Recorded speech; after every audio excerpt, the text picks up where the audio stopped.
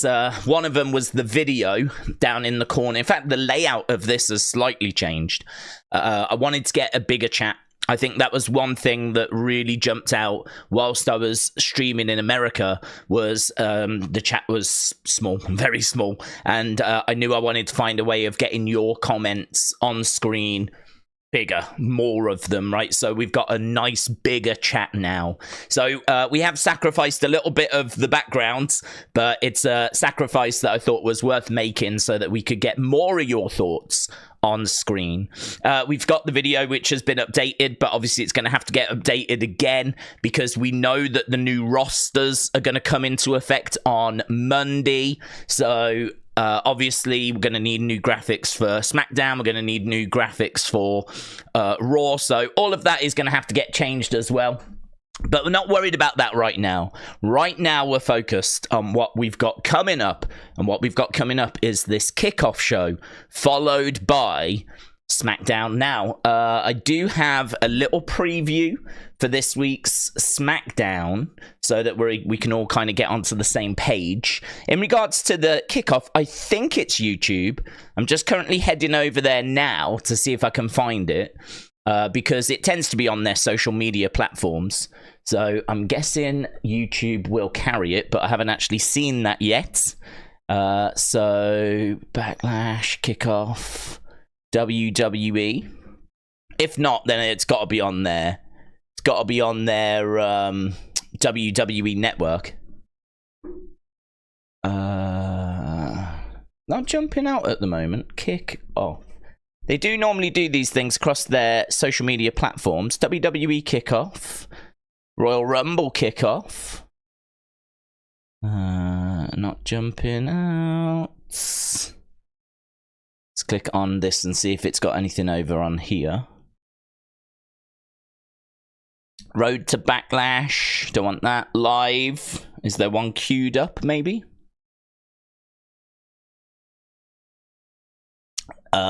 This looks good. Yeah, there it is. I tell you, I'm quite surprised that's not on the homepage.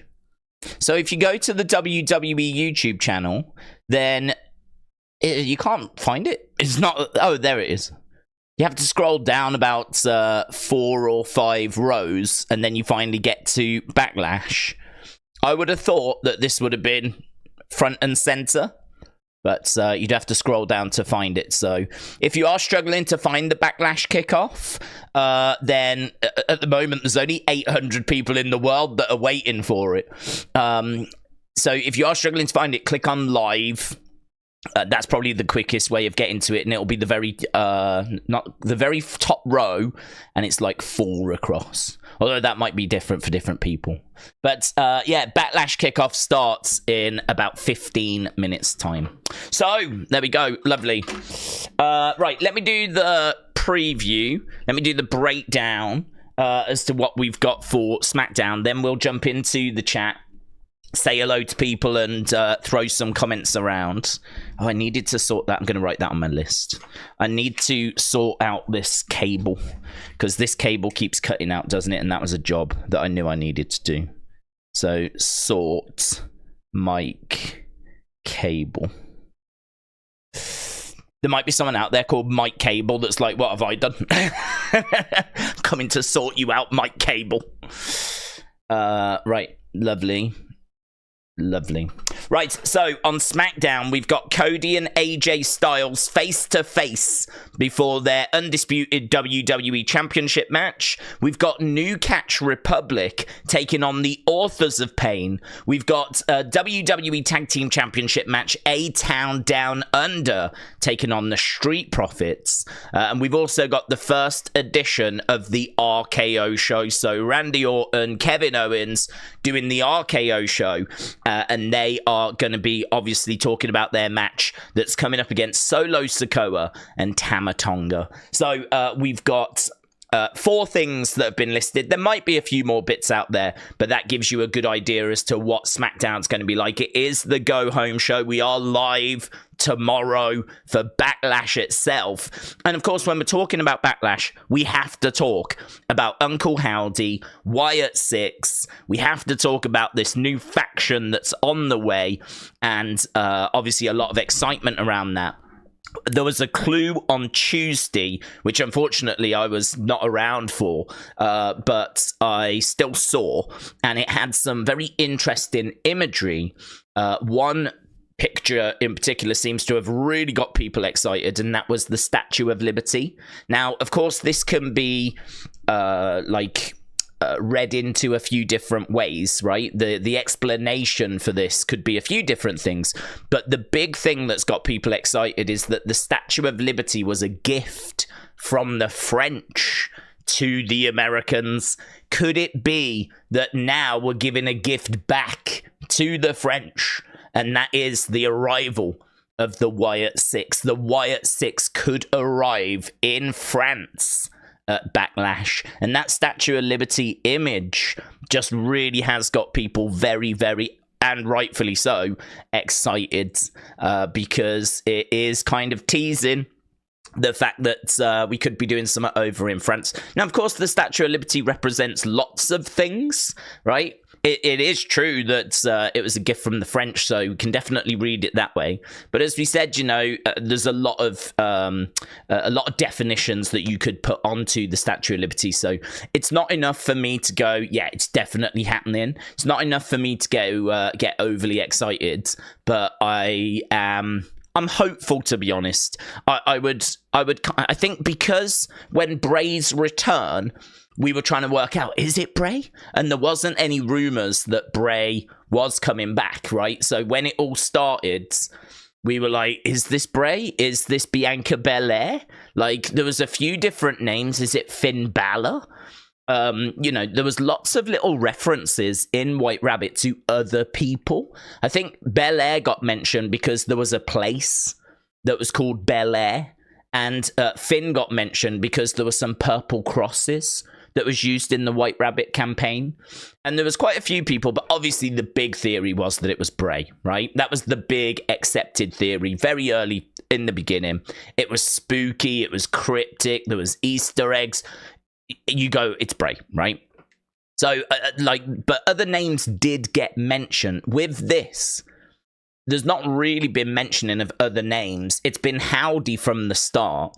And I suppose really the only other thing is who's in the group with him. That's the other thing that people are mentioning. Who's with him? There's not really much doubt this is Howdy, but who's coming with him? And I think it's been good for that regard, us trying to figure out how many people are with him. We believe it to be 5. Who are those people? You know, there's big theories around that. But I think because we know who this is, I'm really excited to get going. I'm really excited to see them, see what they look like, see how it's presented, and get going. Right? So I'm ready for the arrival. I'm ready. If it's not at Backlash, it's not a problem.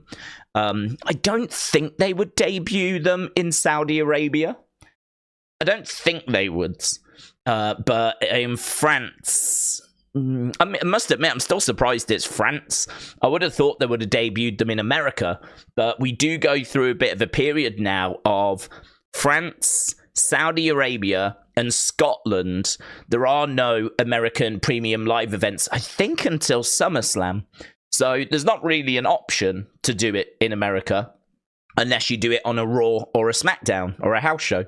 And we're not going to do that. So doing it at France, I think, is perfectly acceptable. I think this has run a nice length. It's run a good few weeks. It's been enjoyable. It's been cryptic. We think we know what we're getting. I'm ready for it now. So yeah, I'm really looking forward to seeing how this plays out, where we end up, and are we getting the Wyatt 6 in France? JPville, shout out to you, my friends. Said random, but I just woke up. I had a revelation that MJF is just who EC3 should have been. Yeah, yes, I agree with that. certainly in NXT and WWE. EC3 should have been that kind of disruptive outsider shooting on the microphone. I think that's a good shout, actually. That is kind of who we would have liked to have seen EC3 become. But I don't know. MJF is a very unique, very special talent. You know, he's got the kind of mic skills that you really struggle to teach someone. Because if you could teach that, everyone would be that good. But he's just a natural. I mean, he's grown up a wrestling fan. He's grown up probably cutting promos, and it's sort of embedded in him, you know? It's kind of in there. It's part of who he is. Rather than having to teach it and learn it, he lives it. Like, I genuinely believe, like, promo-wise, he has got such a passion for wrestling. And we've seen those pictures of a young MJF that it's going to be very difficult to train someone to that's got that sort of natural ability now, if you will. It's part of who they are. Like, he can cut a promo on anyone at any time because he just operates that way, you know. So yeah, very special talent, MJF, but don't know what the future holds for him. The word on the street is he's signed a multi-year deal with AEW. Right, Kian, shout out to you. Said, I hope you are well, having a good stream. Hope you had a safe trip back to the UK. Yeah, it was fine, thank you. What I will say is that Orlando Airport could really do with some more duty-free shops. It's a bit dull. And I've thought that every time I've flown out of there. It's unfair to compare it to Heathrow because Heathrow's one of the world's biggest airports. But Heathrow's got so many shops, so much to do. Orlando still has a lot of people going through it, and honestly, there's about 5 shops. And like one of them's like a duty-free shop. One of them does electricals. There's a couple of stores, one selling sweets, one selling jewelry. There's just not much to do. And so you're just kind of waiting just for your flight, really. But when you actually get on, the flight back was fine. It was about 8.5 to 9 hours. 8.5 to 9 hours. Got back into the UK yesterday morning. Got back home. By the time we travelled, we live a good few hours from London. So we landed in London, travelled back home. Took about 2.5 to 3 hours to travel from London back home. Finally got in about lunchtime. Spoke to my brother, went to bed, woke up, and then I was kind of like, when your head's all a bit like, am I awake? Am I asleep? I suppose it was a little bit of jet lag, not quite knowing where am I, what's happening. And so I just started to work on a few things, just started to work on this layout, work on the little video that plays, kind of make a few notes about, right, need to do this, need to do that. And then before I knew it, it was like the early hours of the morning. And so by that point I went to bed, woke up, and here I am. So I haven't really done much. I don't feel like I've done much since I've been back, but I've been back, how long have I been back? Probably about 24 hours now. Probably about 24 hours, which feels weird to say. I feel like I've only been back about 10 hours. But no, I've probably been back about 24 hours. But yeah, we're kind of right into it. You're going to have to bear with me, because obviously that's been a big disruption to the channel, big disruption to everything that's been going on. But I'm back. I'm here. We're going to be doing this kickoff show. We're going to be doing Smackdown. We're back tomorrow for Backlash. I'll be doing opinion videos. I'll be doing review videos. I'll be doing unseen videos. We're back now. So yeah, it was good. It was all good, thank you. Have you seen that Seth re-signed? I can't wait for today's stream. Yeah, I saw the news. I mean, I haven't seen any details, but I saw the news, and I can't say I'm surprised. I expected him to re-sign. I'm sure you expected him to re-sign. Same with Drew as well. I expected him to re-sign. I didn't really think there was much threat of either leaving. I mean, they're looked after very well. They're paid very well. I think we see the same criticism of AEW they see as well, right? The internet isn't just ours, right? It's everyone's. And so all the thoughts that are on there, all the trends, all the AEW neckbeards and all that kind of those accounts, we see them and they see them. So all those endless pictures of the camera side being empty, the wrestlers see those, right? It's not just us and the wrestlers don't know. The wrestlers see those. The perception, they can read a room. I think the perception at the moment is that AEW has struggled. I think that they are trying to get out of it with this Tony Khan story. Time will tell if that succeeds, right? Jury's out on that. But the wrestlers see the same thing. Would you realistically leave WWE if you were Seth and Drew, getting paid a lot of money? Would you realistically go to AEW when you're seeing the images that you're seeing, you're hearing the things that wrestling fans are saying? You might quite fancy wrestling, say, Okada and Kenny Omega, but I don't know. I'd say if things are going good for you, I just don't see why you leave WWE. If, you're getting paid as a top star, you're being used at WrestleMania, you're involved in World Championship matches, I just don't know why you would go. So I felt good that Seth would resign. I feel good that Becky will resign. I feel good that Drew would resign. Really, unless you're someone like Ricochet, who's really struggling to kind of get used on TV consistently and be put in good, juicy storylines. Just as an example, I don't know why anyone else would go. Unless you really fancy working in Japan, and maybe you fancy going to New Japan. So you don't fancy AEW, but you fancy, the challenge of New Japan. But even then, if you're a top star, I wouldn't understand it. I wouldn't get it. But each their own, everyone's got to make their own choices. But early doors, hope you're good, said Jamie. I'm good, thank you. Hope you're well, buds. Austin said, I had to head back into work days, but I will see you. My 30 minutes is up. Oh, Austin, I'm sorry to hear that, dudes. That sucks. Just as the kickoff show is about to start as well. But what I would say is these kickoff shows don't tend to be really anything. I mean, do you remember the WrestleMania one that just had people coming out and just sort of saying, I'm going to beat you, and that was it? There wasn't really much that came out of it. I did enjoy, was it Drew getting CM Punk some muffins from the WrestleMania one as a little callback to Mindy's Bakery? I did enjoy that. That's probably one of the funniest things that's happened. But yeah, I don't know. We'll have to see if anything comes up for this one. But to be honest, it's just nice to be back.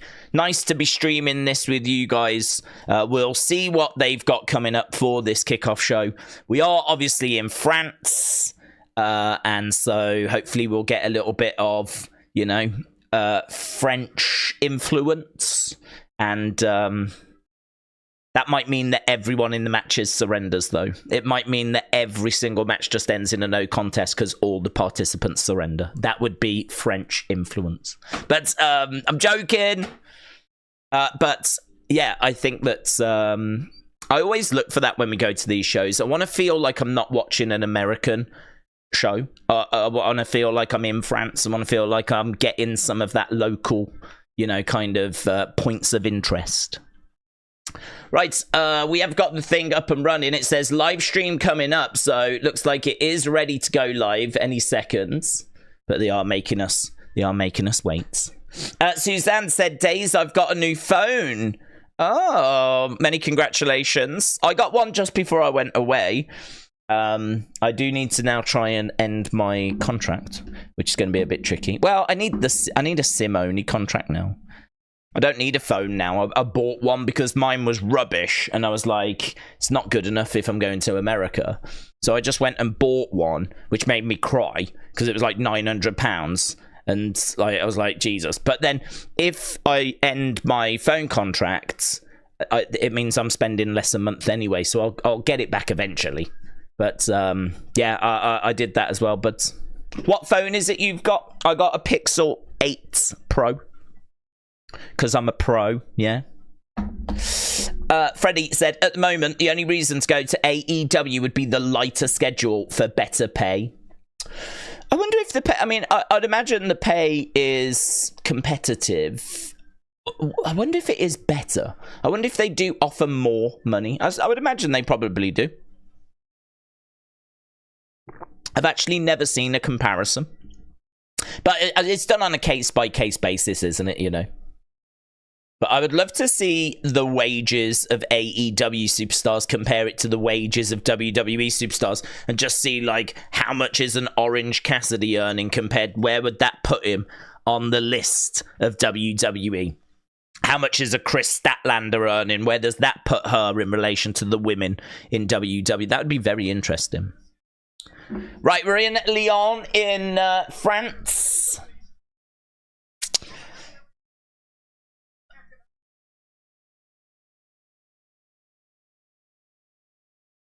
It's known as a food capital and cinema capital. Who knows that? I don't know that.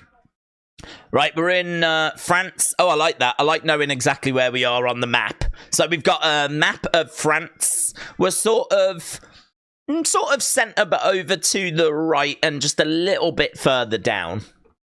I would say we're like 4 o'clock if France was a clock. We're at about 4 o'clock-ish.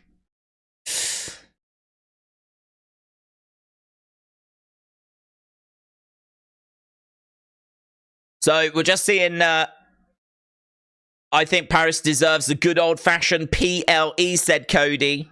Cody's a man of his word, you see. He said, I think you guys deserve a PLE, and they got one. John Cena says London deserves WrestleMania, and we're still waiting. So Cody is better than John Cena. That's what that proves.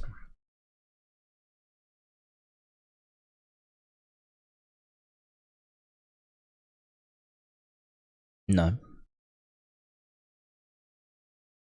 Les Superstar. Oh, this is great. 1989, was that when they first came over? That was the first year they came to the UK. There's Macho Man and Miss Elizabeth up the Eiffel Tower. I've never seen that. Hogan. Oh, I love this old video package.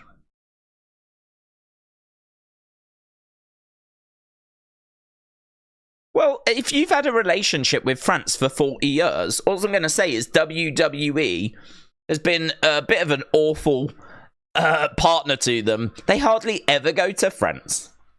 If ever they come over to the UK, rarely do they go to France.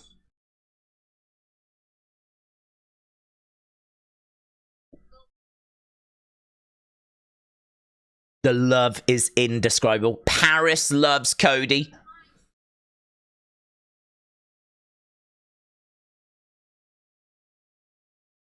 So we're just seeing some moments from the different times they've been over to France, but quite heavy on the... that was a good sign. Seth Frenchie Rollins. I hope they better pay tribute to Andre the Giant, otherwise I'm going to kick off. Yeah? He's literally the only good thing to come out of France ever is Andre the Giant. That's it. There's nothing else. I can't think of a single other thing. Maybe Baguettes. Baguettes and Andre the Giant. Oh, croissants aren't bad. I don't mind a croissant. So Triple H landed in France. It's time to get to work. I hope the universe is ready for a massive couple of days. Here's Bayley. Bayley, look at her glasses, man. They're wild.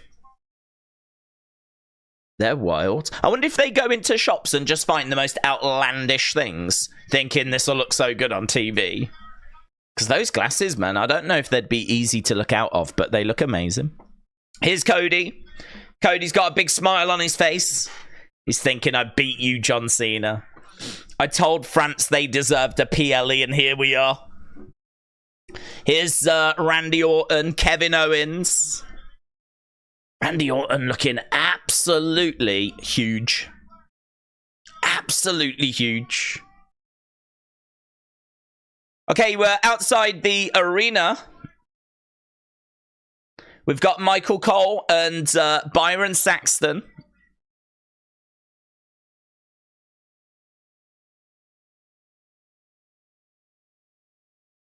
France's third largest city, Lyon. Byron's been in Europe for the week, apparently.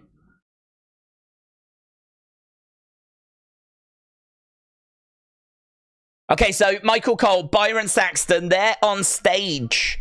And they're just working up the crowd. We're waiting to find out who is going to be coming out first.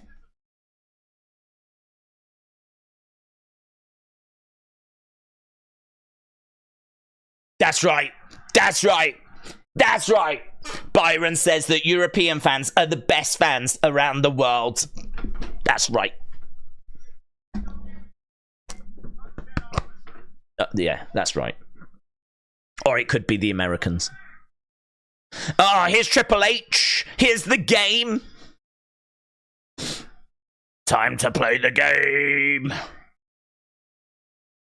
Triple H comes walking out onto the stage and the crowd goes crazy for him.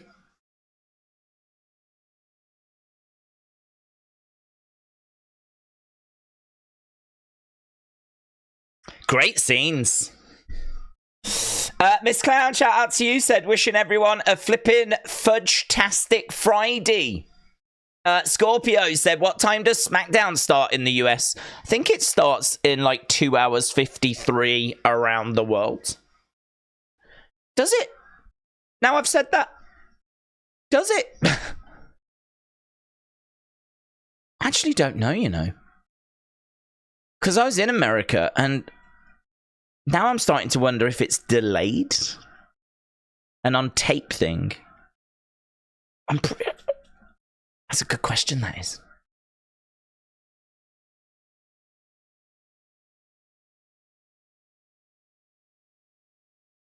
Thank you, Hunter. Thank you, Hunter Chan. Took him a little bit of time to get that one together. But they've got there.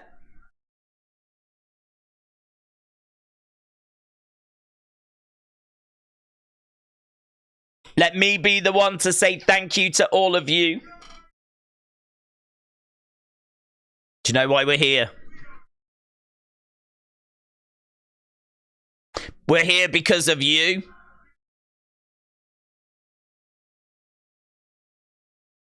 Because of the noise you bring, because of the energy you bring.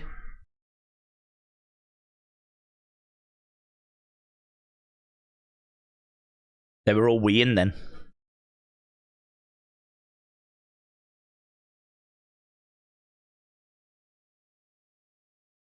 First time ever with a PLE tomorrow in France.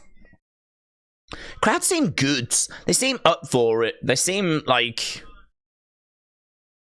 ready to chant, ready to make noise. I think it might have a bit of that sort of soccer stadium vibe, you know?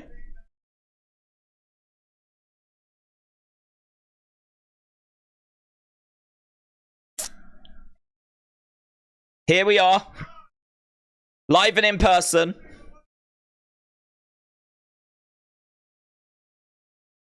You've shown up as far as the eye can see. Is that true? I thought I just saw a shot. I can see further. You ready? So there we go. Triple H has got them all fired up. It's another one of those, we're here because people said you were the best fans, blah, blah, blah, you know, all that. It's another one of them, innit? Of course, my state has to try to follow up the France crowd on Monday, said Live for Trouble. Live for Trouble, hello. This is the weirdest thing ever, said Miss Clown. It is a little strange. James said, SmackDown is taped. It'll be shown at the normal time in the USA. Oh, that's rubbish, innit? So what does that mean?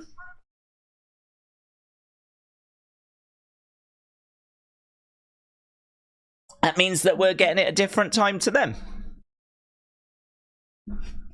Because I swear on TV it says over here it is on at 6. That's going to mess up the watch along, isn't it? When I'm not here. I mean, I'm doing it now, right? Just so you know, I ain't going anywhere.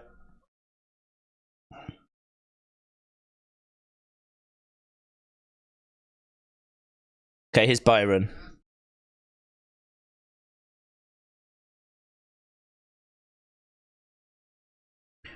We had a huge triple threat for the Women's Championship.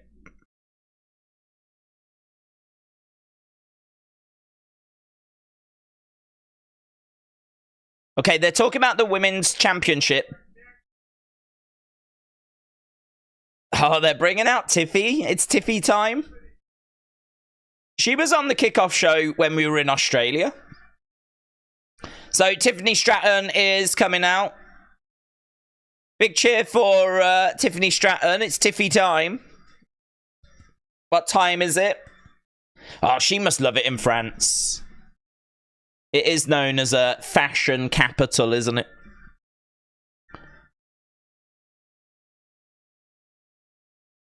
Okay, so she goes over to Byron Saxton.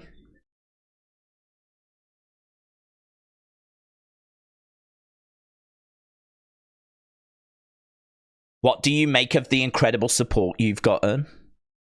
Tiffy time, Tiffy time, Tiffy time. They have great taste.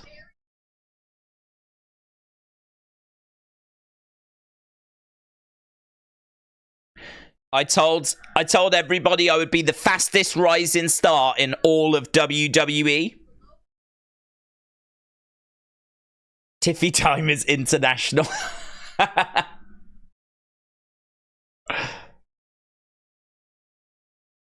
Tiffy time does have a huge opportunity. Could she leave? In fact, I feel like that needs to be a question. Who's leaving with that Women's Championship? I know that Bayley only just won it, but is she just gonna carry it to drop it to Tiffany? Or I don't think Naomi wins it.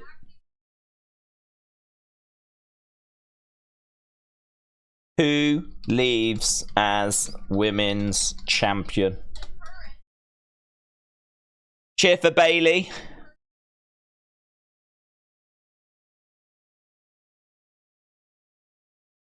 Oh, they're doing the Bayley chant. Hey, hey, Bayley. Ooh.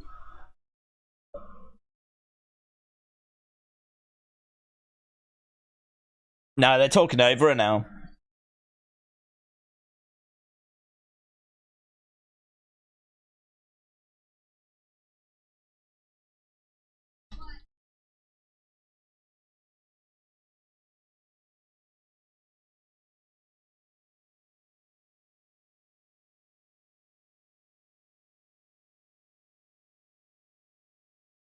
Oh, hello. Is this Naomi's music? Here's Naomi. For some reason, I didn't think she was there.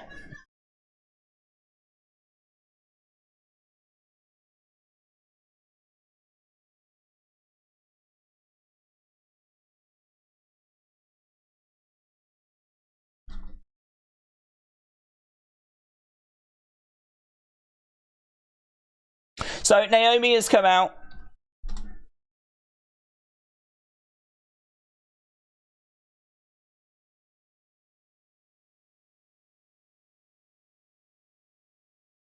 Are they calling her Nomi? Nomi, Nomi, Nomi.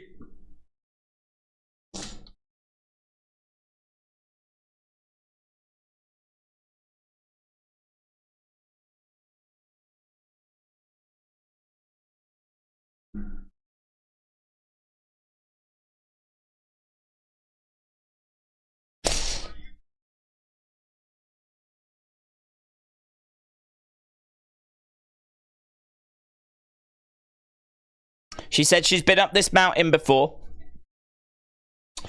I'm going to catch it another time if it's not live in the US. I don't want any spoilers. I'm going to hit the like button. Scorpio, shout out to you. Yeah, a bit weird, isn't it? Bit weird.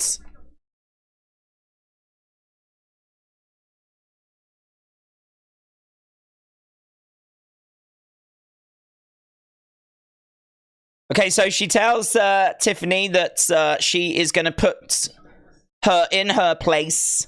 She's going to win this Women's Championship. Byron coming over. Naomi looks amazing in this bodysuit, by the way.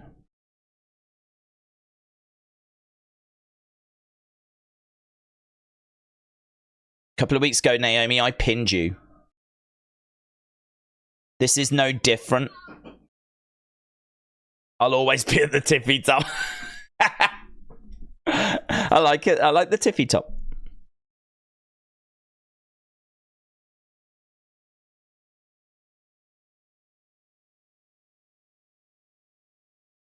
I don't recognize this music. So Bayley has come out.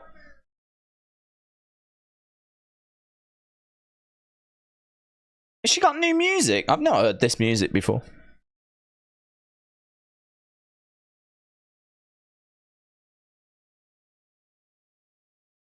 It's awful. Is that her new music? It's awful. We got Michael Cole and Bayley on stage. Are they gonna hug? They want them to hug, handshake. No, they don't even do that. Ding dong. So Bayley is out there. I didn't think Bayley or Naomi was there. I knew they'd be there, but I didn't think they were there now. So we've got the Hey Bayley thing going again. She's wearing like leather trousers, leather pants. She's all in black as well.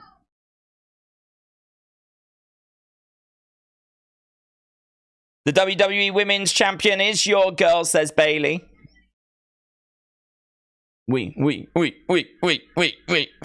She's loving it, man, isn't she? She's loving it. Naomi, you look beautiful. She does look amazing. Tiffy time, Tiffy time, Tiffy time. You guys like Tiffany? Bayley said she's got some respect for Tiffany. I understand why you're interrupting our matches. You want to make a name for yourself. I can respect that.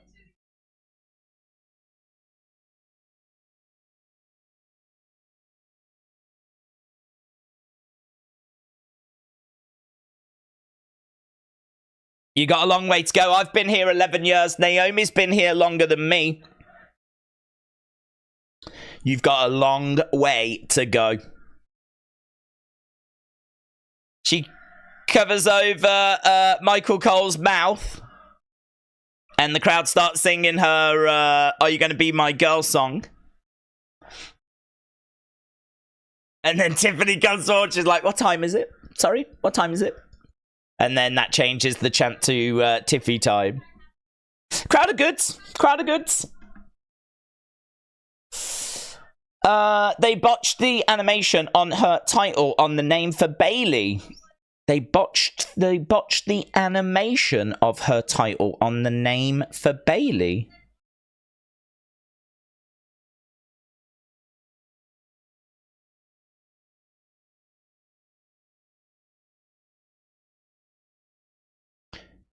Tiffy time chants and Tiffany dancing away.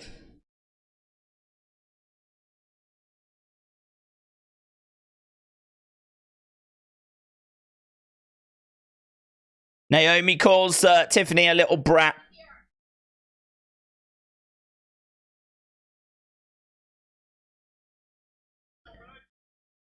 Yeah, these three seem to just be spinning their wheels a little bit now. They work the crowd well, but they seem to get to the end of what they wanted to say, and Bayley's like, Michael Cole, have you got any dumb questions, or can we get out of here?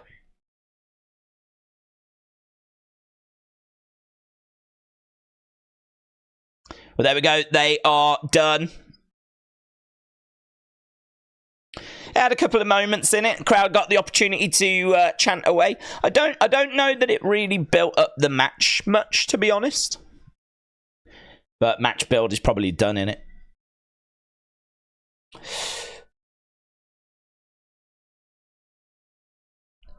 From Grenoble in the French Alps. Let's go, man. This is encouraging.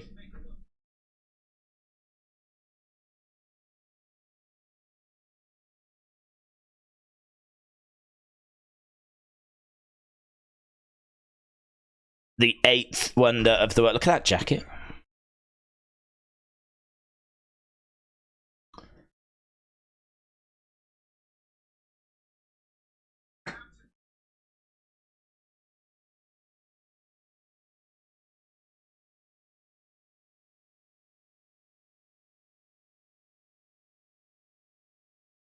Yeah, man. So we got an Andre the Giant video package. Oh, they're showing the headquarters because they got that big image, didn't they?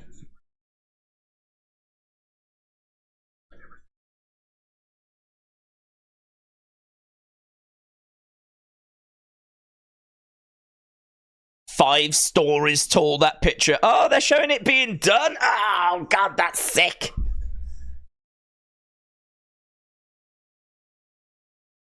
That's how big he really was.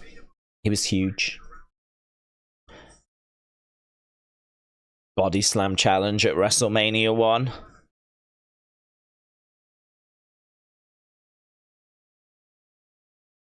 Battle Royal at 2. Main event at 3. Rematch with Hogan at 4.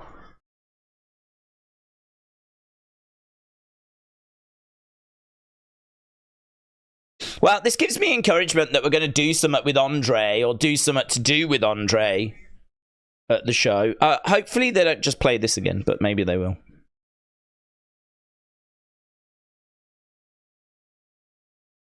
He always hated other giants, apparently. If you was a big guy, he just naturally hated you. He saw you as trying to take his spot. So he didn't get on with other big guys.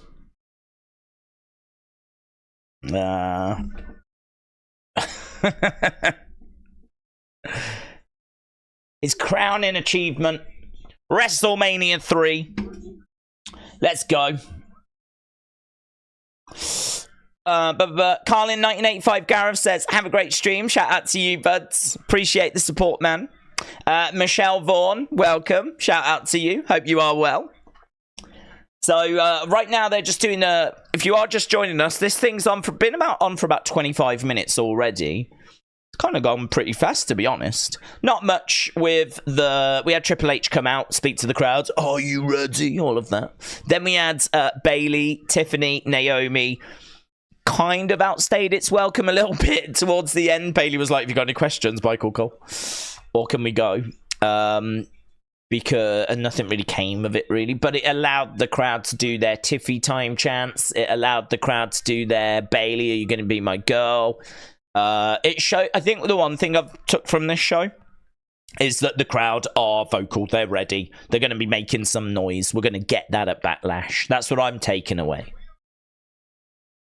We are in Lyon, France. So a little video package for Andre the Giant.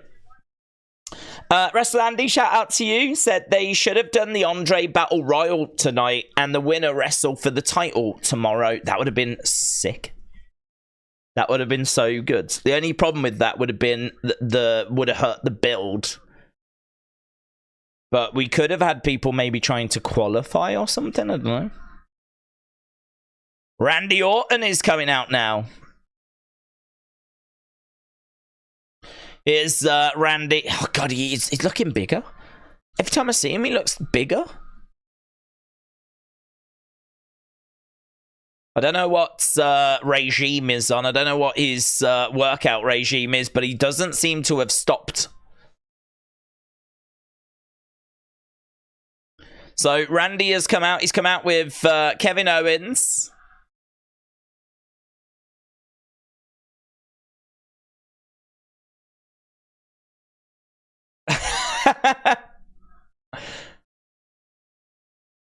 Kevin Owens just holding up people's arms and the crowd are cheering. He holds up Byron's arm and they cheer. He holds up Michael Cole's arm and they cheer again.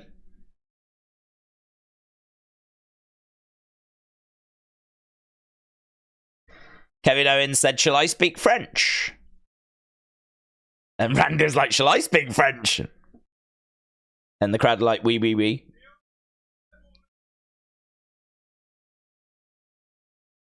So Kevin Owens speaking French. I asked them if they were ready for the first ever RKO show, and they said they're ready.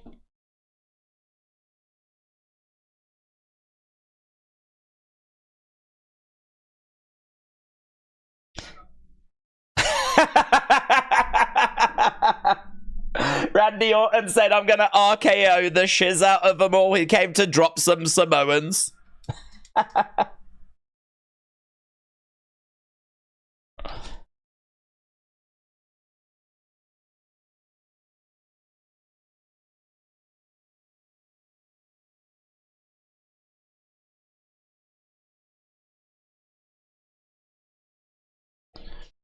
So they're just naming the opponents.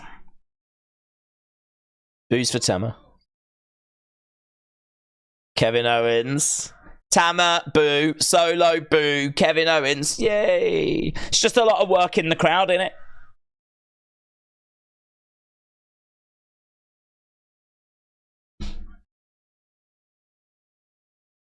It's fun.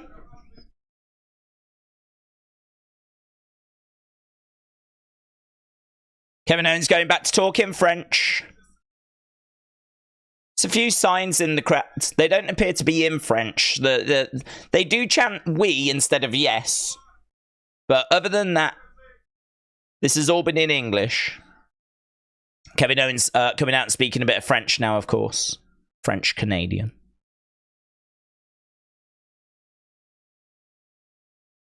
I'd imagine there are some differences. There are some differences between English and American English. Like the way different spellings and whatever. I'd imagine there's probably the same between like how the French Canadians use the French language and how the French use it. Now we've got some Olayin breaking out. 25,000 watching now on YouTube for WWE.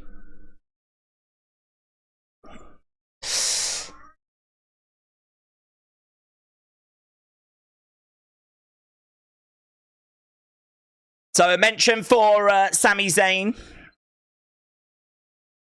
And that breaks out a Sami chant.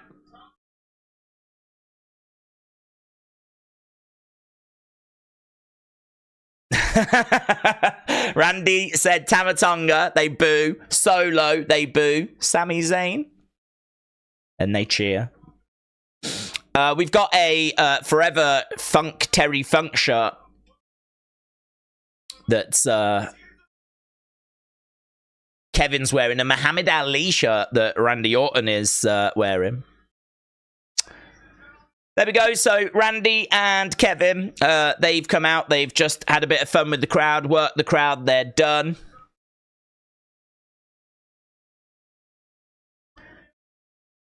What is that? Is that the flag of Leon, maybe? There's a CGI flag, and we've got a match graphic just showing us the tag match that we're getting, of course. First ever RKO show. Paul Heyman is going to be the guest on that show. That'll be interesting. That'll be real interesting.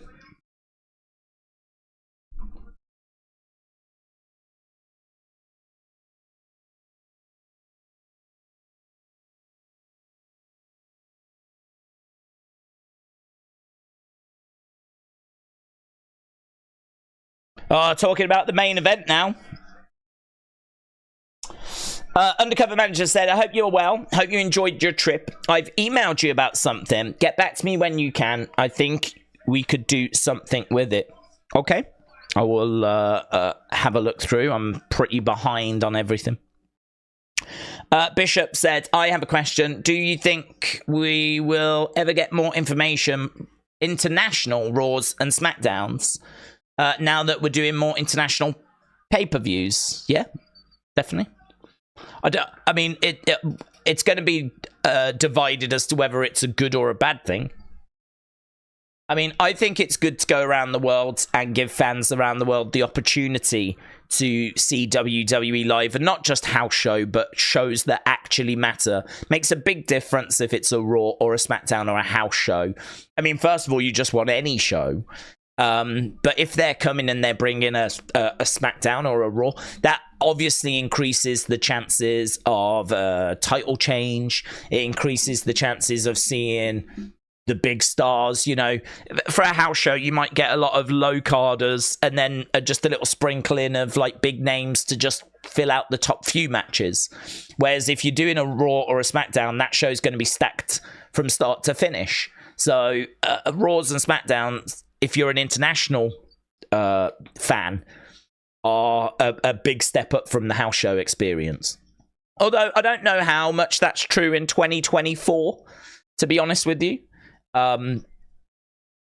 Obviously, it's a very different time, different company, TKO and all of that stuff. But yeah, I mean, look, it's undeniable that the chances of seeing a title change, the chances of seeing a return, the chances of seeing anything along a surprise, a debut, you're not going to get that at a house show. But you stand a chance getting it at a SmackDown or a Raw.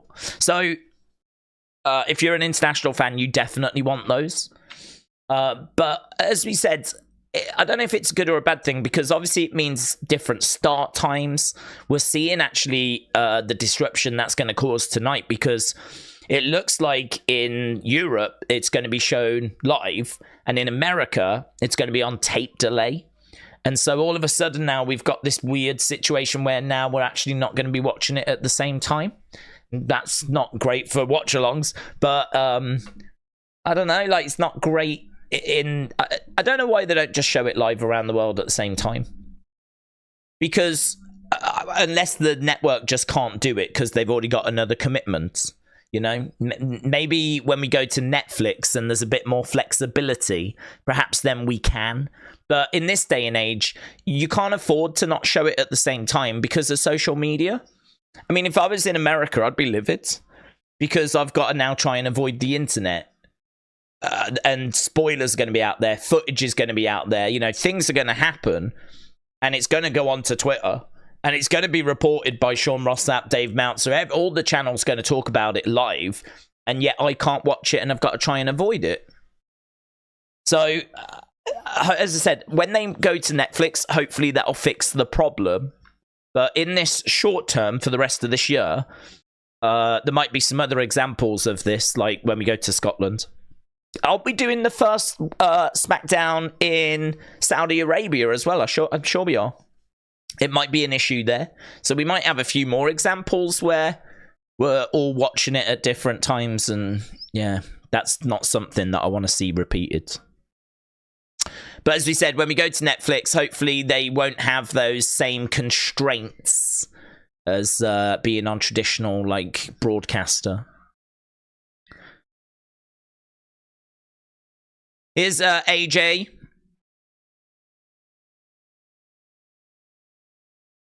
AJ Styles coming out with his new theme.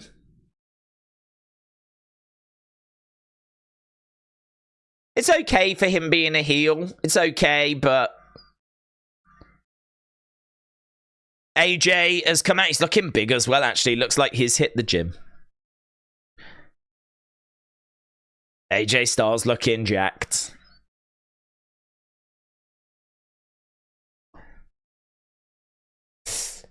I think they should do more Raws and SmackDowns around the world. It would give us more local talent on each show. If someone has good showing, they could get signed and even plant some people from the PC, said Undercover Manager.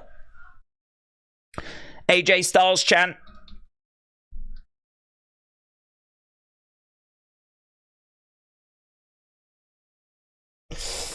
I'm liking AJ's new theme. It's growing on me, said Truka. Aubrey said, I can't imagine being both French and Canadian. My God.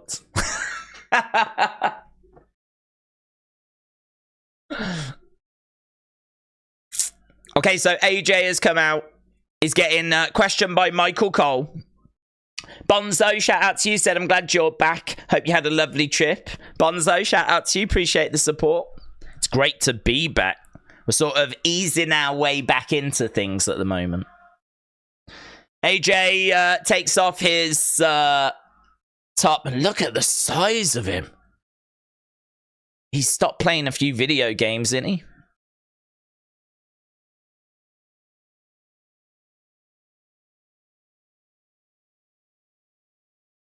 I don't know what song we're singing, but we're singing something.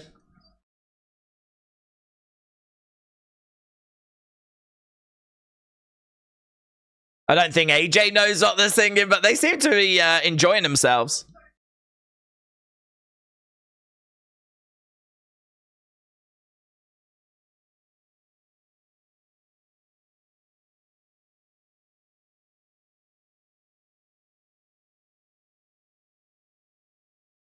For the second time in WWE history, AJ Styles will get another championship outside of North America. I believe he beat Jinder in Manchester. He looks incredible. Byron said, you look in phenomenal shape, maybe the best shape of your career.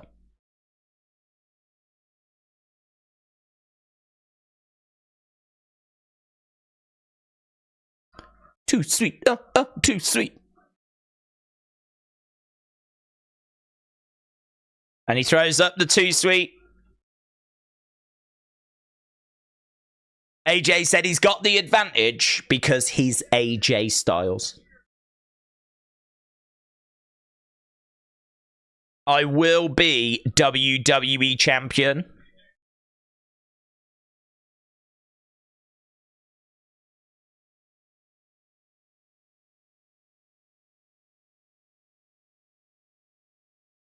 Yeah, he did. He did compete against Dusty.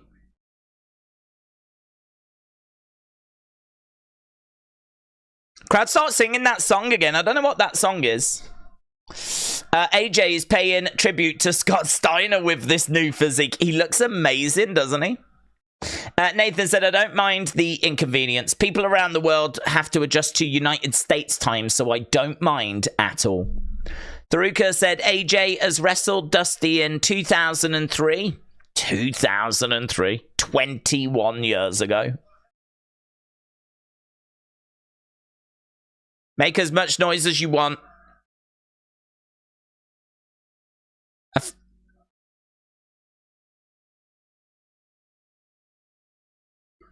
Do they start chanting Cody?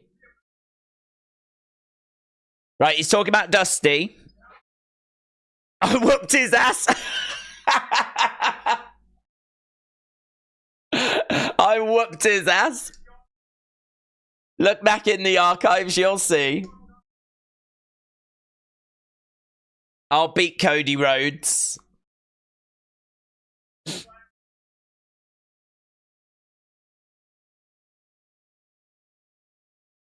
I whooped his ass.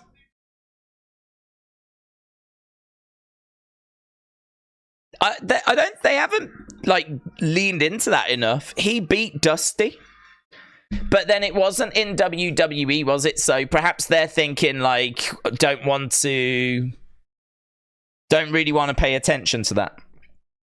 Don't want to talk about a match that didn't happen in our promotion, you know. Right, Cody has come out. Cody.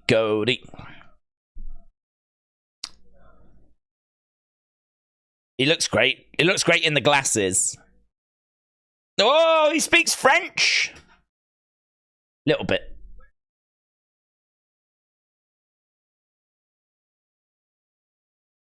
At WrestleMania, this man finally finished his story and he gets a warm applause for that.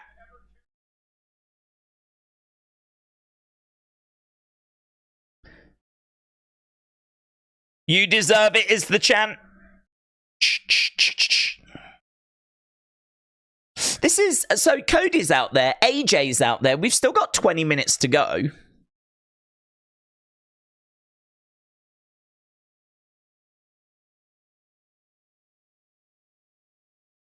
For the first time on television since WrestleMania, you will defend this championship against the phenomenal AJ Styles.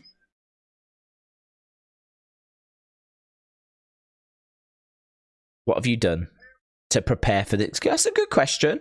What have you done to prepare for this? Your first title defense?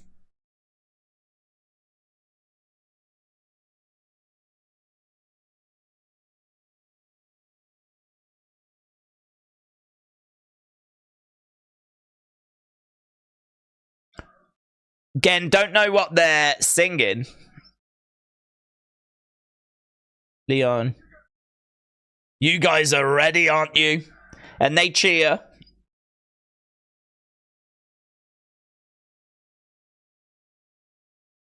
And he's working him up again. Days, I'm surprised the French didn't surrender this pay-per-view to someone else, said James. That's right, James. That's right. I would have expected them to have fumbled it as well. Surprised they didn't surrender it to the Germans.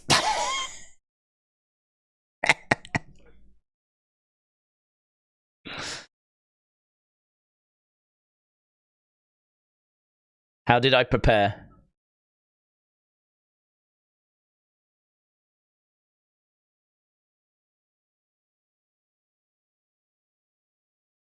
We want what?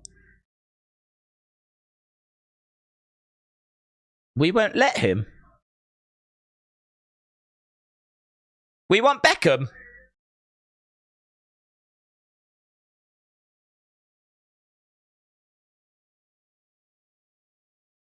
What were they saying? It sounded like we want Beckham. David Beckham.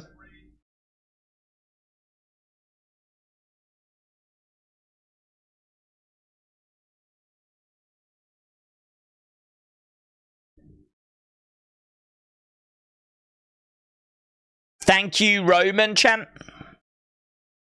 Thank you, Roman.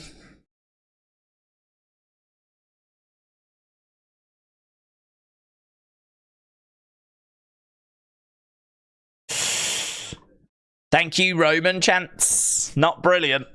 Don't really want them, do you, when you're preparing for Cody versus AJ?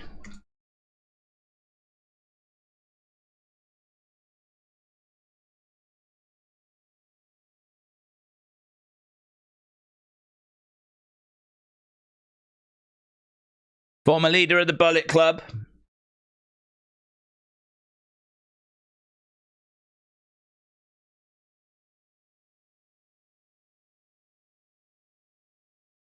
Crowd are too sweet in now.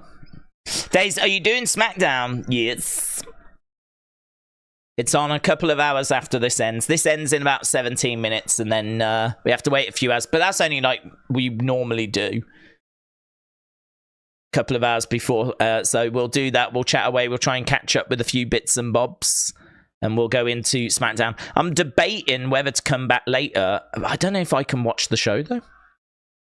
It's not really much point me coming back later to do a watch-along for our American friends if I can't watch the show as well. Even though I will have already seen the show.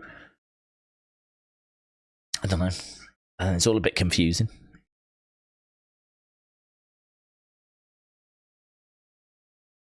Michael Cole, look, here's what I see. What do you see, Michael?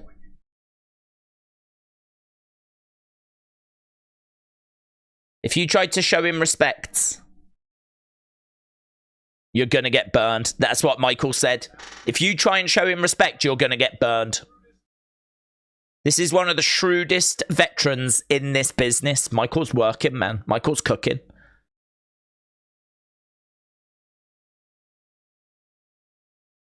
They're going back to... They love this song, don't they?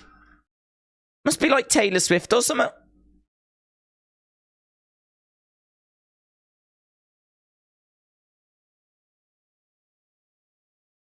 AJ has walked off stage. He doesn't like that song. Was it something you guys said, Cody? So AJ has walked off. Goodbye. We know this one. Na, na, na, na. Na, na, na, na. Hey, hey, hey. Goodbye. They're having a little trouble reading this crowd, I think. This crowd seems to be chanting for everything.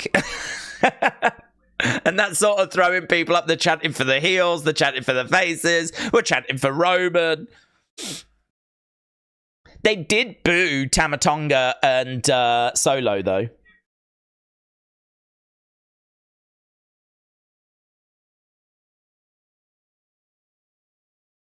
I worked my entire life to hold this.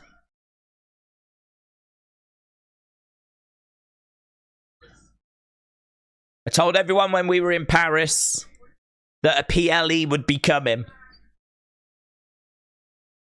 and that I would be coming back as WWE champion.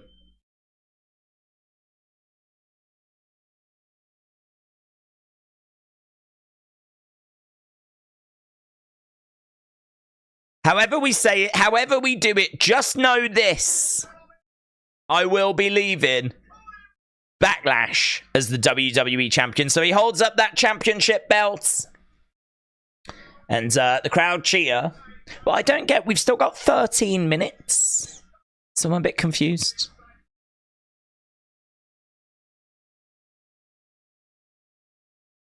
So, Cody, AJ, Backlash...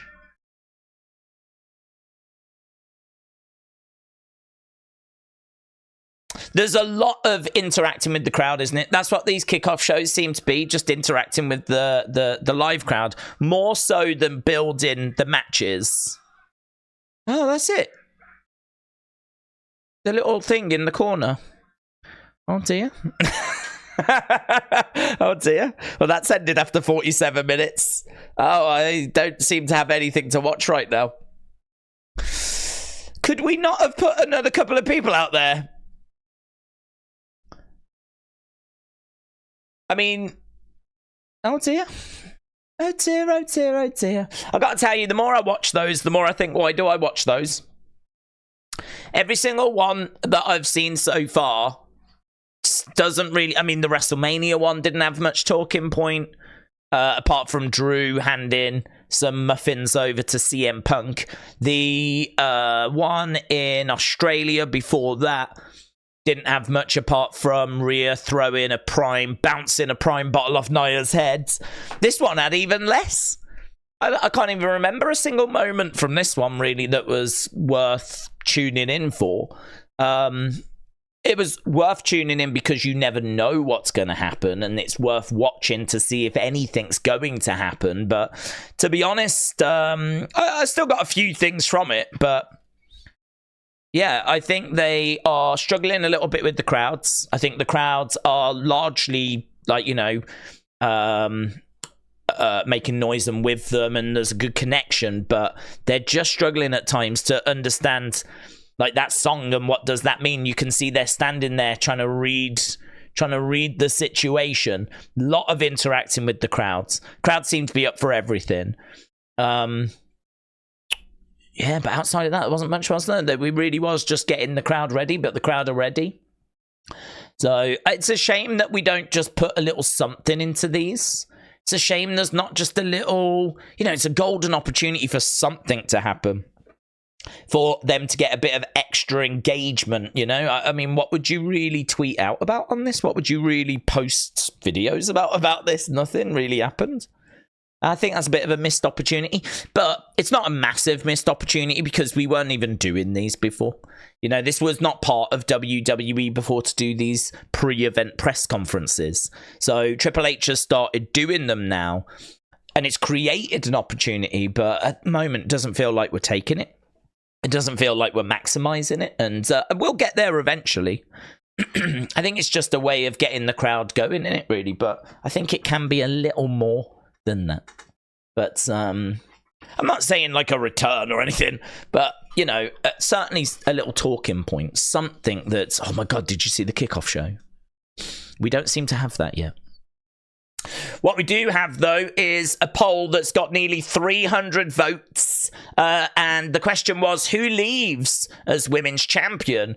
Bayley, 72%. Naomi, 9%. And Tiffy Time, 19%. So people are thinking that it's firmly going to be Bayley. I agree. I think Bayley as well. But Tiffany has a chance.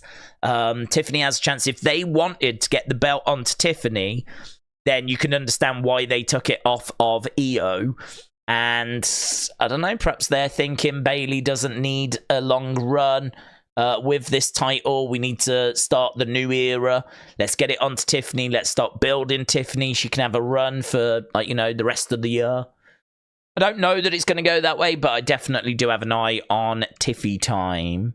But it would feel a bit quick. It would feel a bit soon. But then, you know, I can totally see her with that belt after Backlash saying, I told you, I'm the fastest rising star in WWE history. And I could see her bragging about winning it and achieving it. So I can't rule it out, really, to be honest. But I'm with you. I'm going to say Bayley at this stage.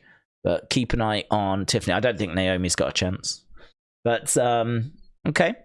Might as well end that poll. I think we've got a unanimous result there. Moldy Spoon said, I feel like the kickoffs can be a real promo fest. Bring your best lines, recite it on the plane over, really make your kickoff segment mean something. Yeah, that's a great shout. You do have to put a bit on the actual wrestlers. They come out there and they have an opportunity to do something, and it does seem to be a lot of, are you ready? This crowd seem great. I hope you're going to bring the noise, blah, blah, blah. That kind of rinse and repeat, rather than really anything, anything to do with the actual match. I'd love it if, like, you could have it whereby they say, I've got a gift for you, or I've got something, I've got a trick up my sleeve. I'll see you at the kickoff show, And it's like, oh, what's that going to be? And again, it might not be anything massive.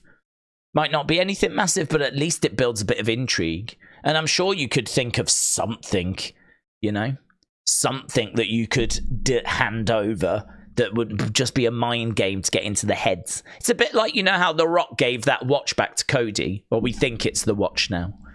That's not been confirmed, but I'm sure we'll get answers on that eventually. But that got a lot of people speculating, what did he give over? What did he hand over? It can be something as simple as that. And, that's enough. It doesn't need to be anything massive. Just something, please. Something. But, it was what it was. They're worth watching because you don't know what's going to happen on them. But I love those kind of shows because those shows... I mean, I wish they were better, but those shows are the sort of shows that not everyone watches. If you're a casual fan, you're probably not watching the kickoff show for Backlash. If you're a casual, you're just going to watch SmackDown, you're going to watch Backlash. I see those kind of kickoff shows as being for the hardcore fans. They're for the fans that are in attendance, obviously, and that's who we cater to first. But after that, it's for the hardcore fan. You've got to be a pretty big wrestling fan to tune in to the kickoff show for Backlash, which is even a few hours before SmackDown. Right? You've got to be a pretty big fan to be wanting to tune into that. That's why the numbers are like 20,000 watching live. We ain't talking big numbers. We ain't talking like millions of people tuning into this thing. It's like 20,000 people on YouTube. So you've got to be pretty much into the product. You've got to be a big fan of the product to be tuning into that. And I love those shows as a result, because if anything happens, the casuals will find out about it, but thanks to social media and thanks to the people that were watching. So they're always worth tuning into for those, because you never know if something's going to happen. And if it does, you really do feel like you're in a bit of an elite group that have seen it. You do feel like not everyone's watching this. I kind of like that. I like that feeling. Because if something happens on SmackDown, everyone's watching SmackDown. If something happens at Backlash, everyone's watching that. If something happens here, not so much. So, yeah, I would love to see them do a bit more, bring some of their best lines, bring a bit of mystery, kind of hype it up a bit more. But it is very throwaway in it. You get the sense they are not thinking about this on the plane, but hopefully we can improve it as we move forward, because I think there's some real potential with those shows. Bunker said, I can watch SmackDown and TNA separate. That is cool. HT Dub said, what time does SmackDown start in the UK? Oh, I believe it starts in just over 2 hours. So I'm under the impression in 2 hours' time we will be enjoying the show.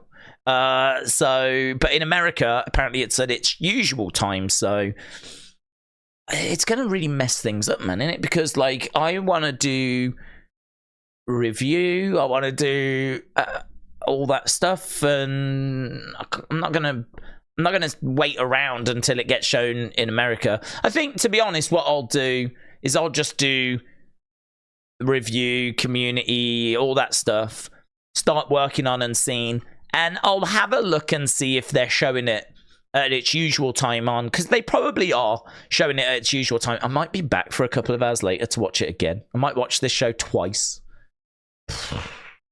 Hey, listen, I've been away. I need to catch up. I feel like I need to get going again, so might do a stream now. Work on Unseen, work on opinions, work on community stuff, and then come back and do another stream of a show I've already watched. We'll have to see. I don't know. That sounds mental. Simple said, I've got a few questions. Was there any pretty girls at spring break? I didn't see any, but to be honest, though, I didn't go anywhere. Where, like, I think there might have been a load of girls that were around. Isn't spring break in March? It's March, isn't it, spring break? I'm sure I was in Mexico, and there was a load of girls around in Mexico, like, years ago when I went, because it was, and guys, because of it being spring break. But I thought that was March. Not this time of year. But I could be just remembering it wrong. But no, I didn't see loads of young people, to be honest. It was quite quiet. All things considered, it was quite quiet. But then I was going to Walmart's. You know, I don't think that's where the young kids tend to hang out that much. They tend to go to the beach. Tom said, Smackdown starts at 6 p.m. UK time, 7 p.m. European time. Well, we're here till 6 p.m. UK time. That's in 2 hours.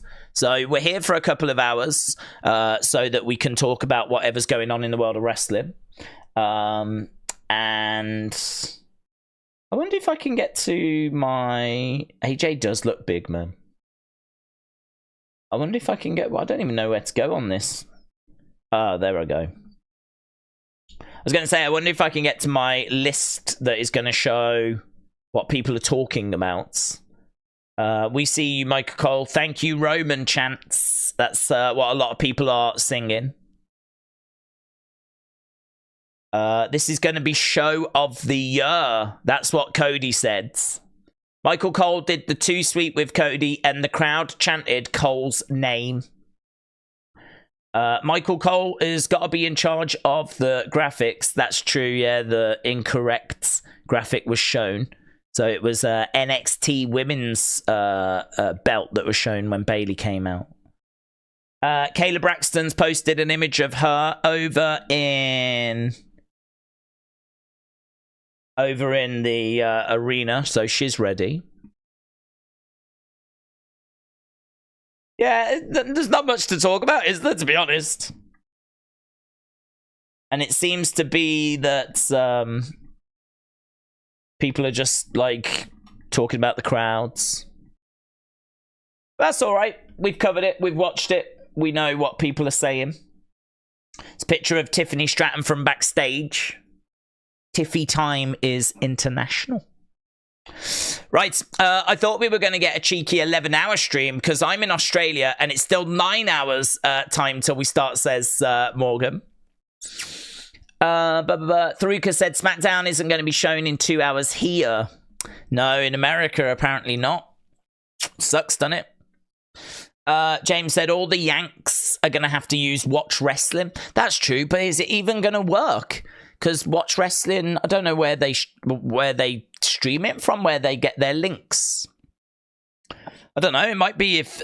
whenever I've been on Watch Wrestling, it's always had USA Network on it, so I don't even know if Watch Wrestling's going to work. I would imagine they'll find a way. It's a bit messy, isn't it? It's a bit messy. This is a problem that I never considered when we've spoken about trying to get international, going abroad more, is the fact that, well, if you do that, the show's going to be at a different time, and USA Network or Fox or whoever you're on might not be able to show it at that time, you know? That's the real problem with traditional broadcasting, terrestrial, like, you know, TV networks, is their schedules mean that you've got to slot into the schedule. And so it's not going to work, is it? We need to get to a streaming platform where there is no schedule and you can just get shown at any time and have your own space. That's why when we go to Netflix, it should be a lot better. Wrestle Andy said they've put a QR code at the press conference and they've given us 2 hours to look over it. They could have put a QR code. Yeah, they could. You're right. God, you're right. That would have been good. That little QR codes. And do you remember those ones with White Rabbit that just took you to like a picture? They're not that deep. Like, you know, just a QR code and it takes you to a picture of France. Right? With like some moody music in the background. That would have been great. That would have been brilliant. That would have been the talking point we were looking for. Just a little picture of France and a little bit of dark music in the background. Maybe a bit of Nightbird. A little bit of Nightbirds breaking up in the background. Oh, man, that's all you need. Doesn't need to be this Greek mythology stuff and, like, you know, going on all this in depth. It can just be real surface and simple for something like this, but it would have provided the talking point. Yep, good point. David said eventually everything will be on Netflix, so it will level out. Crossman Wrestling, shout out to you, said, what time does SmackDown start in England? In less than 2 hours. Yeah, it's strange. We are getting it at a different time compared to the Americans. And we were just talking about the fact that it's kind of strange and hopefully not something that we're going to be repeating. I feel sorry for the Americans because of the fact that, like, you don't want spoilers and all that stuff doing around. And there's no way that you're going to not get them. You know, people are going to watch the show when it airs live in Europe and they're going to talk about it. So it's going to be on social media. So if you're American, you've got to try and avoid all of that. That does suck. That does suck. I suppose in a way it's a little bit like here in the UK. A lot of people don't watch it live every week because they've got work and stuff. So they have to go to work, avoid spoilers, and then get back on a Tuesday night to watch Raw that aired during the night, you know, the night before. So, like, they have to do that on a regular basis. So I suppose it's a little similar to that, but it would just be better if everyone could watch it or had the ability to watch it at the same time. But Trini, shout out to you, says, the doctor is making a home visit in 15 minutes. He's busy playing with my cats. Well, we all know another word for cat, don't we? Angie said, Days, glad you had a safe trip home. The fact that Cody didn't vaguely acknowledge the Bullet Club and said it out loud kind of blew my mind. They have sort of referenced that, I think, on the show before. I don't know if he's mentioned Bullet Club. I think you're right. I think it was a vague reference before. I seem to remember him being in the ring talking about how his career and AJ's career have kind of mirrored each other's at times, and they've been similar places and done similar things. But yeah, Bullet Club getting a mention. Might not have happened under Vince's regime, but a lot more likely to happen under this TKO regime. Has there been a Jacob Fatu sighting or not? Not that I've seen. Not that I've been tagged in, no. Glad you are back. I hope you had a good time in America, said Liz. It was good, thank you. And it's great to be back so that we can cover everything that's going to go down tonight. An Uncle Howdy code would have been cool for the Backlash kickoff, said Dro. James said, did you find any special figures in Florida that we don't get here? I found the Walmart exclusive WWE Superstars. We don't get those here, but they were in a lot of Walmarts that I went into. Basics, elites, no. To be honest, last time I was in America, back in 2018, that was when they were doing Hall of Champions. That's when they were doing Hall of Fame. That's when they were doing Legends figures. So you would go to Target and you would find Hall of Champions and some Legends. I think there were some Legends. Definitely Hall of Champions. And I think, was it Walmart for Hall of Fame? Walmart had flashback figures at that point. So back then, we were a lot more into exclusives for Walmart and Target. In fact, back then, I remember that every series used to have an extra figure. So there used to be 6 in a series, and there used to be a 7th, and that was exclusive to either Walmart or Target. So for one series, it would be Target, and then the next series, it would be Walmart, and then the next series, it would be Target. Sometimes they had 2 extra figures, and it would be one's Target, one's Walmart. And there was this real battle going back before the pandemic between Walmart and Target. I'm sure it still exists, of them trying to get your custom. And one of the ways they wanted wrestling fans custom is by having these exclusive figures. I don't know that Target still has exclusive figures, because to be honest with you, after about a week, I gave up on Target. Useless. Absolutely useless. I must have gone into about 5 or 6, and the shelves were just empty. I was going in, and like, I've shared pictures and shown pictures before. The shelves were just, and the stocks and everything. There was a couple of figures and a couple of figures on a shelf, and that was about it. Every single Target I was going into looked like that. I don't know if they're waiting for a massive restock, but I mentioned it on streams before, and people said, no, this is just what you get with them. They're just not very good. And so I very much got that vibe. I was so sick of getting out the car, going to the toy section, and nothing being there. I was so frustrated with it. I was like, forget this. I ain't doing this anymore. So I gave up on Target. So there might be, I might put together a little toy hunt maybe for the members for the Target stuff, but to be honest, I wouldn't put a toy hunt out for that on the main channel, because there's still stuff there, but nothing that needs to be in a proper toy hunt, you know. And then in regards to Walmart, but there is still footage which I'd rather not throw away, and the Walmart was much better. Mixed bag. But yeah, nothing exclusive in regards to. It was all just the normal lines. It was all just the normal elites, normal basics. I think there might have been a couple of ultimate editions. I mean, it's hard to get ultimate editions in the UK. So I was seeing like Roddy Piper, which felt like it might be a Walmart exclusive. There was a Jeff Hardy. There was another one as well, which I forget what it was. Bobby Lashley. I think they might have been Walmart exclusive Ultimate editions. And then there was other Ultimate editions like Bianca, like Asuka, Undertaker. And it's hard to get those in the UK. So, to be honest with you, no, there wasn't like this amazing series of figures or anything that we don't get. Apart from those WWE Superstar figures, which are Walmart exclusives. But I did see, we're not sponsored by them or anything, but you know that I love them for reals. And that is Wrestling Shop. I did see Wrestling Shop put out a tweet, and they said that they were going to be the official exclusive retailer of those WWE Superstar figures going forwards. So they are really trying so hard to get stuff in that we can't get. You know, they were a big reason as to why like a few Legends series came into the UK, but unfortunately the sales didn't justify those figures coming in, and so Mattel stopped doing it. So now they've gone, well, can we have the WWE Superstars then? So it looks like they're trying to get those in now. So I know that they're working very, very hard to try and get some of those exclusive lines, but at the moment it doesn't seem like there's many.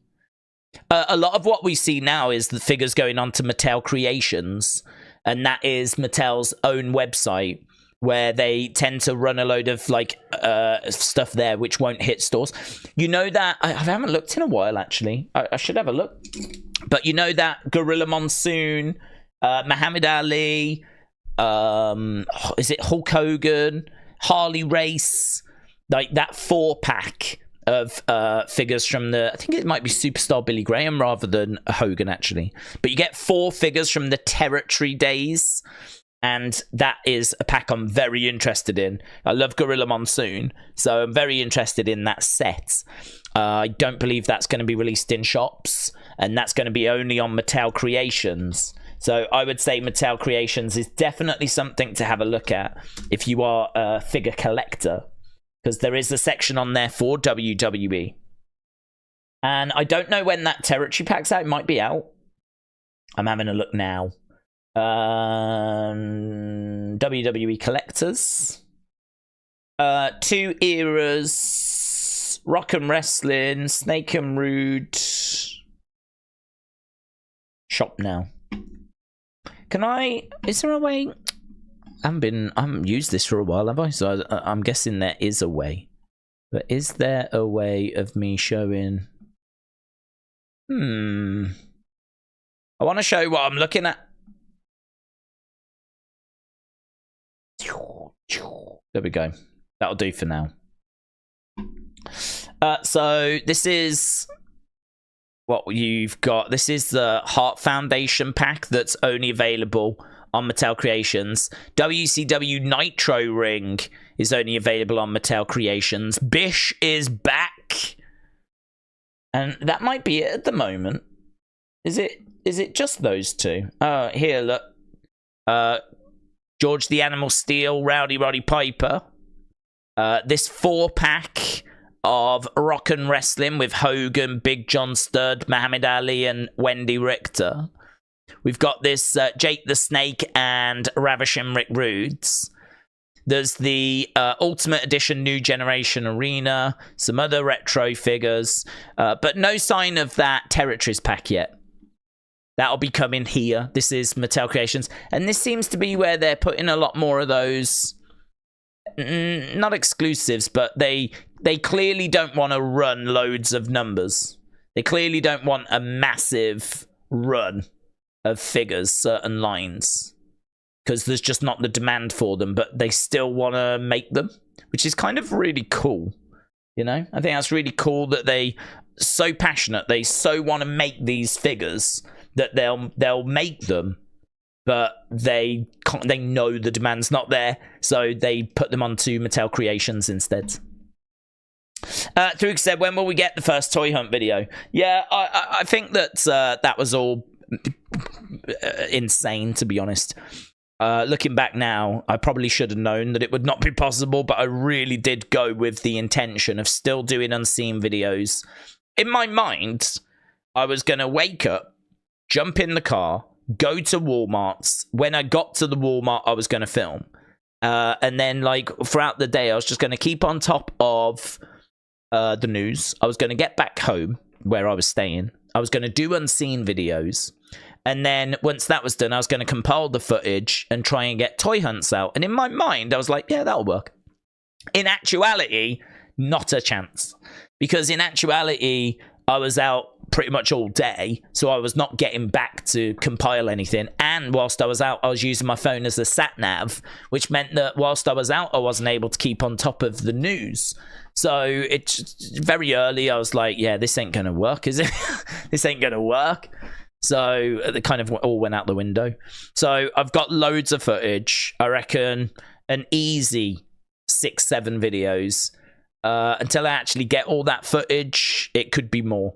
But I'm thinking, I don't want to go, here's a toy hunt, here's a toy hunt, here's a toy hunt. Do you know what I mean? It makes sense to drop one a week. So I'm thinking I'm going to really try to get the first one out for Sunday. That is going to be a bit tricky, but I need to get going with them, to be honest.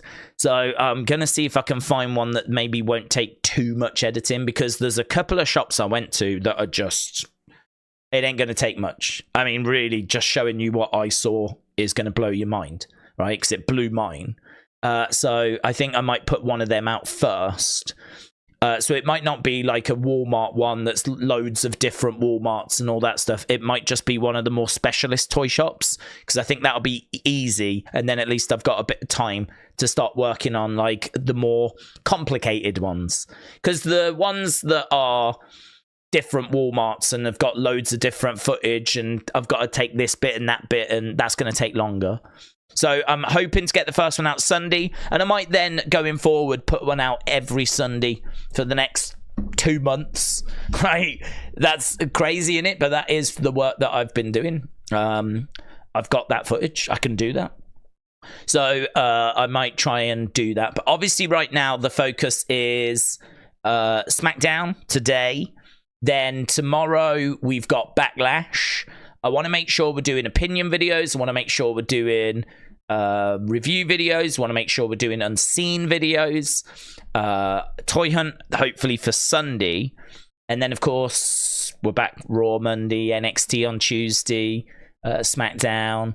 That's it. We're back. And I think there's some big fights. I need to have a look as well and see what fights are coming up, because I know that we're not too far away from Tyson and Jake Paul, which I'm interested in doing, and very surprised that's now been made a professional fight. Don't know if you saw that, but that's now been made a professional fight. So it's going to be a case that those two are fighting, not with headgear and all that stuff. Like, knockouts are allowed, and it is going to be a proper fight. It'll go on their records. So that all of a sudden completely has done a 180. I mean, that's really strange, because there was no mention of this when that first got announced, which makes me think that this was not the original plan. And actually now, as time has gone by, somehow, I don't know if it's because interest seemed a bit wobbly, or why they felt the need to come out and make this big announcement, which I saw, a few days ago. I think, didn't Jake Paul say you wanted it, you've got it kind of a situation? So it's a professional fight. There's no headgear. I think it's 10 2-minute rounds. It will go on their records. If Jake Paul beats Mike Tyson, it goes on Mike Tyson's actual official records. I don't know how people feel about it, but it has definitely helped the interest. It's helped my interest in that fight. Because the streets were saying for the longest time there's going to be headgear, there's going to be no knockouts, it's going to be an exhibition, there's no judges. So when you get to the end of the fight, so straight away you're like, well, they'll just coast. They'll coast through the fight. They'll get to the end of the fight. There'll be no winner announced. No one wins. No one loses. They get big paydays and off we go. And so in my mind, that's what we were doing. But now they've come out with this, it's definitely changed things. So I think that's like June or something like this. So I need to have a look and see what big events are coming up. Get them into a bit of a schedule. I'm going to write that down now. Have a look for big Saturday events. I don't want to do too much outside of WWE, to be honest. But on a Saturday, if there's an opportunity to do Jake Paul, Mike Tyson, if there's an opportunity to do Usyk versus Fury, which that can't be too far away, I still want to be doing those. And of course, the big UFC shows. But I believe there's one of those tomorrow, and we can't do it because it's on the same day as Backlash. I know it's a different time, but still the same day. Kieran said, what are your thoughts on Becky being champion? Losing at Mania, winning it in the Battle Royal weakens the title for me, and she doesn't feel like the champ. It's very heel of her whilst being face. Well, I don't agree with that personally. I don't see how it's heel of her to try and be champion. I don't really get that. I think that Becky was, for many people, the number one contender to Rhea. I don't think there was many complaints that when Becky went to WrestleMania that she didn't deserve it or anything. She's a big star. She was on the cover of 2K20. She's been multiple time women's champion. I think you can make an argument no woman in WWE ever got as big as what she did when she was the man. And that bloods, it's funny that is spoke about more than WrestleMania 35. WrestleMania 35, when the women main evented, that was a big moment for the women. Of course it was. But I feel like if you're I don't want to say a real fan, if you're a fan that kind of is in the know, if you've been watching, we don't tend to talk about that so much. We talk more about Becky on the steps with the blood coming down her nose, and that image of her arms out like in the crowd with a broken nose, that seems to be more iconic. That seems to be the bigger moment. And that was obviously months before WrestleMania. That was just before Survivor Series. And I think that since then, obviously, she's not been able to maintain that. And she went away, she had kids, and there's been a lot of disruption. And in all fairness, that was many years ago as well. That was many years ago. I think we're going back a good 6-7 years. So she arguably got bigger than any woman has ever got in WWE in that moment. And I think that she is bona fide main event talent. She's, you know, one of the top women. I think a lot of us, certainly me, were waiting for the Rhea Becky match. When you looked at the Raw roster, there wasn't really many big names around. We actually brought Nia in to try and strengthen that roster. Because there wasn't really many big names on that roster. If you think that Asuka, Io, Dakota, Bianca, Bayley, Charlotte, they all went to SmackDown. And it meant that the Raw roster was a little thin on experience. So it didn't take long studying that roster to see that we were going to be doing Rhea Becky at some point, and most likely it would be WrestleMania. And going into WrestleMania, that felt like the biggest match you could probably do on Raw. It also, like, women's wise. And I think Becky feels credible. I think she feels like the number one contender. So for me, if Rhea gets injured, Becky becomes your number one option. She becomes the person that's the most likely to be the champion. I mean, I would agree that she doesn't feel like she's rightfully the champion, but then how can she when the champ before was never beaten? You know, she wasn't beaten, but she had to vacate. So there's not much you can do, really. If ever you've got a champion that has to vacate, is forced to vacate, the person that takes over is not going to feel like the rightful champion because they never beat the previous person for it. But that doesn't make her a heel. There was an opportunity where anyone could win that battle royal, and she won the battle royal. So for me, I think that she does feel like a bit of a weak champion at the moment, but I would say she feels like the best option of what we've got. You know, anyone that won that would feel that way because they didn't beat Rhea. So Rhea is still mommy, right? But I think that she feels about as big as what you could have. You could have gone and took a chance on someone like Zoe Stark. You could have put the belt onto Liv. Those options don't excite me really anymore than, say, Becky. I think what Becky brings is a bit of star power. She definitely brings a fan base. She brings name value. I think part of the problem for WWE is at the moment their main champ on Raw is Damian Priest, right? He really lacks star power. He really lacks that kind of believability. He's not a strong champion. He's not like a wrecking machine that's run through everyone. He's been in Judgment Day and it's been okay, but I was of the opinion that he would fail his cash-in because you look at like who's the most played wrestlers on 2K24, and you look at merch sales, and you look at YouTube views, and you look at how much people get spoken about, and Damian Priest is just not on those lists. You know, there's so many more superstars that are ahead of him when it comes to engagement. I kind of looked at him. I was like, I just don't think it's kicked on. Since we put the briefcase on him, I don't think it's kicked on. So for me, he's a bit of a weak champion at the moment. He's got to really establish himself. That's going to take time, and he can do it. He can do it, but it's going to take time.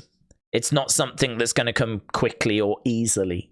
So I think whilst you've got a weak male champion, or maybe weak's not the right word, let's say inexperienced. Whilst you've got an inexperienced men's champion, and then you look at your tag team champs, it's Miz and R-Truth, which isn't bad, but they're not, you know, they're not Randy Orton and Kevin Owens, right? R-Truth is the comedy guy, and Miz, you know, I don't know how much people take the Miz seriously. He's one of those that I think's underappreciated, but, you know, star power wise, he's got a bit of star power to him, but he's not Cody Rhodes.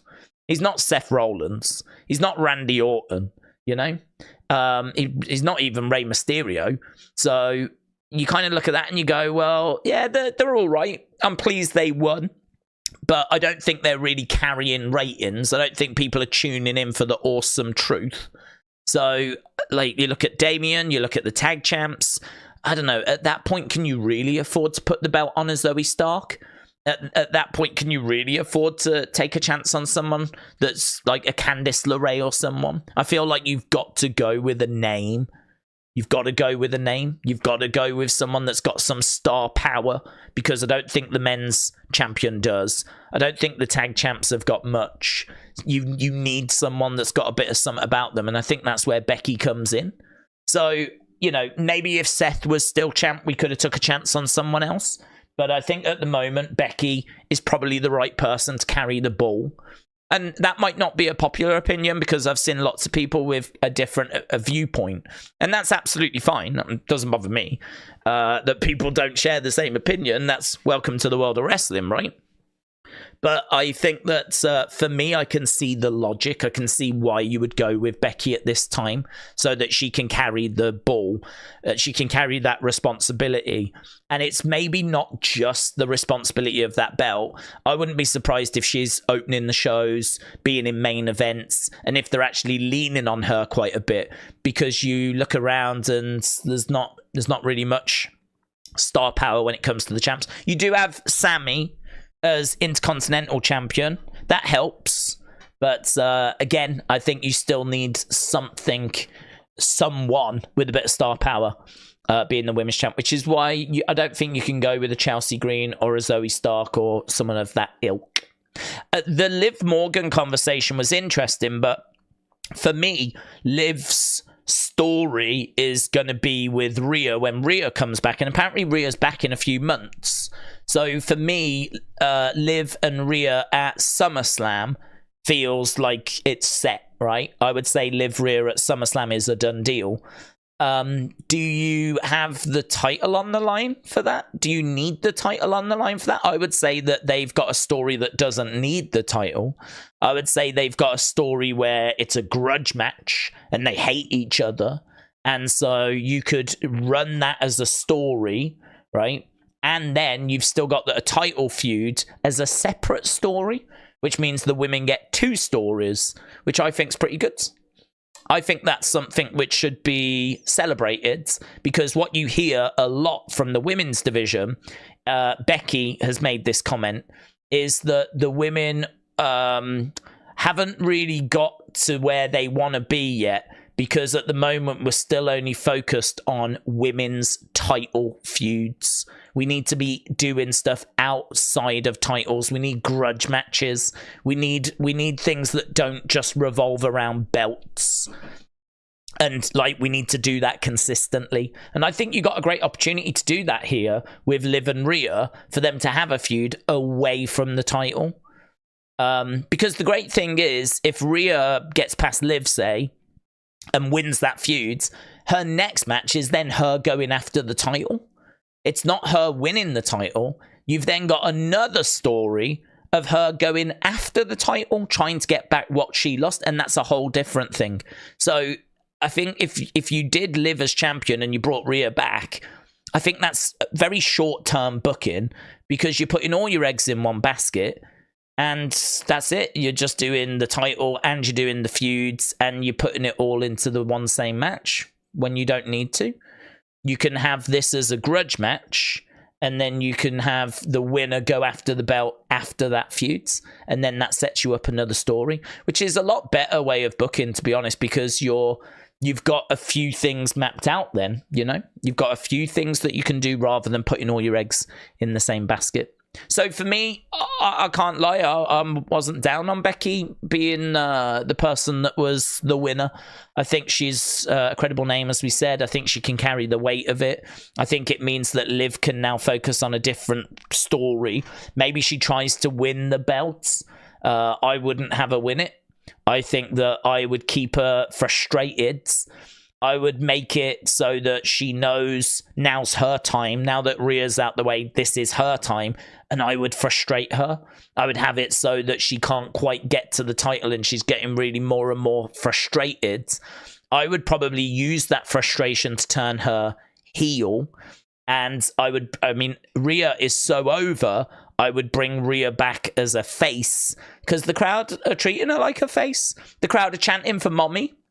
She's Becky said, if this woman's meant to be the heel, she's the worst heel we've ever booked. So why fight against the tide? you might as well just bring her back as face. And then I've got a frustrated, angry Liv as the heel, taking on a universally loved face in Rhea Ripley, and I'd run that feud at SummerSlam. Winner basically becomes #1 contender, can then go after whoever Becky has been feuding with, and I would go down that road. I don't know that that's the road that WWE are going to go down. WWE, of course, could have Liv get the title whilst Rhea is away and put all their eggs in one basket, but I would say the exact same thing that I've just said. I think that's a waste. I think you're putting all your eggs in that one basket and you don't need to do that. So that was my detailed thoughts on that whole women's situation. That's come up a few times, actually. Tom said, Dakota has been main event in SmackDown a lot lately. Io has been a good champion. One of them should be Becky if Rhea is put out for a while. Well, to be honest, we've got these new rosters, haven't we? I know the champions are staying, but even though we saw the drafts on Friday and Monday, I still haven't fully got my head around it. So I think once we get to Monday, I think they haven't come into effect yet, the new rosters. They come into effect, I think, Monday. So when we get to Monday, I think I will then have a look. I'll probably get a bit of a, I don't know if it'll be a graphic, or I'll get the WWE Superstars page up from the website, and I'll have that up and I'll try and get my head around it. It's going to take a little bit of time, though. It always does. Takes like a week or two before you've kind of gone, okay, I think I've got this now. Yeah, I think like it's going to be exciting because we've got a few new faces. Obviously, Lyra, Elia, Blair Davenport was a surprise. Kiana James was a bit of a surprise. Carmella Hayes was no surprise whatsoever. But we have had a few call-ups. Dijak got called up, didn't he, after the show the other day? So Dijak's on the main roster. So we got some new faces that we can play with. We've obviously got a good roster anyway. I just hope that Triple H has got his plans in order. He did make a very interesting comment. I think, was it on Twitter or something? He did a little video of him arriving. It might have been at the start of SmackDown, actually. He said, I hope we've got this right. He said it's not just about like doing it for these shows. It's about for the feuds and what we want to do going forwards. So they've spoken about it. Of course they have. I think he'll have an idea as to what he wants SummerSlam to look like. He'll have it all penciled out and everything. Maybe some of it in pen, right? He'll know where he wants to go.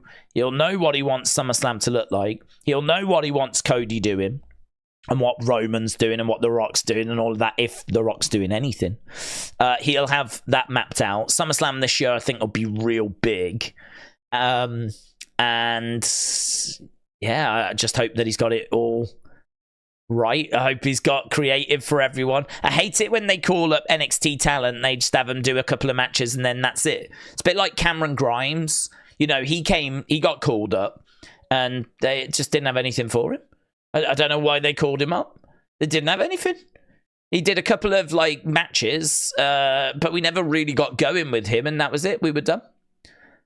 I don't know why. I don't know why they even bothered calling him up. I'd love to know what the thought process was behind that, but they called him up, and that was it. Kay Curtis said, who cares about having a dominant same old woman?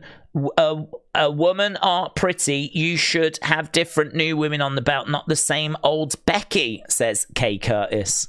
Well, that's a perfectly fine opinion. If you think that we should go with someone different, that is fine. Joe said, I think Rhea is going to slap Dom for cheating on her with Liv when she comes back. James said, Fury versus Usyk is May 18th. That is the day after my birthday. Tom said, honestly, Liv is now going to get lost further in the shuffle that Lyra and Kiana are on Raw. Could they have a trade? I heard, said Bonkers. Yeah, I heard something about a trade, but I don't know where that came from. I don't know what that was about. Kermal of Comedy said, here's a question. Mania had some steal the spotlight matches like Steamboat Savage, Bret Hart, Owen, what are some of the Starcade steal the spotlight matches?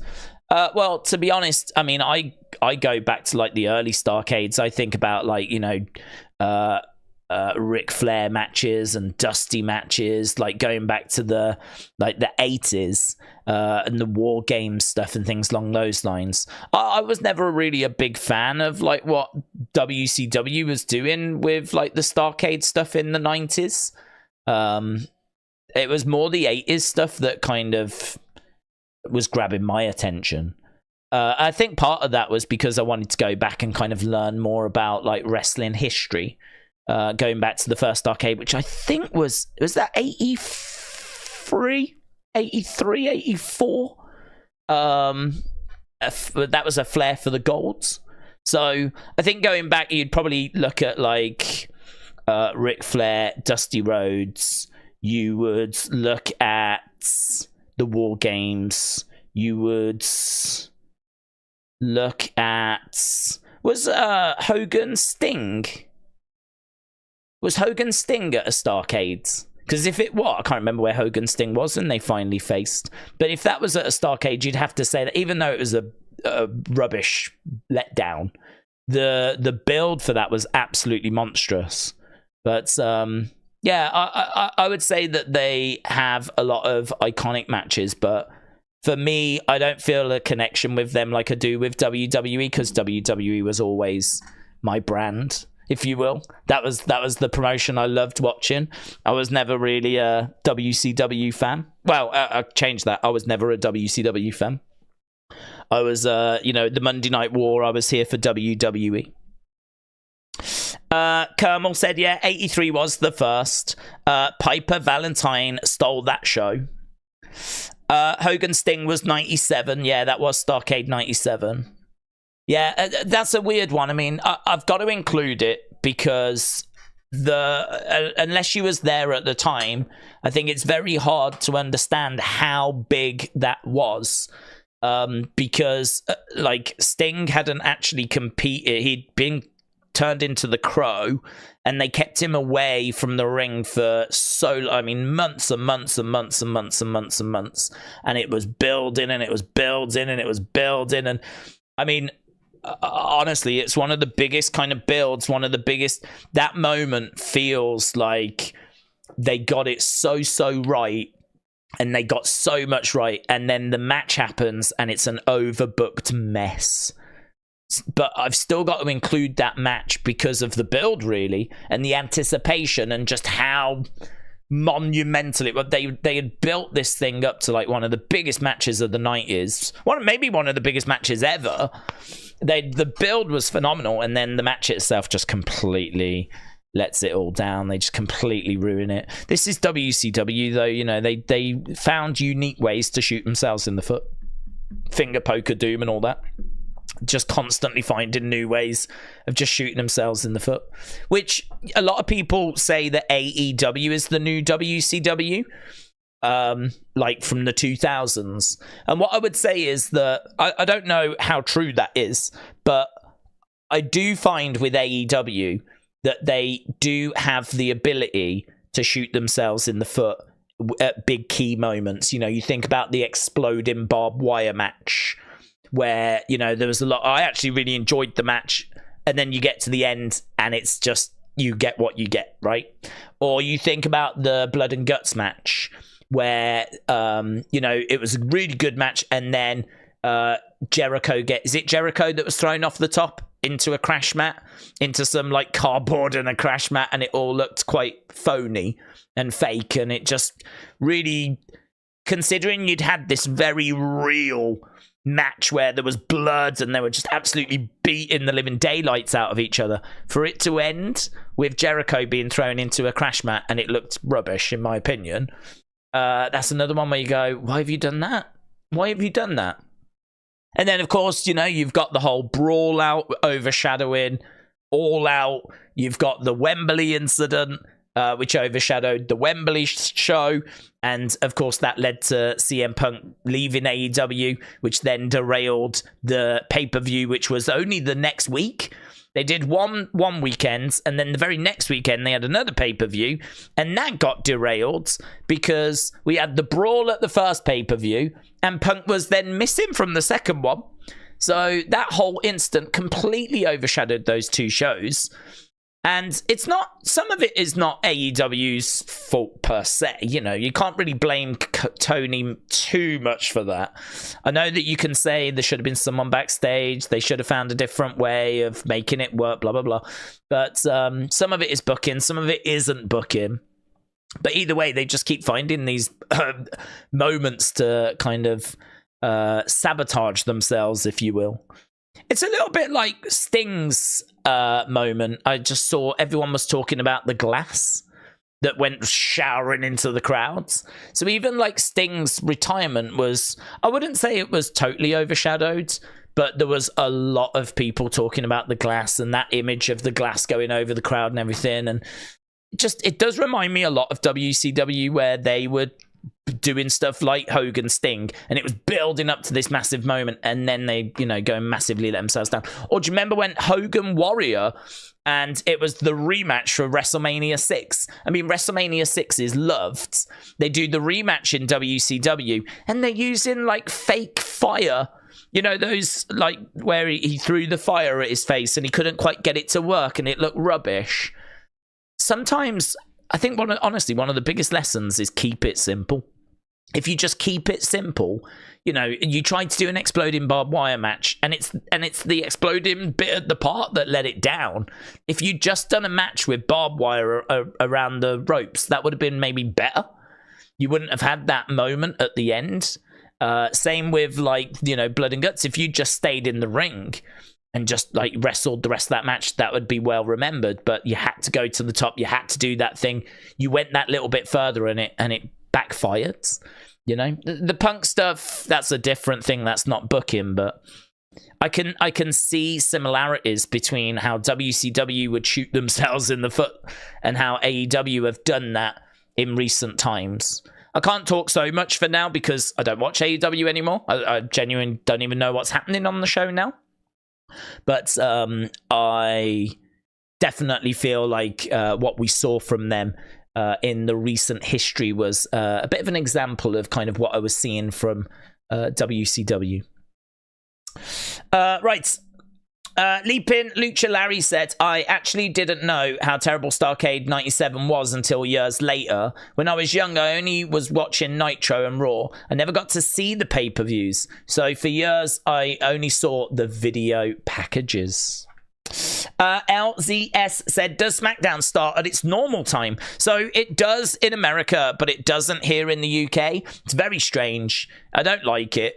I wish we were all just watching it at the same time. We started early so we could watch the Backlash Kickoff show, but to be perfectly honest with you, wasn't worth it. There wasn't really anything on there. There was some little moments, you know, where the crowd were chanting, and we got the Hey Bailey chant, and the crowd are fired up, and there's a few bits, but honestly, nothing we needed to go out our way for. And then in about an hour and 15 minutes, we will be going over to SmackDown. It's coming from France. And unfortunately, I don't believe it's going to be shown in America at the same time. So I'm trying to figure out how to work this. I'm trying to figure out whether we need to come back later and actually do another stream for our American friends, or whether we just say, screw you, forget it, and we leave them. I don't know yet. We'll have to wait and see. But it's going to suck as well, because I would imagine there'll be a QR codes on this show, and then we're obviously going to look into it, work it out, and then that means that our American friends are going to miss out on all of that as well.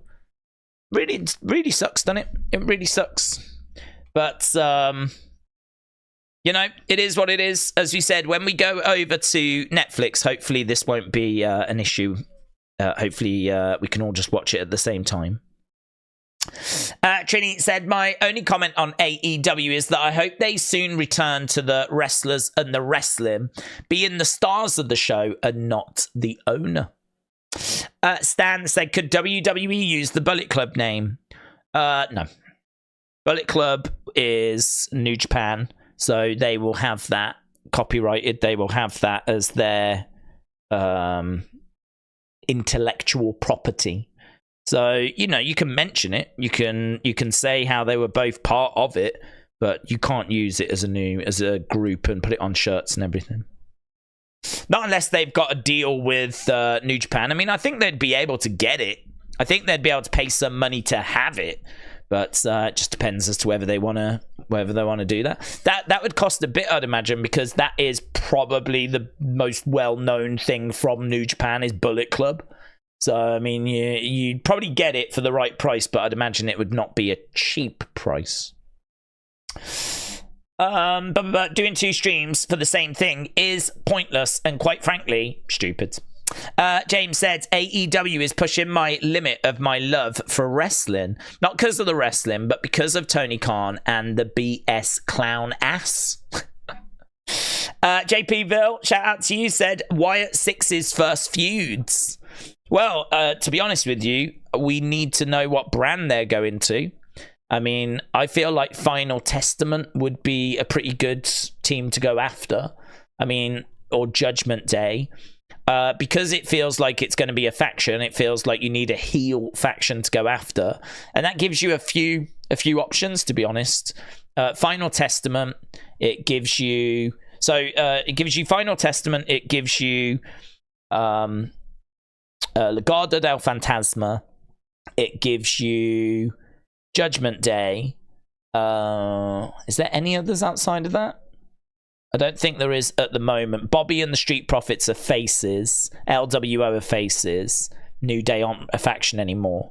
So it might just be those 3. So I've got to think it's one of those. But I've said before, I really want to know why. Why are they here? Why are they back? What are they trying to achieve? That for me is a big, big question. What is it you're hoping to achieve? Why are you back? What are you trying to do? Because I really want to know their motivation, what they're trying to achieve. If it's a case of getting rid of like bad spirits or something, like that's going to be impossible because you're never going to be able to do that in WWE. So I'd like to think it'll be something more than that. I'd like to think like it'd be really cool if they were trying to achieve something for Bray. Bray had a vision of doing this and we're gonna do it for him. I don't know what that vision is. I said the one thing that came through the documentary for me was that Bray and Bo wanted to work WrestleMania together. And I think there needs to be a moment at WrestleMania where they are together. I don't know if it's just his image on screen, if it's a hologram. I don't know how you do it. I don't know what you do. But for me, that's something I would definitely be looking at if I was WWE, is them two at WrestleMania together somehow. It might have to be symbolic. Of course, Bray can't actually be there, but he can be there in spirit. The fireflies, the picture on the screen, a hologram. I don't know how you do it, but you do it, right? I mean, could you imagine if it was like imagine this. Imagine Howdy in a handicap match. Howdy against 2 people in a handicap match. And during the match, the lights kind of go, and then an image of Bray is standing on the edge of the ring, right? An image of Bray is standing there. It would be awesome if you could get a moment, because I'm sure there is a moment where Bray leans over, reaching for a tag, right? I'm sure you could get that image from a previous tag match that Bray was in, right? Where he just leans over and reaches out for the tag. It might take a little bit of finding, but I'm sure you could find it. And then I don't know how the hologram thing works, right? But if they've got that image, then I'm sure they can use AI and work their magic to create a hologram out of that. And imagine that moment where Howdy's in a match and he's in a handicap match, 1 against 2, and lights go out, and then this hologram of Bray appears and he reaches out for the tag, right? Obviously, you're not going to make the tag, right? But that's just, it all flickers off and then it goes again. And there could just be that moment where Howdy, you've got the faces of the 2 guys, like, can't believe what they've just seen. can't believe what they've just seen. And you've got the faces of the two guys looking absolutely shocked. You've got, like, that gives Howdy an opportunity to get back into the match, and then that obviously turns things around.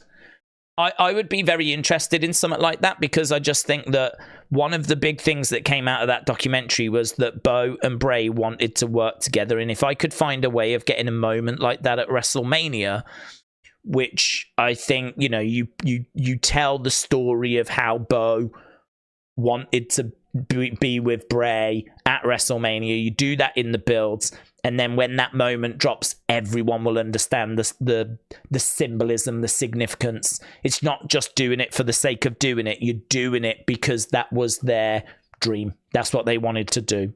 They wanted to be together and wrestle together, and so you provide that moment. So I would really love for that to happen, or something along those lines. Again, my knowledge of how holograms work, I don't know if that would even be possible. If you can take a bit of footage and kind of that would be enough, I don't know. But if it was, that'd be cool. And as I said, you obviously don't tag him in. It's just enough to provide a distraction. You know, the lights quickly come back up. The faces of the opponents are shocked. They don't know what to do. That allows Howdy to get back into the match. He goes on to win. And then he thanks Bray after and whatever. And I just think that would be well received. You have to be careful with that stuff, you know. You don't want to, like... I kind of like it because it's a grey area. Some people could believe that was Bray's spirit, and then other people can believe it was a hologram that Howdy set up beforehand to, if needed, you know, it's there as a distraction. So it kind of works for those, if you want to believe it was a spirit, if you want to believe it was just a hologram. This is, you know, that grey area that I so love with these supernatural characters. It can be what you want it to be. And so I would have no problem with that. And I think that would be kind of fun. So I would want to do that. But what's their main goal? Like, I don't think that's going to be your ultimate purpose. I don't think that's the only thing you're working towards. It's a stop on the road, isn't it? What is it that you're trying to achieve, and why are you trying to achieve it? We do need to get an answer on that, because I think that would help people really get invested even more so into whatever this story is going to be. If it's a case that, like, you know, Bray dreamed of bringing the World Championship back to the Funhouse one last time or something, you know, you might want to just flesh that out a little bit more, but something along those lines, then at least you know what we're trying to do what we're trying to do and why we're trying to do it, you know.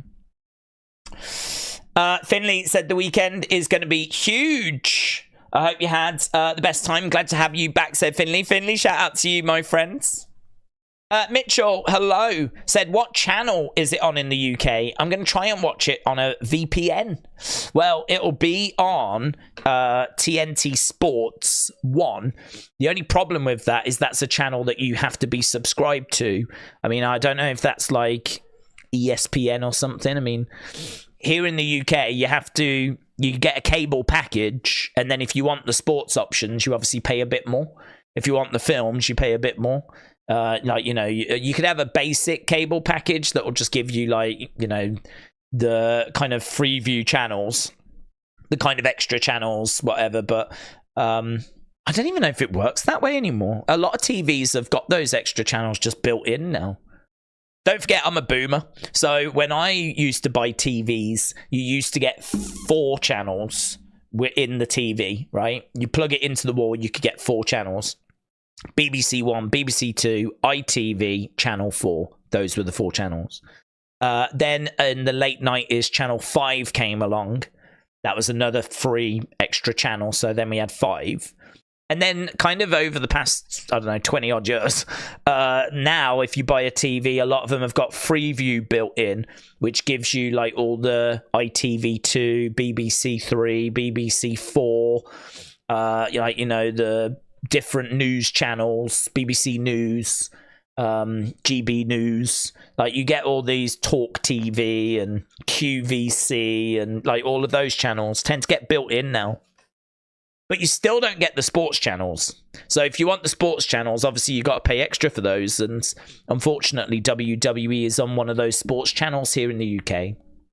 Used to be called BT Sport.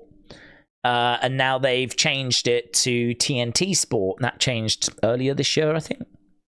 So you might struggle to VPN it, to be honest. You might struggle to VPN it because you can VPN over to the UK, but then you're still going to need to be subscribed to TNT Sport. I don't know how it would work in America, to be honest. I think my starting point would be Watch Wrestling to see if Watch Wrestling were showing it. If Watch Wrestling aren't showing it, then there must be somewhere. There must be a way of watching it. We don't have YouTube TV in the UK, so you can't watch it on that. How would you get TNT Sports through a VPN if you weren't subscribed to it? I really don't know. If I knew, I'd tell you. But I really don't know. We are subscribed to it through our BT package. We have a BT like TV home internet deal, and that gives you like the channels and everything. So we have it that way. Trying to just VPN and then trying to get it, I genuinely don't know. James might know. He operates on the wrong side of the law. He might know. Finley said this weekend is going to be huge. Shout out to you, Finley. Is SmackDown pre-recorded? Yes, it is going to be pre-recorded. It is going to, in America, it's live for us in just over an hour, but in America, it will unfortunately be shown at its usual time, which means it will be recorded. Reminds me of when they used to come to the UK and do that. Richard said they've stated that John Cena is going to help Kevin Owens and Randy Orton beat Tama Tonga and Solo Sikoa. But Days the Boomer is the best, said Ethan. Ethan, shout out to you. This weekend is going to be awesome, said Segawa. Daily Snack, shout out to you. I am your father. Hello. Eric, hello. But VPN Discovery Plus, said Colin. Okay. Will that do it? Discovery Plus. That is true, actually. Online, TNT Sport is shown through Discovery Plus. That is true. So if you VPN in, you might be able to get a free trial on Discovery Plus, actually. You know these companies do a lot of free trials. But yes, you are right. TNT Sports is shown on Discovery Plus. So that would be a way forwards. Very good. Visions YT said, Days, what time is Backlash tomorrow? So I think it's on around the same time. So I think it's on 6 p.m. UK time, which is going to be 1 p.m. Eastern time. And kickoff show wise, I think that's the hour before. So I think that's 5. So that would be midday 12 lunchtime in America, Eastern time. Because UK is 5 hours ahead. So it's very confusing. But yeah, it's going to be on sort of lunchtime, around lunchtime in America, and early evening here in the UK. Russell shout out to you, said, did you see the Speed final happen? They revealed the new belts. I didn't see it. I know who wins it. I saw a blurry image of the belt and it didn't look very good. So I honestly don't know. Let's have a look. WWE Speed. I haven't seen a good image of the title. I saw a blurry image of the title and it didn't look very nice. But I need to see a better image. There's a picture of Ricochet like holding it up, but you can't really see the belt, to be honest. Is that it? Is that what it looks like? I mean, is that it? It feels a bit 24/7, doesn't it? It's got that round center plate. It's got Speed slapped across the middle, which is fine. The logo. I kind of, if that is it, I don't mind the colors, like, you know, the Speed thing. That's pretty fun. I mean, if that's it, it might just do what it's meant to do, and, you know, it's not spectacular if that is the one. The one that I keep seeing is this here. This image, but you can't see what it looks like. Again, if we go up. It's just this image that people keep showing you. They must have, when they revealed it, showed it better than that. But everyone's just sharing this image of it. So, to answer your question, I did see that we had crowned the new champ, and I did see a blurry picture of the belt, but yeah, that might be the best picture that I've seen of it, but it looks like it is a belt that does the job, and that's it. It looks a little better maybe here. I mean, it's got a nice size to it. It's got a nice size to it, and that looks like it is the one we've just looked at. But still, I mean, nowhere near as nice as some of the belts we've been seeing. Right, Sam, shout out to you. Ethan says, WWE Speed Championship is going to become the next 24/7 champion. Where would you rather be trapped, Jurassic Park or on the Orca in Jaws? Where would you rather be trapped, Jurassic Park or on the Orca in Jaws? Oh, what's that? The boat or Jurassic Park? Probably Jurassic Park because it's bigger, in it. The boat, you're going to really struggle there. Dro said they could have done better with that speed title. Ethan said, what's your favorite wrestling move? Because mine is the VPN trigger. VPN trigger. Very good. VPN trigger. I don't think I have a favorite move, to be honest. I don't think I have one. I like the RKO. I like the DDT. The DDT was the RKO of its day. So people absolutely loved the DDT back in the day, and that used to get chants like the way the RKO does. So growing up, that was pretty sick. DDT, Tombstone, obviously. Those would be the ones that kind of come to mind. But I don't know that I really have a favorite, to be honest. NC said that is disgusting. I like a good DDT, said Mr. Flash. Corey said, why couldn't they bring back the light heavyweight championship? Well, it's a totally different thing, isn't it? I mean, speed is not just for light heavyweights. We saw Big Bronson Reed in it.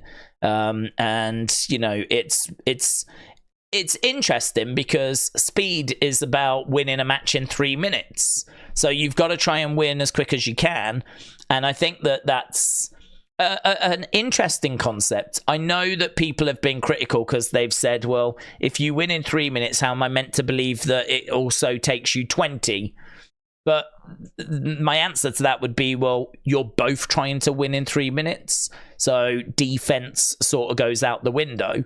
You haven't really got time to be defending. You've got to be all out attack. And that's going to leave you open and more vulnerable than if you're, like, you know, properly wrestling a proper match where you're thinking about, like, you know, potentially being taken down and, you know, trying to defend things and reverse things. In this match, it's just go, go, go. So it's a different style of match. It's a different match. So for me, it doesn't ruin long matches.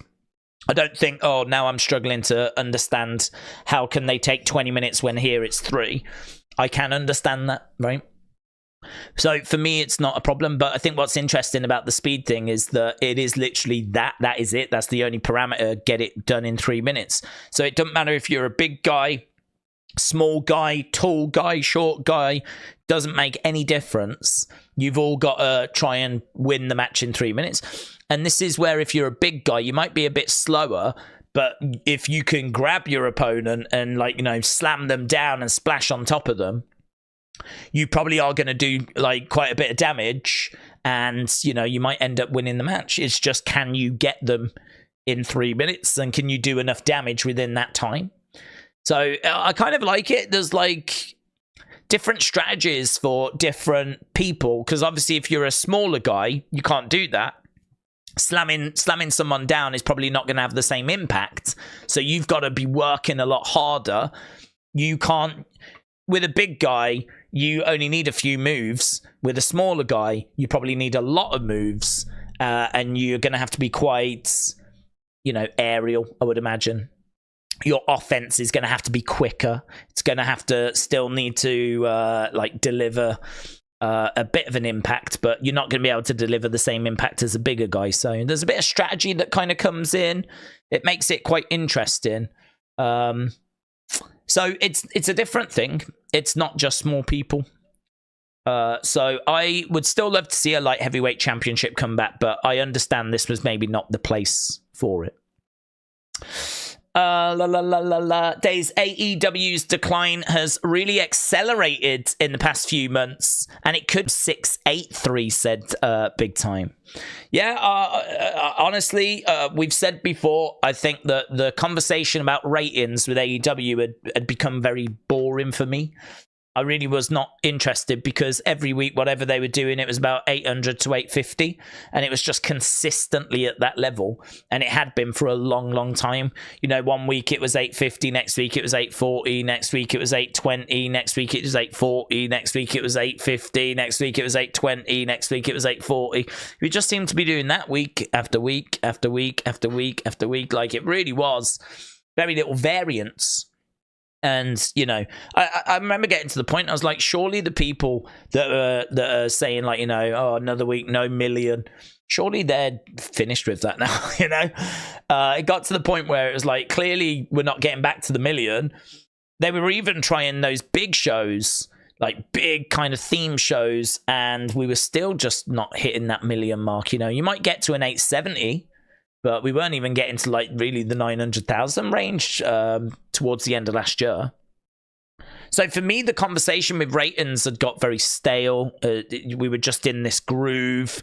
And what's happened in 2024 seemingly a lot of people have decided this ain't improving, this ain't changing. I'm not seeing anything. I'm not seeing the kind of things that I want to be seeing. I don't feel like it's grabbing me anymore. And so seemingly a lot of people, I don't know, maybe even made the decision the same time I did. I mean, I walked away at the start of the year because I'd seen enough. There was always stuff with AEW that I enjoyed watching, but it got to the point where that list was getting smaller and smaller and smaller. And actually, ironically, now that list might have got a bit bigger. Actually, ironically now, I'd love to be watching Ospreay, and so I think Ospreay, I'd be interested to see what Mercedes is doing, but I just don't even see her getting mentioned. I don't see much about Mercedes anymore. I don't see Okada does a bit with the Elite, doesn't he? I am aware of that. But Toni Storm, I think, is still doing some really fun stuff. I still see some videos of her. They look good. They look fun. I don't know about her matches, but her promos are good. Obviously, Ospreay Danielson, there was a lot of buzz around that. I'd like to have seen that. MJF will come back. I'd tune in for him. I like Samoa Joe. Swerve as champion could be interesting. So actually now there's probably more going on that I would be interested in than there was when I stepped away. But it doesn't change the fact that I still see a lot of bad stuff that I don't like the look of, including this Tony Khan stuff at the moment. I really don't like it. I really don't like it. I think he just looks like an idiot to me. I keep seeing these interviews. I mean, like I saw him in the net brace trying to do the Danny Garcia dance. I'm like, I just don't get it. I just don't understand. I just don't think. I don't think he. Maybe there's a big difference between being a wrestling fan and knowing what fans would like and then actually trying to do it. Perhaps there's a big difference there, because I feel like we all have good ideas and we know what we like, and we do these streams and we talk a lot and people share their thoughts and they share their theories. And I think, if I have got that information from you guys, I feel like you have got that information as well. And so I think we as a community would have a really good idea as to what would work, what would not work, what people would like, what they would not like, because we are the target audience. We are the community. We are wrestling fans. So I feel like we know what would work, what doesn't. Tony Khan must have been in that same boat. He's watched wrestling his whole life, so he must be in that same boat. Yeah, I don't know. They can't seem to turn this around. They're trying lots of stuff and it's not improving the ratings.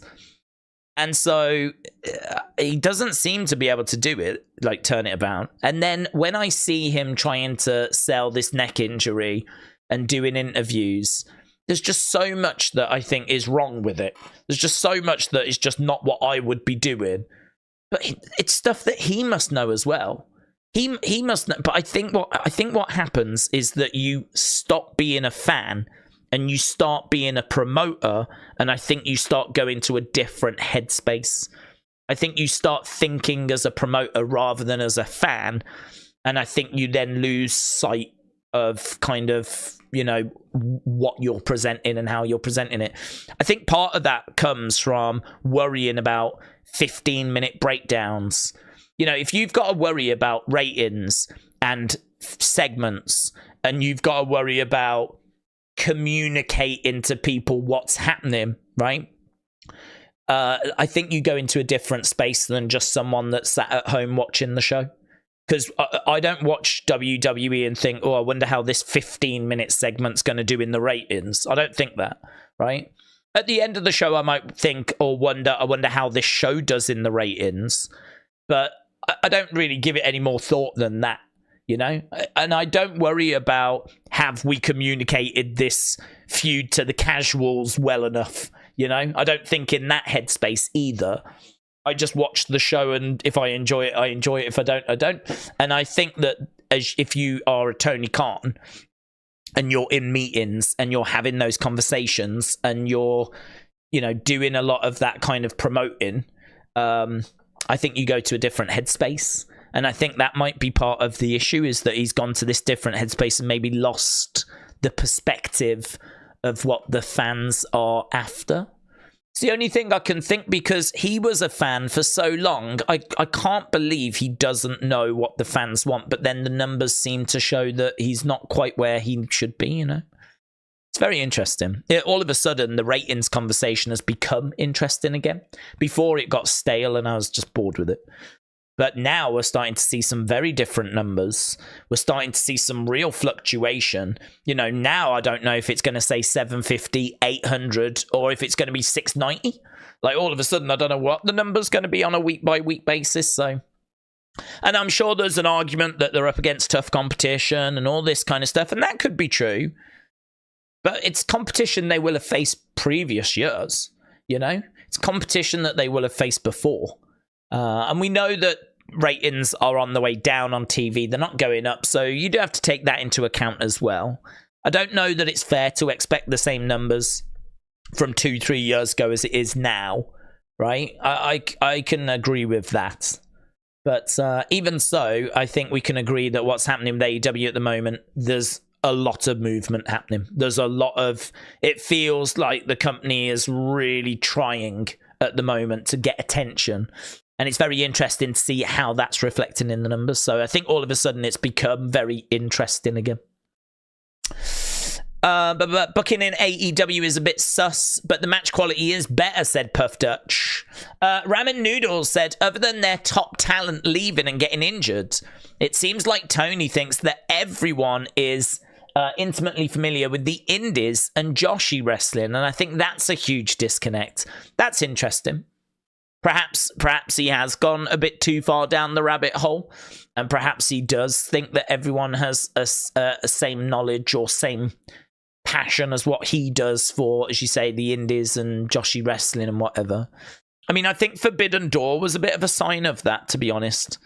I think that Forbidden Door, the expectation was that that was going to give us all these dream matches, and it was going to give us these massive shows, and that was going to lead to big ratings, and it hasn't gone that way, because honestly, even AEW fans don't seem to have the knowledge of New Japan that I thought they would have. We've seen some big names come over from New Japan and get very little reaction. And I think part of what's happened is that AEW over the past few years has attracted some new fans that have got into them since they started. And I think maybe some of them fans that started with AEW at the beginning have gone. And so you've kind of got this unique fan base now of AEW fans that maybe don't all have the same passion for New Japan that they did at the start, you know? So it's very interesting watching it evolve. And I've said before, and I'll say it till I'm blue in the face, we're very lucky to be around at this time where there is a billionaire that is putting on this new promotion, and we get to watch it, and we get to see what works, see what fails. You know, I mean, one of the big lessons here is that you can't buy success. It's a little bit like Paris Saint-Germain, PSG, right?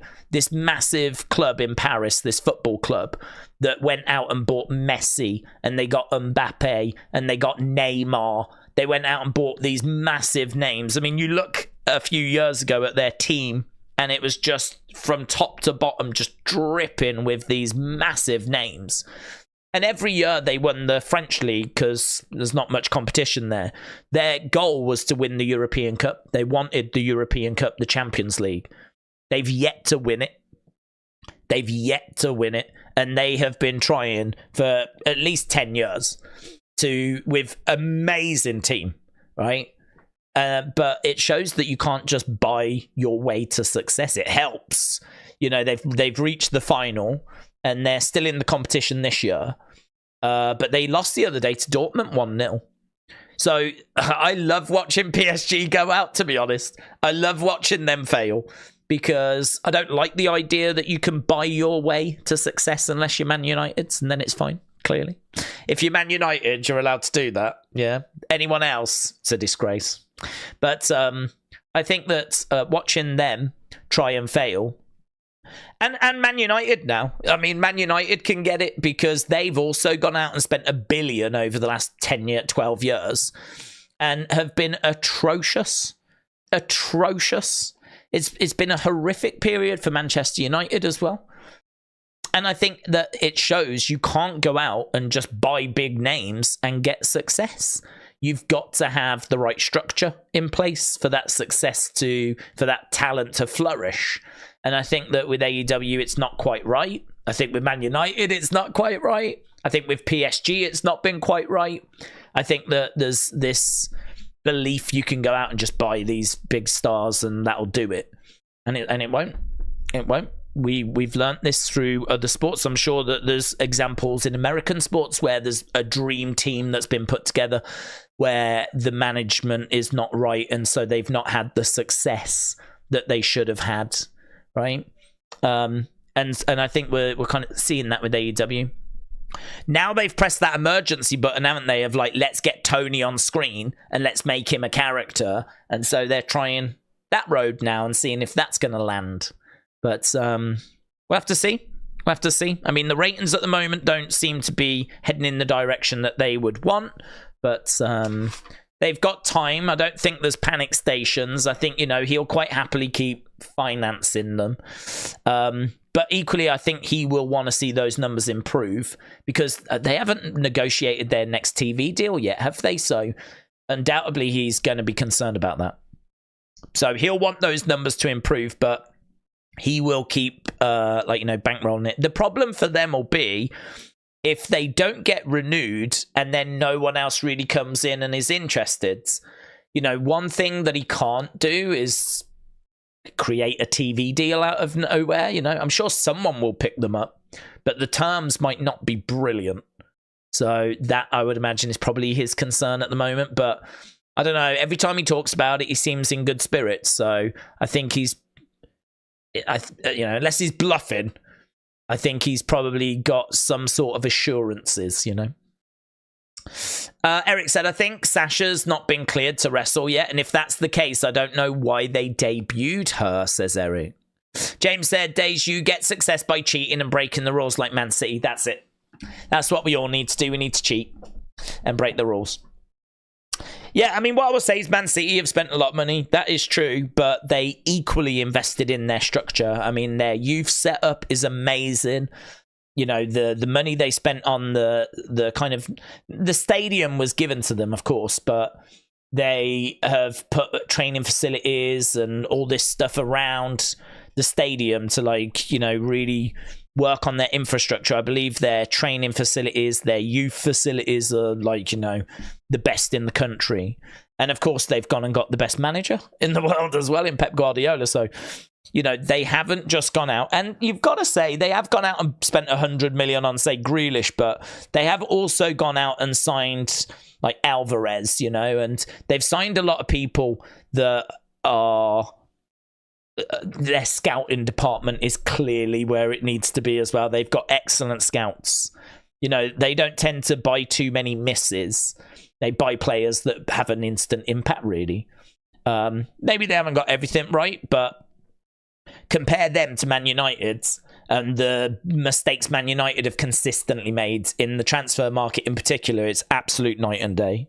Man United throw street parties if we sign someone that's actually good after spending like 80 million, right? If they turn out to be good, then we'll celebrate that. We'll have a bender. But yeah, hopefully it changes for Man United, of course. Big Time said Tony really reads into those breakdowns to the point where wrestlers are getting pulled from TV when their segments perform weak, like Riho and Garcia. Pep can't even lace Fergie's shoes, said James. Alex Bliss Gamer said, I wonder if we see a QR code when we're watching SmackDown. I think we'll get something tonight. Yeah, I think this is their last opportunity to really build up the fact that they're going to be there. I mean, I keep saying this, but I would keep tonight's simple. I don't. The one criticism I would have for Nightbirds is I just don't feel like this campaign has had the big OMG moments. Like, there's been these little moments in there where you can decode them and you can find a place called Firefly, or you can decode them and it will take you to some Greek mythology, and it's all interesting and it's all enjoyable, and I'm not down on it, right? I'm saying my only criticism, other than sometimes it's dropped a bit early and can take away from the show, my only criticism would be I wish that there was, like, you worked it out and you really got something juicy, you know? I think there's been some really good little bits that's led to some really good theories, but I would like it where there was a bit more facts. You could find some facts. You could actually find out some information. Because there's a lot of good theories, but I would love for there to be something more tangible, you know? And I think it'd be really cool if tonight we got a QR code that was quite simple that basically confirms they're coming tomorrow. They'll be there tomorrow. I think that would be so exciting. Some people might look at it and be like, oh, I wanted more than that. I would understand, because we have had some really in-depth QR codes. But I'm very much at the point where I would love to get something tangible. I would love to get something that we can all get really excited about, or, you know, boom, it's there you go. You know, that's basically confirming that someone's, you know, going to be in the group or they're going to debut tomorrow. 'Cause at the moment, we still don't know that they're going to debut tomorrow. We're hoping, but we still don't 100% know. So I would say tonight, I would like it if it was not like a wishy-washy, it could be this, it might be this, blah, blah, blah.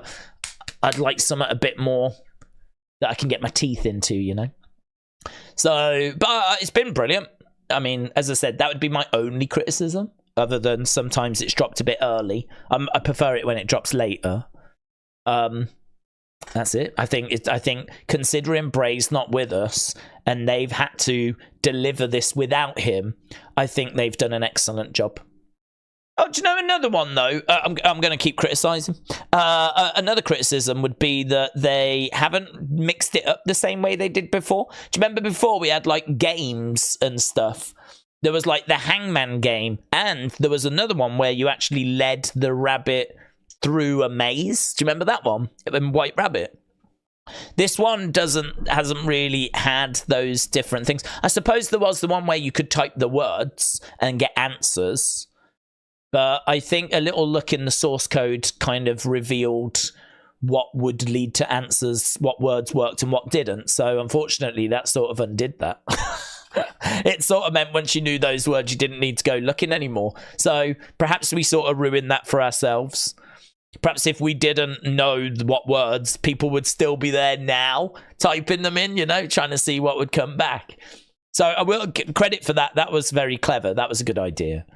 But we didn't get like a game or anything like that, the maze thing.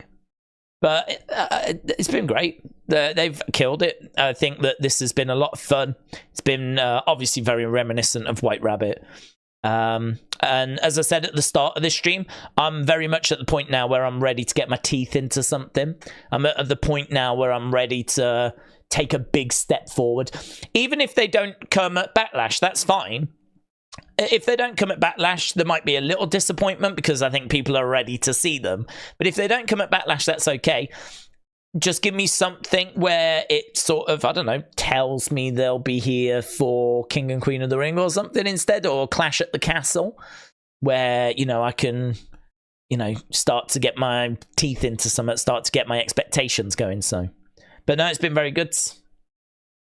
Dominico said, I would love for Backlash to end with all the members showing up at the end of the show, a little bit like when Bray made his comeback at Extreme Rules. Hey, could you imagine if they did it pretty much the same and you had all the puppets in the crowd, only this time they removed their heads to reveal different people? So like, you know, Sister Abigail pulls back the hood and it's Alexa Bliss, and Huskus takes off the head and it's Joe Gacy, and you know, Mercy takes off his head and it's Dexter Loomis, and blah, blah, blah. That would be pretty fun. But there'd be loads of ways of doing it. Kian said, did you see that Man City is targeting other clubs' fans because they keep mentioning the 115 charges they have against them? I hope if they get guilty for the charges, if you've not heard of it. I haven't seen, I mean, I don't know. I don't have time to be following football in that depth. I am a casual football fan in the sense of I don't live on Twitter and I don't watch all these shows about it. I mean, I just follow United. What I tend to do is every day I'll look at the BBC website, which rounds up the transfer news. So I'll see who Man United are linked with, thanks to that. And 99.9% of the time it's a load of rubbish that doesn't lead to anything. But I like to know the latest as to who we're being linked with, right? I mean, I read last night that, is it Elise, the Crystal Palace winger? Apparently Man United are front runners to sign him this summer, which would be good. So I'm pleased about that. So I read that, and I might check. I might just put Man United in Google throughout the day and hit news to see if there's anything. But that's it, really. And then, of course, if the games are on and I can catch them, I'll watch them. If not, I'll just get the result or I'll listen to it or whatever, you know. My focus is the channel, WWE. That's what eats up all of my time. All of my time. And so I just have to kind of get in like the little football bits as and when I can, really.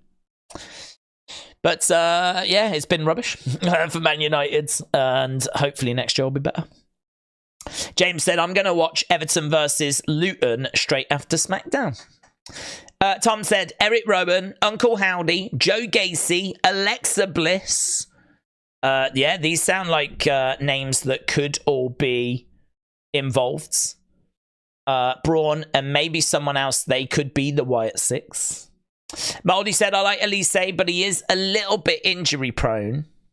Dan said, have you been to Old Trafford? Yeah, I've been to Old Trafford a couple of times. I saw a game there. I saw Man United against Valencia years ago at Old Trafford. I did the stadium tour, and I've been a couple of times. I am definitely a fan of knocking it down and rebuilding, but then I don't have the same emotional connection as someone that goes every week, right? I could understand if you've got your seat and you've been going every week and you go to the pub beforehand and you get your food and all of that, and you've got your little routine. I can understand those people being so emotionally connected they wouldn't want to change the stadium. Totally get that. But for me, I would I'd knock it down and start again. I think Man United deserve the best in the world. I think Man United are one of the biggest football clubs in the world. We've seen Everton build a new stadium. We've seen Tottenham build a new stadium. We've seen the Bernabeu getting redone. Massive overhaul. We're seeing the Nou Camp getting a massive overhaul. Like, Man United can't afford to just give this a little tickle. They can't afford to just give it a lick of paint. Like, Man United deserve the Tottenham stadium, but bigger. And I really think in order to deliver that, I don't think there's a way of doing it on the ground that we are. I think you need more space. And I think that we could really do something special. Honestly, I'm looking for 100,000. I'm looking for 100,000. I've got a horrible feeling it won't be. I've got a horrible feeling it'll be 90,000. I don't get why we don't go that little bit extra. Like, I was so annoyed when Wembley was 90,000. I really think if you've got a stadium and it's 100,000, I think that's a massive symbol. I think that's a massive statement. You've got a 100,000 capacity stadium. There's not many of them in the world. And I feel like Wembley had the opportunity to do that, and it went for 90,000. I don't know why. I don't know why. Why couldn't we just get another 10,000 seats in there? I don't know how much bigger it would need to be to accommodate that, of course, but it's possible. It couldn't be done. And I think Man United now have already got a 77,000 stadium. I could see it going to 90. But I want 100. That's what I want. That'll be the one thing I want more than anything. I want 100,000 seat stadium. There's not many in the world. So I think that alone is a big statement, but we'll have to see. It'll probably be 90. It'll probably be like 10,000. 10,000, that's it. We're downsizing. 10,000, but the tickets are going to be 50 grand each. It's just going to be billionaires that get to go now. Big Time said NBA rights with Warner Brother Discovery have expired, and NBC Universal is offering $2.5 billion a year. If Warner Brothers Discovery doesn't match or outbid that, that will be detrimental to AEW because TNT and TBS become a low-profile network. So you're saying that if they don't get the NBA, then TNT and TBS might fall down the pecking order. Yeah, I mean, I don't know how much that affects things. I mean, I don't know. I mean, what I know is the show before is Big Bang Theory, and that does the ratings that it does. I mean, would that change if that network doesn't have NBA? Would people stop watching the Big Bang Theory replays? I don't know. Maybe they would. I don't know, but I think they would probably still watch that. And then that means that AEW will still have the same lead in, you know? So, I don't know. That's where it starts getting in the weeds a bit for me as to... I don't know what effect that would have. But we'll have to see what AEW's TV deal comes back looking like. I'm sure they'll get one. It's just how much and for how long and where. Anna, shout out to you, my friends. Anna said, jealousy will get you nowhere. You can want our stadium, but thank your lucky stars you don't have our team. Anna, shout out to you. I definitely want your stadium, but bigger. It's undeniable. I think Spurs have the best grounds, certainly in the UK. From what I've seen of it, and that one stand as well, that end, it's so impressive. So I think that, you took a bit of pain building that. You put a lot of money into that. And it's meant that you took a bit of pain on the pitch. But I think that, you had a good start to the season, but it seems to have just run out of steam. I don't know what the fans are thinking about Ange anymore. He was like the second coming, wasn't he, at the start of the year? Like he was top of the Premier League and everything after, I don't know, 10 games, 12 games or something. And then the wheels do seem to have just fallen off a little bit. So I don't know. I don't know if that was beginner's luck or if there's been a few injuries, or I'm not sure as to what's happened. But I don't know. You've still got a good team there. You've still got a good team. Madison's had a decent season. I don't know if he's gone off the boil now, but he was ripping it up. Shame you couldn't have kept Kane, though, obviously. Them two together would have been very tasty. But, I don't know. You'll have to see. I mean, listen, just be thankful you don't have the Man United team. You're ahead of us in the league. So, we want your... I'll take your stadium and your team, actually. I'll take your stadium and your team. I'm not sure about your manager. But if you're going to do a package deal, I might have it all. Mr. Flash said, here in the US, multiple college football stadiums have over 100,000. No NFL ones. I don't even get how that works. I don't understand that. That is something I will never understand.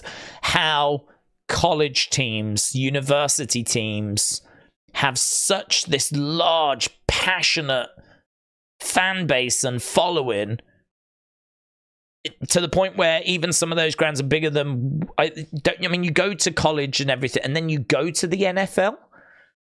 So how is it that the college ones, the feeder ones, if you will, are bigger?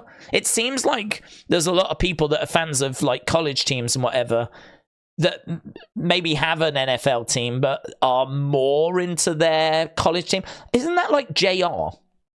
I'm sure I hear JR talking about like a college team or a university team or something more than he does like an NFL team. It's weird, isn't it? I don't really get it. I don't understand how that's happened. I have nothing else to add to that conversation. I just don't get it. But yeah, I think Man United definitely deserve to have like a massive, massive stadium, and one. It'll definitely go up from like the 77,000 at the moment. It'll definitely go up. I've no doubt about that. But what to? 90,000 is what my guess is. I think they'll build a new stadium. I think it'll be 90. James Morehouse, shout out to you, my friends. Appreciate the support. Anna said, only if you win the lottery, the highest ticket prices in Europe can be forced to watch that. No, thanks. I can change channels quick. Yeah, Anna, I know that we don't need to talk about football, but we are just slightly on that topic. What do the fans think of Ange Postecoglou? Do they still trust in him? William said, college boosters, rich people with kids playing, and here they get together with other rich people and others that play for that college and went pro. Bunker said, NXT cuts are coming. James said, reports other than Haaland, Mainu and Garnacho, everyone else is up for grabs. Freddie said, Michigan's college football stadium has got seats for over 100,000. It's something crazy, isn't it? Junior said, it's because a lot of the fans went to those schools. They feel like they're part of the team. I know I do with USC. Moldy said, yeah, Taker as well. Taker watches college football more than NFL. He does promos, I think, for Texas. Anna said fans are now split over Ange. Oh, interesting. They were so into him at the start of the year.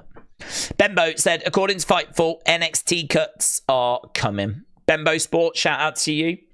Obviously, the hope is then that it's... I mean, I think if you're on TV getting used consistently, you're probably okay. I'd imagine if there's going to be cuts, it's going to be those that maybe are struggling to make it to TV. So, yeah, that's a shame. Don't want to see that at all. But, you know, probably unavoidable. I mean, what I would say about the NXT cuts is they do say now that you've got, is it a 3-month probation period? So when you join NXT, you've got about 3 months to prove yourself. And then, like, you know, if you don't reach the grade, then you're sadly let go. So cuts in NXT, I don't mind if it's that process. But I think if you've been kept around...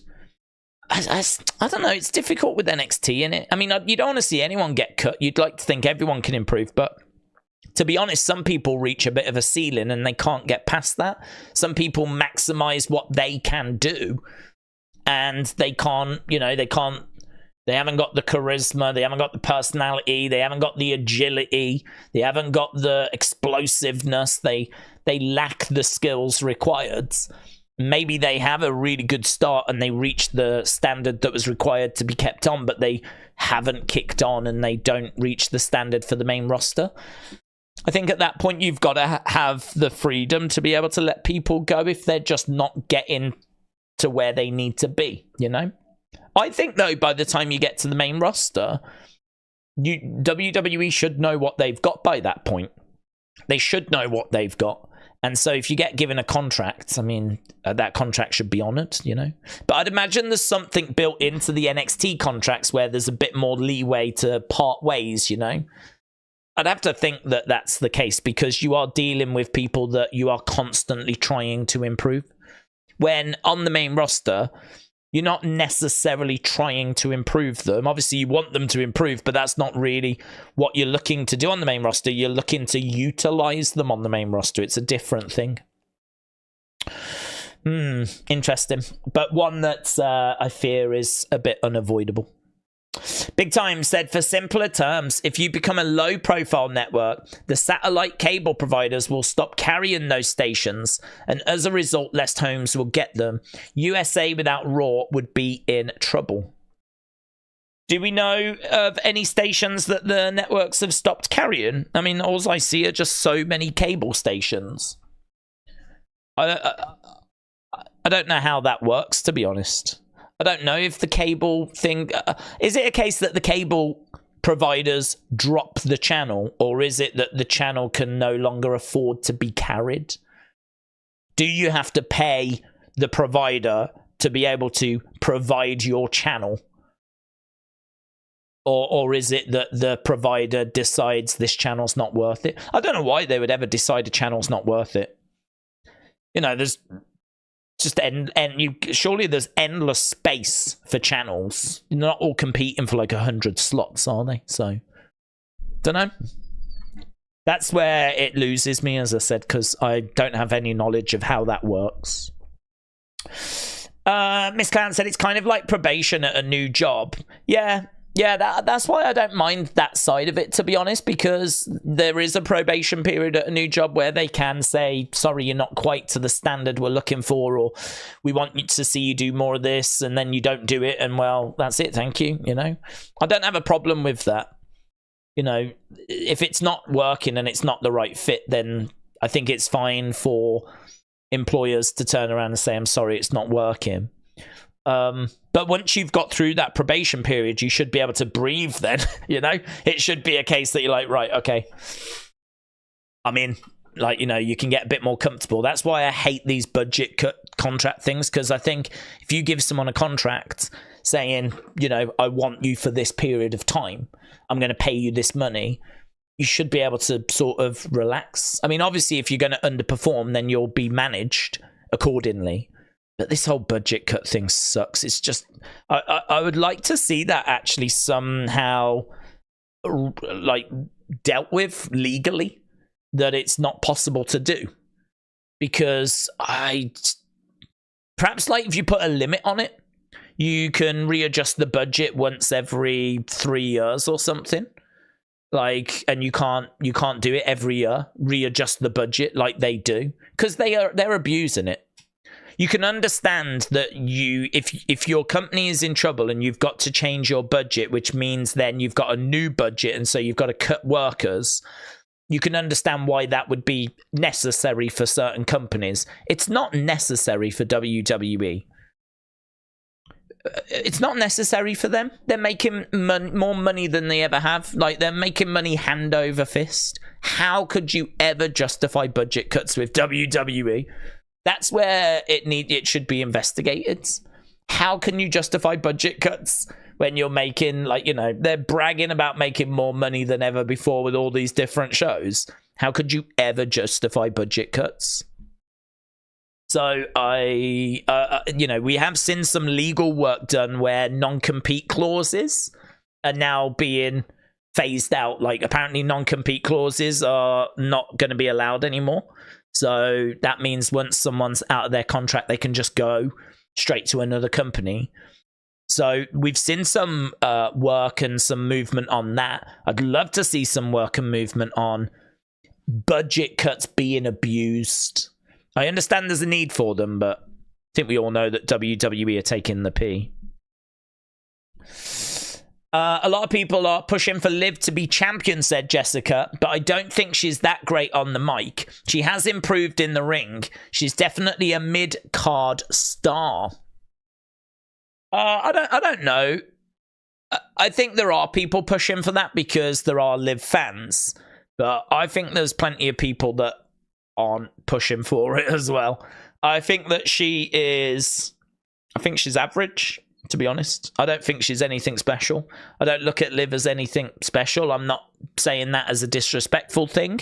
I think that she is right to be a WWE superstar. I think she's got a passionate fan base, but I don't see her bringing anything that I don't see from anyone else, you know? Her moveset, her in-ring ability, as you said, her promos are probably a bit lacking.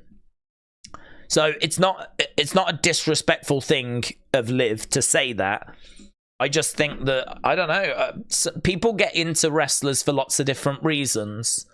And I don't quite know why, like, Liv has got the big passionate support that she's got. I think some of it is because of her looks, but not all of it.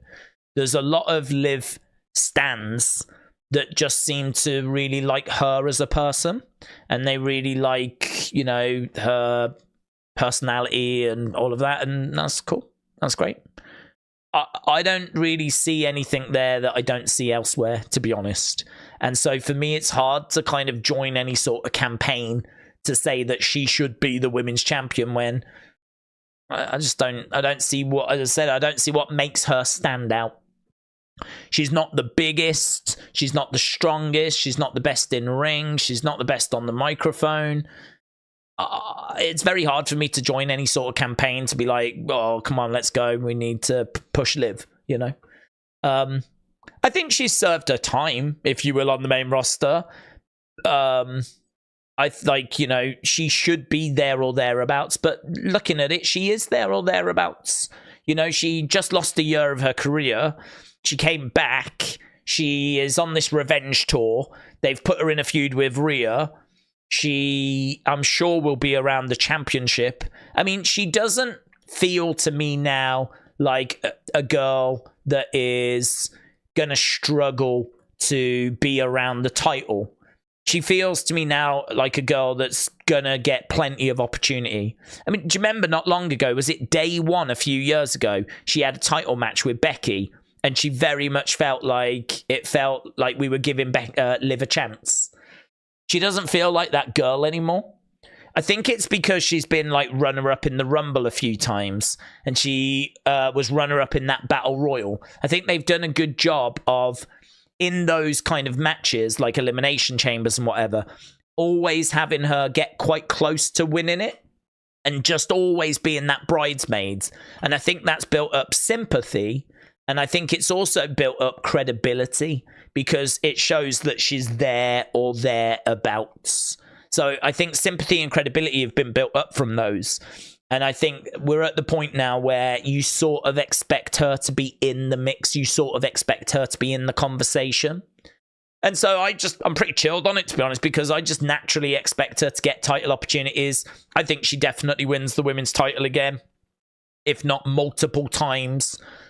She's still quite young as well, all things considered. Like, I think she's still in her 20s. So she's got so long ahead of her. Like, they have, I think, played the long game with Liv, to be honest. So I'm just really chilled on it, because there doesn't feel like this mad rush, because I think she's still got a long way in her career, and I still feel pretty good she's going to get lots of opportunity. So no tears here. But we'll have to see as to, you know, where it leads and how they use her and how this feud with Rhea goes when Rhea gets back. Hank and Tank, Trey Bearhill. They're a few examples of guys that just don't have it. We're investing in guys that lack fundamentals, said Big Time.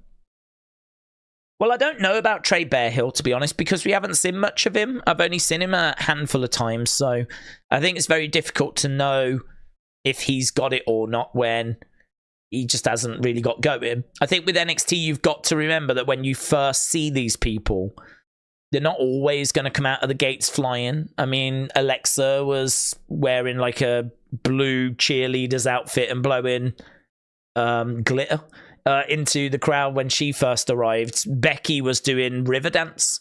She was doing all this Irish jigs when she first arrived. So I kind of feel like that initial periods when people first show up, you're not always going to go straight out of the gates.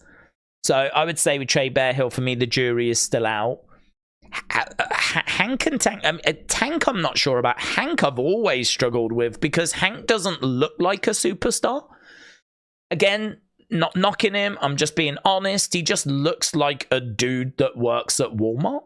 I mean, he's just got everything about him is average. There is nothing about him that strikes you as being a superstar, someone that you should be watching, you know? You've got to watch this guy. He doesn't have that at all. So I don't know what it is they saw in him. Certainly the presentation hasn't been right. So Hank is someone that I'd have question marks about. But some of this, for me, is like, at what point do you blame the talent, and at what point do you blame creative? At what point do you look at creative and say you should be doing better? I saw Hank when he very first came onto TV, and he was a security guard, and he was a security guard that was getting a bit involved in the matches. Like, they were starting to like use him in storylines. And he just looked like an average dude. I mean, I think that's why they debuted him as a security guard. I think they leaned into that average dude thing. But he's not kicked on, and they've not changed him, and they've not evolved him, and he looks exactly as he did before. At what point do you say that's on WWE? I don't know. That's a strange one. I don't want anyone to get cut, to be honest. I'm not looking for a list of names that should go. I think that there has to be a responsibility on WWE to find characters, creative, you know, make it work. Find a way of making it work. Some people you just can't. You just can't. And if you think, like, you know, that's for them to decide, because they see them day in, day out, you know. So for them, they'll have an idea. So the list will be whatever the list is. But yeah, I think with someone like Hank, I think it's interesting. At what point is it his fault? At what point is it creative's fault? So people will say, oh, no, it's Hank. He should be pushing himself. He should be aware that he's not, you know, got the right look, the right presentation and whatever. But again, you don't know what's happening behind the scenes. He could be raising this to people, and they might be like, yeah, we hear you. We'll sort it. And nothing happens because he's not a priority. And so they're more focused on Trick and Carmelo and all these other people. So again, you know, we don't know what happens behind the scenes there. That's why it's very difficult to really comment on this person's got it, this person hasn't got it, because we don't know how much of it is their fault. It might not be their fault. So we'll have to see. If there is a list, hopefully it's short. But as I said, I don't feel... It doesn't feel quite the same as the main roster. I think with the main roster, by the time you get there, you should have... You know, you should have a bit more security. With NXT, I think you have to know that you can get cut at any time because you might not be reaching that level that's required. So I think it is a bit more cutthroat, a bit more ruthless. Ramen Noodle said, do you guys think that the current women like Tiffany can't wrestle? You clearly didn't live through the Divas era, said Ramen Noodles. That's true. That's true. We're eating good right now.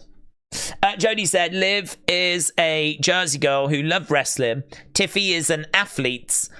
She is gorgeous with a legally blonde gimmick, like Razor had the Scarface gimmick. Eric said, Daze is American now. He's got a Walmart vibe to him. I could understand that. I've been in enough of them. I feel like I work there myself. Khalid, shout out to you, said Daze will Unseen's return. Oh, definitely. Definitely. I mean, I would even like to try and get one up later today. I suppose because I've been away from the channel, it's allowed me to come back with a fresh pair of eyes. I'm really pleased with kind of where the channel was before I went away. So I wouldn't expect any massive changes because I think the stuff we were doing was the right stuff. I think the unseen videos were right. I think community videos were right. I think reviews were right. I think the streams were right. But I think, as you can see with the layout here, I came back and I just made a couple of little changes. I definitely wanted the chat to be bigger, and I've moved it higher up as well, and like just pushed the video down. It has took a little bit away from the background, but the background's not important, right? It's about the comments, it's about the conversation, and I think this just ticks the boxes that I want ticked a little better. So I'm quite pleased with how this has, like, you know, I did this last night. This is what I was doing yesterday, was like changing this. So I think I've got that kind of fresh eyes, slightly different perspective. I think when you're doing the same stuff all the time, day in, day out, you can sort of get a bit lost or a bit blind to what's, you know, working, what's not working, how things look, how they don't look. But to be honest, there's really not much I'm looking to change. I think, like, you know, even with fresh eyes, I'm quite pleased with where the channel was. So just getting back on it, really. Getting back on it. And you might see a few little tweaks, little changes, like the layout of this. But even this isn't drastic, but it does just make the chat a bit bigger, which I think is better. So, yeah, if they can make little tweaks and changes. One thing I was thinking of doing is I like Unseen, of course, but it is long. And I think that by the time it drops, I think there's a need for just the top stuff from it, you know? I think there's a need for like a 10-minute... here's what you need to know. Yeah, this is the stuff that's happened. These are the big talking points. This is where the conversation is, really. So this has happened, this has happened, this has happened, this has happened. You need to know about that. This is what social media is talking about. Here's a funny thing that I've seen in a 10-minute video, getting it out there. That feels like there could be a need for that on a daily basis, and then doing Unseen as well. I suppose it would be like a bit of a, you know, here's what you need to know. And I think that kind of showed itself to me because I was out all day in America, and so I needed that roundup. And I was thinking, like, well, Unseen's like an hour long. I mean, if I've been out all day, I'm not looking for an hour-long video that's got lots of important stuff in it and also has got, you know, other bits in it as well. I'm just looking for the stuff I need to know, really. So I feel like there might be a need for that. There might be a need for like a top stories. This is what you need to know. So that's crossed my mind. And I'm also thinking, if we're doing streams and we're doing community videos, we're doing reviews, we're doing top stories, we're doing unseens, clips, which I'm trying to get out as well. Like, I do need to start using that second channel for some of this stuff, because this is a lot to be putting onto just one channel each day. So, you know, what do I put on that second channel? So that's kind of entered my thinking as well. So, yeah, there'll be little tweaks, little changes, but nothing major. I'm quite happy with where things are.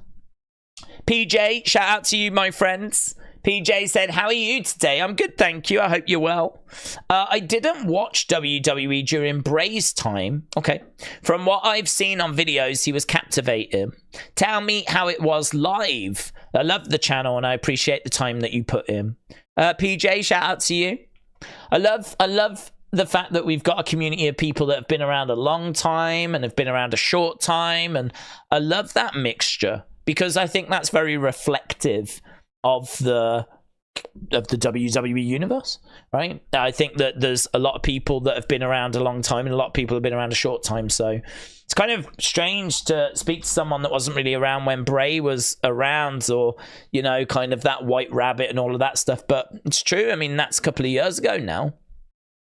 So, I mean, what I could say is that it was captivating during, like, you know, I wouldn't say Wyatt family as much, but there was definitely times where, and Firefly Funhouse definitely, where it was the only good thing on the show. I mean, the rest of the show would be a bit flat. It would be matches you weren't that bothered about.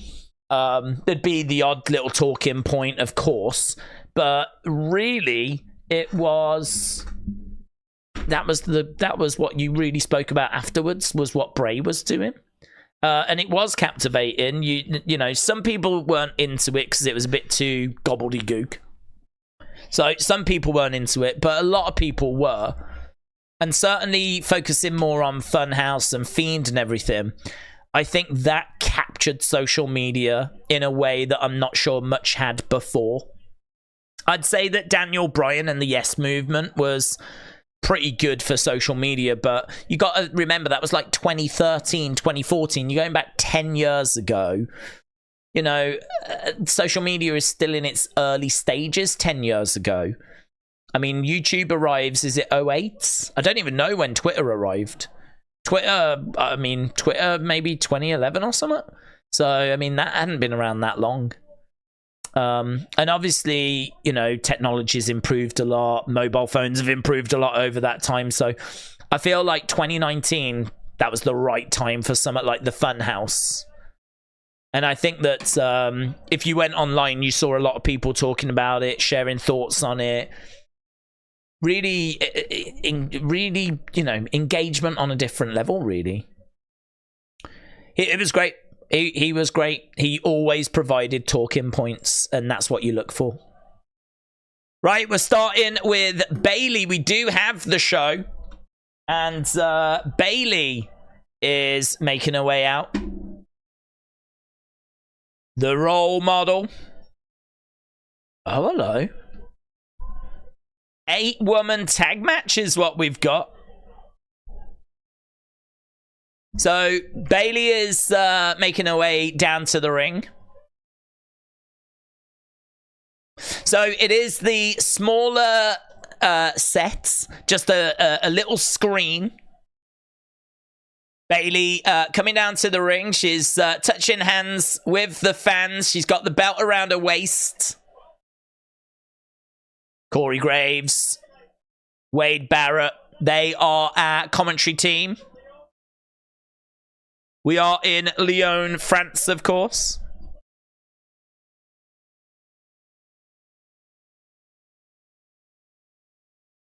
Oh, we've got French we've got the French announce table. Yes, let's go.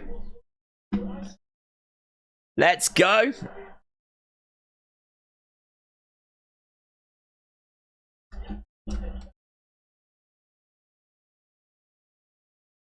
French announce table.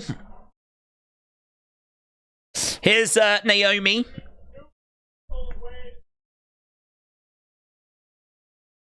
Passionate crowd, loud crowds. Very good. So yeah, PJ, shout out to you. It's very hard to compare Bray to anything on TV now, to be honest. There's not really anything like Bray now. I mean, obviously Uncle Howdy and what we're doing there. But character-wise, there's nothing around anymore, is there? Nothing that's really doing that kind of mystery, cryptic. Joe Gacy in NXT felt like the closest we had for a while, but even that just doesn't feel quite right. Right, Naomi has made her way down. Let's change over this graphic to 8-person tag. Days, are you doing double streams? If you're not, then I'm going to go now and come back when I watch SmackDown. If you are, then I'll stay. Huh? No. Am I doing double streams? Well, I can't quite answer that because I don't know if this is going to be shown later. I mean, I do feel like there's a large part of the community that's going to miss this. So I do feel like I should come back later. I think there is a chance I will be back later to do this show again later for the people that can't join us now. But I won't start 2 hours before. I'll just start when the show starts.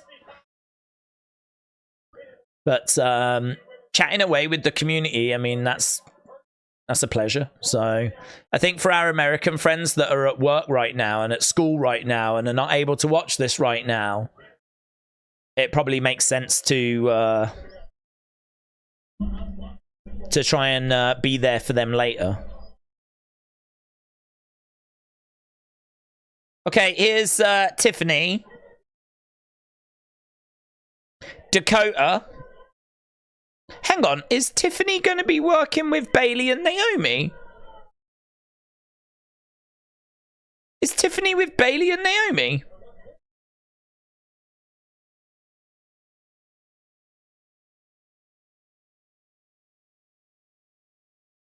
Kabuki Warriors taking on Bianca and Jade.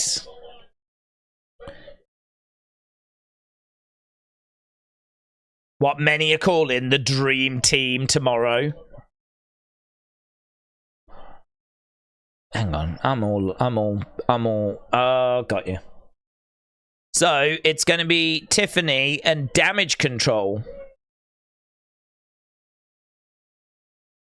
That makes more sense.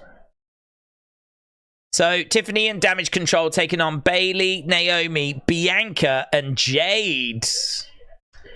This is a big match in it. Lots of star power. So, it's not a match that really means anything. In fact, scrap that. It doesn't mean anything. But a lot of star power in it. This feels a little bit like a house show.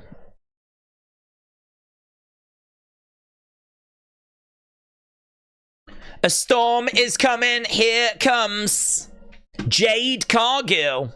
So, 8-woman tag is what we're starting with. Bayley, Naomi, Bianca, and Jade taking on Tiffany and Damage Control. Here's Jade Cargill. Big cheer for Jade as she makes her way down to the ring. It's going to be the same venue that we're going to be doing Backlash in. Muse, shout out to you. Muse0042 said, I'm listening whilst at work. I won't be able to watch later anyway, so this works out great. Cheers. Muse0042, I hope you're well. Yeah, we've got an 8-woman tag starting things off. Jade Cargill making her way down to the ring, looking fabulous. Of course, and Bianca's in there. Naomi's in there. Bayley's around somewhere. Oh, there she is. Damage Control and Tiffany over on the other side. Feels very similar to when we were in the UK, to be honest. Similar kind of stage setup, arena setup. Similar to Backlash last year. I think we might be getting a Bayley chant, are we? The Hey Bayley thing? Yeah, Hey Bayley chant to start things off from the crowds. Naomi is wearing red, blue and white, the colours of France. Hossein goes down. Naomi in the corner. Naomi getting the crowd to join in as she looks to charge over. Ooh. Drop kick. Dragging Kyrie into the middle of the ring. Tag. In comes Bianca. Bianca jumps over the top. Handstand against the ropes into a moonsault. Connects. Kyrie is covered by Bianca, but manages to kick out. Aaron, hello. Hope you're well. Hope everyone is ready for Backlash. Any bold predictions? I don't think so, to be honest. It feels like a pretty straightforward card. I mean, I'm keeping an eye on Tiffany for the women's title. I think if Triple H wanted to really invest in her, like pull the trigger, she could get that title. I mean, she was so over before WrestleMania. She's still over now. Bayley doesn't really need a long reign. So I am keeping an eye on that for an upset. I don't expect Cody to lose, of course. So expect Cody to keep the title. I think Bianca and Jade will be victorious. It feels too early to split them. I mean, they're clearly going to have a match, but it feels too early for that. So I think Bianca and Jade having a summer with the women's tag belts would make sense. So, yeah, no bold predictions. I am wondering about Wyatt 6 and about them coming in. And, of course, there's rumblings of a couple of big stars that apparently could be around.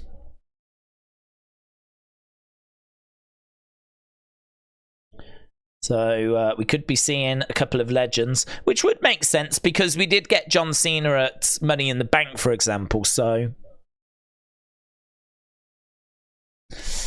but Aaron, I hope you are well. Morgan said, I'm back. I had a slight meltdown over a BBC radio screw job. Listen to mainstream radio for 2 hours and no Joe Hendry, said Morgan. Typical Bailey chant in European WWE show, said Faint Repeater. Not that stupid song again, said Miss Clown. One Mark said, where is this being streamed? Well, it's not being shown in America yet. It's going to be on delay in America. But here in the UK, it is on TNT Sports as usual. TBH said, is this SmackDown right now or the Backlash Kickoff show? This is SmackDown. So we've done the Kickoff show. That was earlier. It's SmackDown that we're enjoying now. France is 1 hour ahead of the UK. It is. This feels like a live event, said Dom. When do you think Eric Rowan will make an appearance? Well, apparently he's signed, so we are expecting him to be in that Wyatt 6. I think that whenever they debut. So there's every chance it is tomorrow. But we still haven't had that confirmed, have we? So we're still not 100% that that's where it's going. Right, we are going back. We was at commercial break, but we're going back to the action. So we are over in France. We've got an 8-woman tag match. It is Naomi, Bailey, Bianca, and Jade taking on Damage Control, all 3. No, Io, and Tiffany. Shot there as Bailey goes back against the rope. So we've rejoined as Bailey is in there with Asuka and Kairi. And kick out there by Bailey as the crowd starts singing that song again.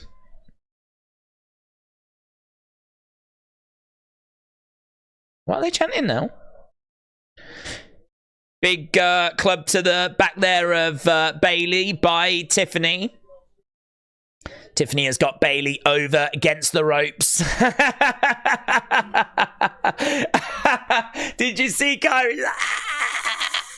She was loving it as the camera panned across. That's great. That'll be a GIF. That'll be everywhere.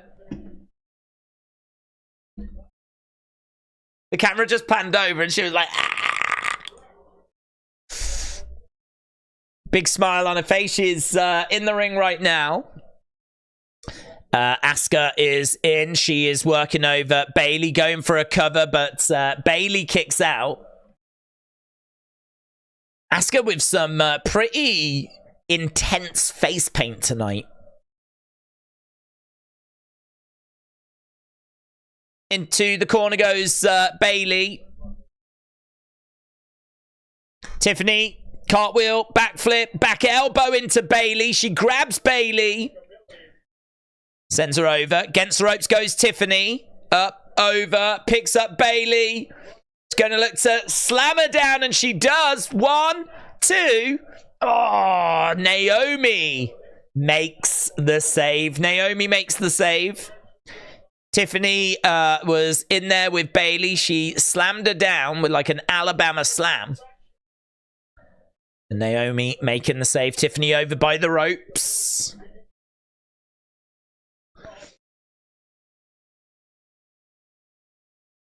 No one has got any defense, says Wade Barrett. He's got no defense for what Tiffany is bringing. It's so weird, you know, because in America, Because in America right now, it's not on. It means that there's next to no stuff being put out on social media. Normally we get loads of images and all of that kind of stuff, but there's not really much on Twitter at the moment. It's weird, man. It's weird. The Horror King Mayhem said they should let us watch this on Peacock. Well, Peacock don't have the rights, do they? Unfortunately, it's Fox that have the rights to it. So it's Fox that have dropped the ball. As Fox and put the tape one on Fox as usual. Chokeslam. I suppose they're a bit worried that might affect their ratings, maybe, but I don't know. What's the alternative? People are just going to go and watch it on Watch Wrestling, aren't they? Big splash there by Jade. Jade in the middle of the ring. She's got Dakota. Jade has come in and has cleaned house. Boom! Powerbomb to Dakota. Bianca has come in. Bianca goes over. Oh, innovation. Oh, look at that. So Bianca comes over. She cartwheels over Dakota. Jade catches her and then uses that momentum to like slam her back down onto Dakota. Oh, wing clipper by Naomi. Oh, but a double stomp by Tiffany. Bailey to belly. Connects. Tiffany rolls out the ring, though. Oh, my God. Dakota. Scorpion kick. On the shoulders. KOD connects. On Dakota by Bianca. And that's got the win. KOD by Bianca wins it for the face team.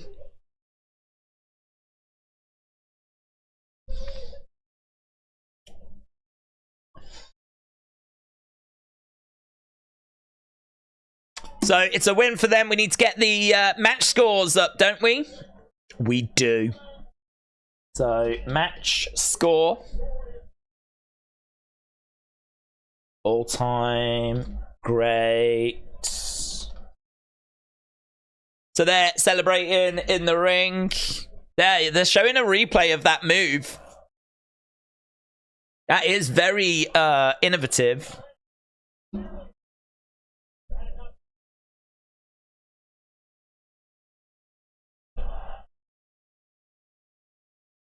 So, I'm writing this down for the review. Bianca cart. It wasn't a cartwheel, really, was it? It was a handstand.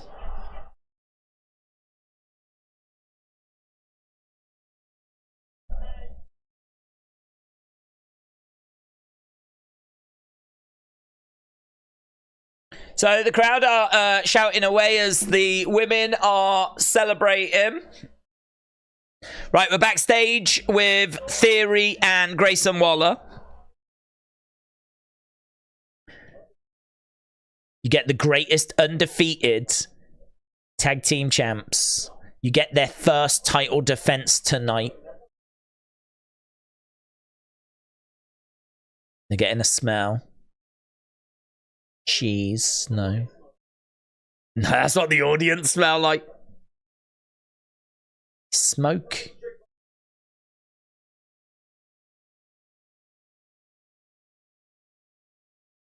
We are the smoke. A-Town Down Under taking on the Street Profits tonight. I thought they were taking on New Catch Republic. That's what the preview said on this site. Oh, no, sorry. New Catch Republic are taking on Authors of Pain. I got confused. Days, did you see what Drew McIntyre said to Wayne Rooney at a live event? It was hilarious. I did. He said, like, what happened to you, didn't he? And laid into him. Well, not physically. Verbally. Smoked cheese. I can't score. I didn't get to watch it, said Austin Cooper. That's fair. Big up Watch Wrestling, said Faint Repeater. Is it on there, is it? Is it on Watch? I'll have a look. Watch Wrestling. Big up Watch Wrestling. Representing. Helping out wrestling fans when these evil networks won't. WWE Smackdown. Ooh, is it on there? I don't know that it is, you know. I don't know that it is. Most Wanted Treasures, Raw Talk, NXT Bump this week. No. If anyone knows where this is being shown, feel free to let us know, because there's going to be a lot of people. Oh, there's another Watch Wrestling. How have they got 7 parts? Watch Daily Motion, part 1, part 2, part 3, part... How have they got 7 parts? The show's only been on 20 minutes. There is a Watch Wrestling that's got links, but it's a bit suspect. One of them's got 7 parts to it. What? Watch-wrestling.lat. Don't know. I don't know if I trust that one. And I couldn't see it on the other one. Right, well, I hope you found it. Okay, we are live in Lyon, France. We've had a 20-minute match to open the show. We're backstage with Bianca and Jade. With Kayla Braxton.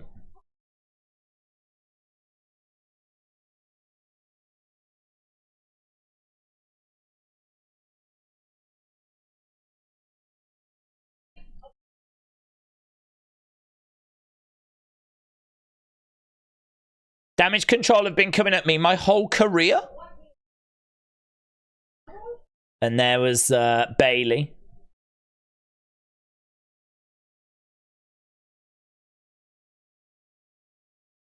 Bianca a bit fiery at Bailey still.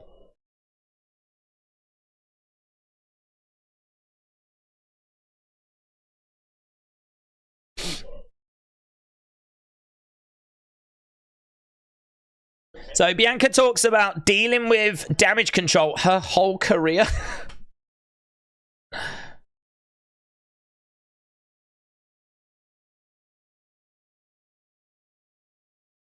Carmelo Hayes. Yeah, this was a week ago now.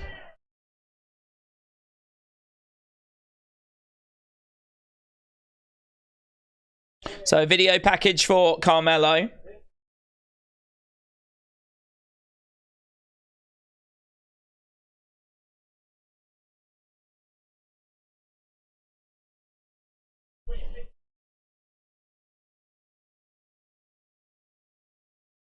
So it's a replay of last week's, or just highlights of last week's main event, Cody Rhodes against Carmelo Hayes. Right, I can say that that match came out as 92% goods. It's kind of what we'd expect, really. There wasn't, it was fine. It, you know, served a purpose. Meet for CFC 1992 said, saving me here days. I'm walking home from work in the rain. So you are my commentary for the next hour. Cheers, pal. Meet for CFC 1992. Shout out to you, buds. I hope you're well. In the rain. I'm sorry to hear that. I got you. I got you. We're backstage with Nick Aldis and Carmelo Hayes. You showed up, you showed out. Last week I almost beat him, says Carmelo. I gotta keep that momentum going. He wants in King of the Ring. Here's Bobby. Oh, look at this. More important. Very impressive last week. If there's anything I can do,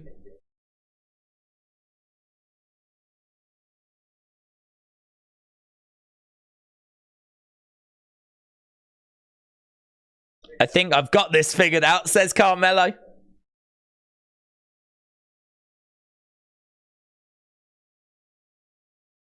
Last week you lost. When was the last time you shot your shot, Bobby? Bobby stops Carmelo. Piece of advice for free. Be careful who you disrespect.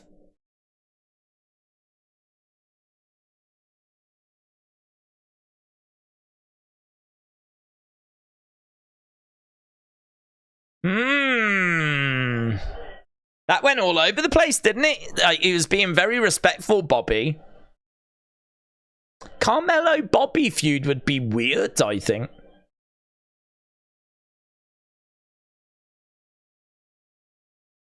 I mean, surely that would be an L for Carmelo, surely.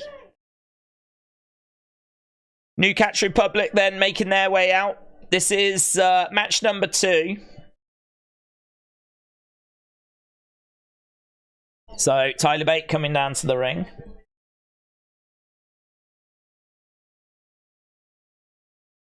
New Catch. They're taking on AOP, aren't they?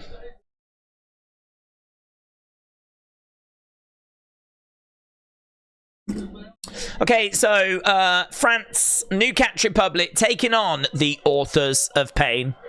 Pete Dunne in the ring. He gets good reaction. And we go to commercial break. Bobby would squash him, said Miss Clown. New Catch Banana Republic, said Miss Clown. New Catch Republic is a terrible name, said Darth. It is not great. Dort Knight said, as far as I know, Days isn't streaming UFC or boxing tomorrow, but don't quote me. Well, no, I'm not. I can't do UFC. What, boxing is tomorrow? Are we missing boxing?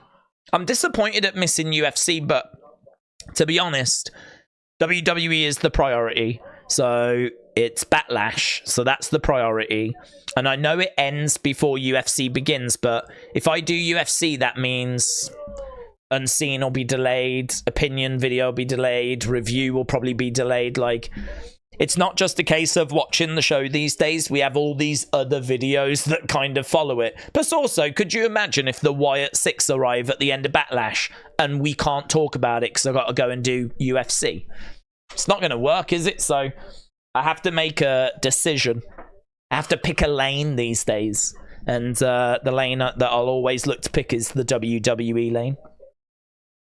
So no UFC. And I don't even know what boxing's on. Canelo tomorrow. Ah, right. That's a shame. I would have done that. It's a shame that they're not spaced out, to be honest. If it was, like, you know, Backlash this week, Canelo next Saturday, UFC the Saturday after, that would have been perfect. We'd have done them all then. But Backlash has to be the priority. It's great to have you back in the UK, said Dort Knight. Dort Knight, shout out to you. It's lovely to be back, honestly. I could have stayed a bit longer, to be honest. I mean, I think you always feel that way when you go on holiday, but I have no problems with being back. I have no, like, it's not like I was crying on the plane back. Like, I went, had a good time. I did good toy hunts. I just know that I've got to get back and do the work now. More work. And that's get all that footage and, you know, do some stuff with it. So, and as I said, whilst I was over there doing the streams, like, when you're so used to streaming as often as what I'm used to streaming, you really feel it when you don't do it. It's really strange. So it's lovely to be back, and we'll get back on it. Okay, Cody, AJ graphic. They will be face to face tonight. We've had a quarter of the show already. So, quarter of the show is done. Cody Rhodes, AJ Styles face-to-face. Probably our main event, that, I'd imagine. Again, we're just looking back now at the drafts. And what happened over at last week with Bianca being the first pick. And Jade was also the first pick.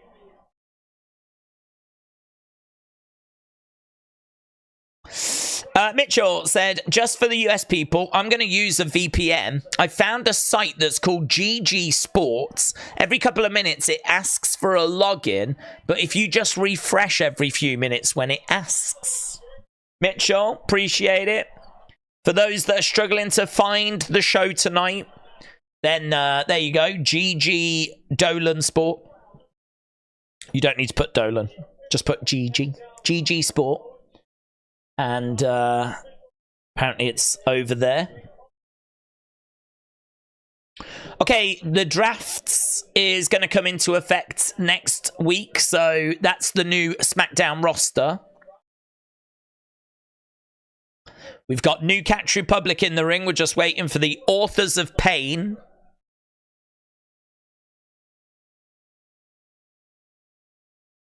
Pete Dunne, Tyler Bate. This crowd is still making plenty of noise.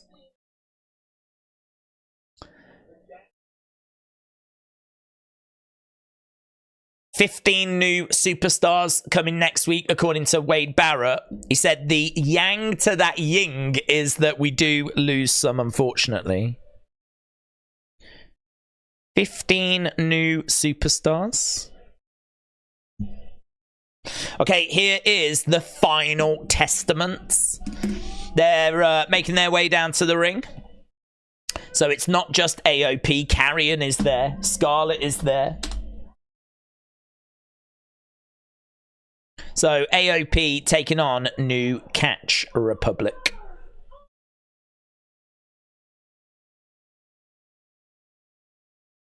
So Authors of Pain making their way down. They look awesome. They look great. Paul Ellering leading the way. Scarlett is out there as well.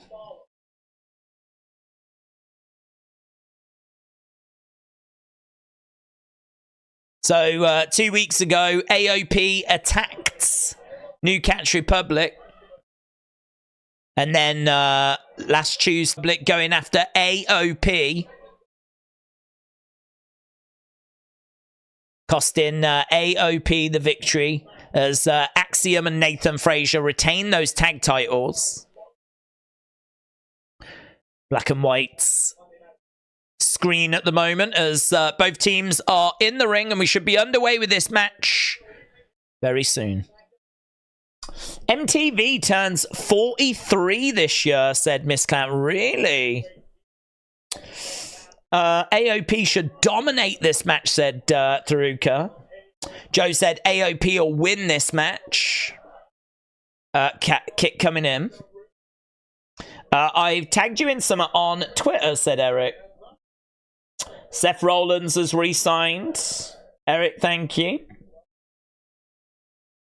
Ashton has got a link to Watch Wrestling. WatchWrestlings.net is apparently a site that might have some success. I've got a lot of French memes that people are tagging me in. Tyler Bate charges over. Back elbow there by Tyler Bate. Tyler Bate again running over. Boom! Another one connects. We've got a little graphic in the top corner that says Leon France. But AOP are back in control. We got a little graphic in the corner. TNT Sports Live. We are live from France ahead of Backlash tomorrow. The first PLE since WrestleMania.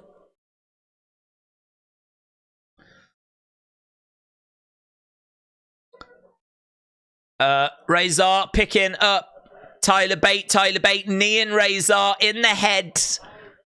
Tyler Bate breaks out of it. Shots coming in by Tyler Bate. Couple of uppercuts there. Tyler Bate has got Razor. He's going to look to try and... Man, could you imagine if he did, though? Could you imagine if he did manage to get him up? He's trying, but no joy. I wonder if he'll be able to do it later. If Tyler Bate can get Razor up into a vertical suplex, that would be sick. Pete Dunne going up top. Oh, stomping down on the arm of Razor. Dropkick by Tyler Bate. Razor goes to the outside. Akam comes in. He goes over the top rope as well. Tyler Bate jumps to the outside. Tag is made. New Catch Republic in control. Tyler Bate goes up and down onto the Authors of Pain on the outside. Pete Dunne standing on the edge of the ring, looking out at the crowds. Tyler trying to get one of these Authors of Pain members back into the ring. Goes, oh, hello. Beautiful. Springboard uppercut there by Tyler Bate, but he gets picked up. Ooh, on the shoulders. Samoan drop, maybe.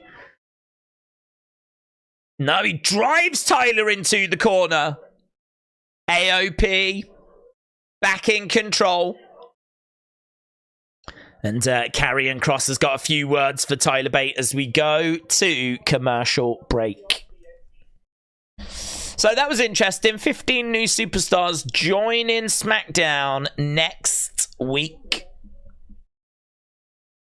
Obviously as a result of the drafts.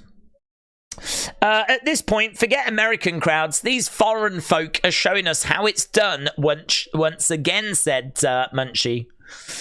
Yeah, it's a good crowd. Really good crowds. Plenty of noise. The only thing I would say is that I think the American crowd would be like this if they didn't get it on a regular basis. I think that, you know, we're seeing, like, we don't go to France. This is something the French fans have waited their whole lives for. I mean, they get house shows, but they don't even get Raws and SmackDowns. So getting a SmackDown is massive. But to give them a Backlash, a premium live event, I mean, it's I think a good indicator of what it's going to be like when we go to Germany as well. Eric tagging me in this from Wrestle Purists. Ethan Page no longer with AEW or Ring of Honor. Who won? How many matches has happened, said Favor? We've only had one match so far, buds. We've only had one match, and it was an 8-woman tag match. It was Bayley, Naomi, Bianca, and Jade taking on Tiffany and Damage Control. And it was a win for Bayley, Naomi, Bianca, and Jade when Bianca hit a KOD on Dakota. So that's the only match we've had so far. We are in our second match now, which is New Catch Republic against AOP.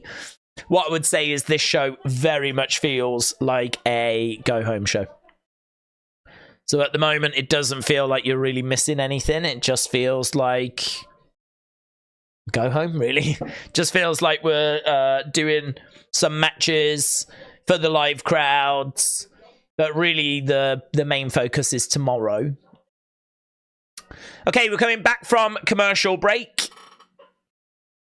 And the crowds are still really into it. They're all applauding away, making noise as we come back from the commercial break. Tyler Bate in trouble. AOP in control.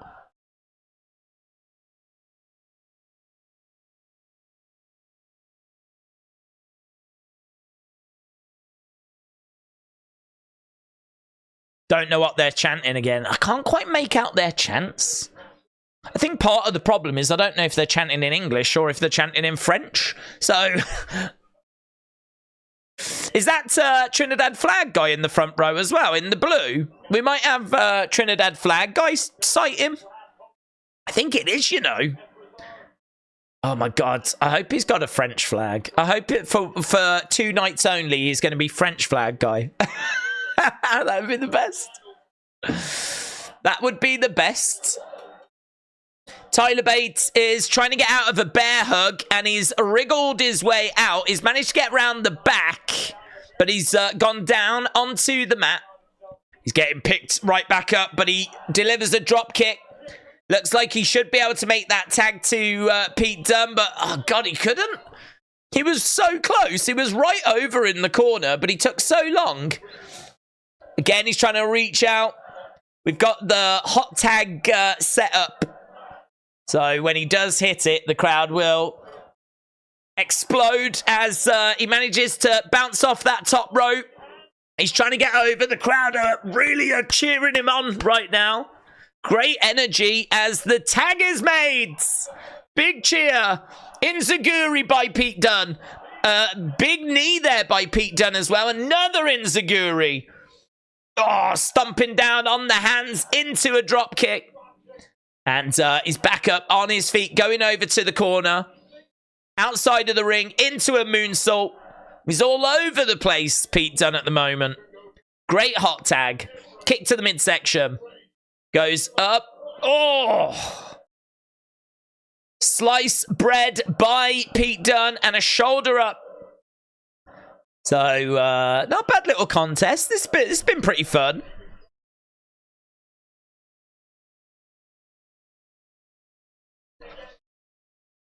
Sounds like they're chanting Balor water. Balor water. Balor water. Big boot there by Pete Dunne. And Tyler Bate's going to get him up on his shoulders. He does. He's got the big man on his shoulders. And he's going to look to hit that airplane spin. And there it is. Tyler Bate with the airplane spin. This is the modern equivalent of the Cesaro swing. But, and he plants him down. And he kips up. And he gets over, makes the tag. Oof. Kick by Pete Dunne. AOP are down. 1, 2. But the save is made. Bit concerning at the moment for the AOP. New Catch Republic all in control. Balor water. Balor water. For me, it says BT Sport 1. Does it? How would it say BT Sport 1? I don't even know that BT Sport is a thing anymore. Pete Dunne on his feet, going against the ropes. Scarlett gets in the way. Scarlett in the way. Tyler Bate goes through the ropes. He lands on one of the members of AOP. Scarlett's arguing with Pete Dunne at the moment. Carrion has got Tyler. Oh, my God. He just hurled him. Pete Dunne comes crashing down onto Carrion. But it's going to result in AOP hitting a Uranagi. And this feels like the beginning of the end. I think it's going to be AOP. Boom. Yeah. AOP get it. AOP get it.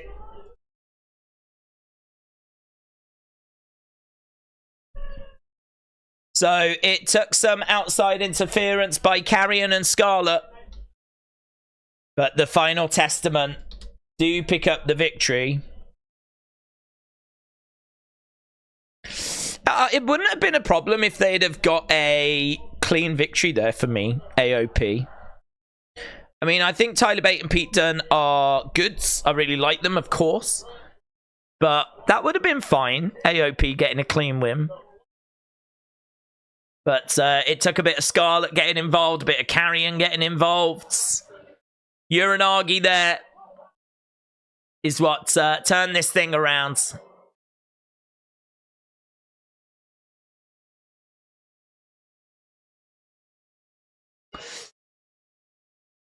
AOP move on. They move up and they're celebrating in the ring. So we've had 45 minutes of the show.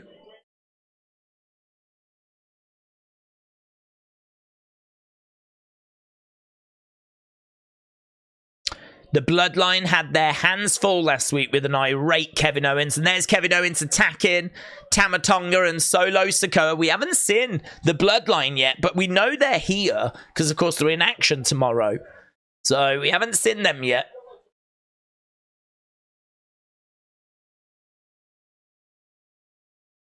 Oof, there's Kevin Owens going after Tama Tonga. There is Solo.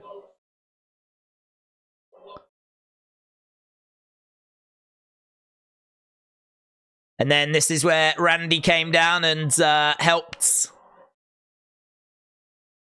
Paul Heyman is going to be on the RKO show. That should be good. No sign of any QR codes or anything tonight.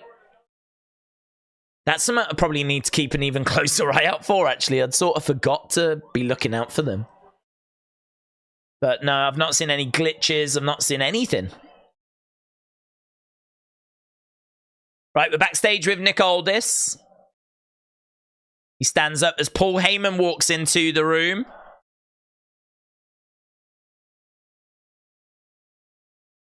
Did you get my memo? Request denied?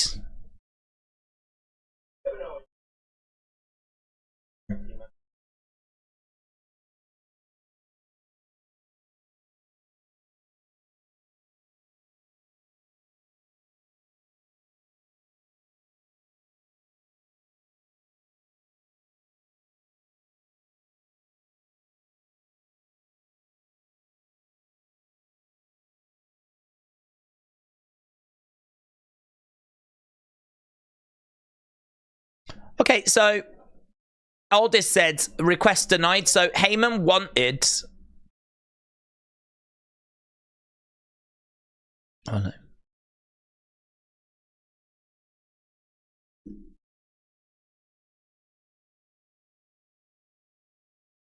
Are you in charge?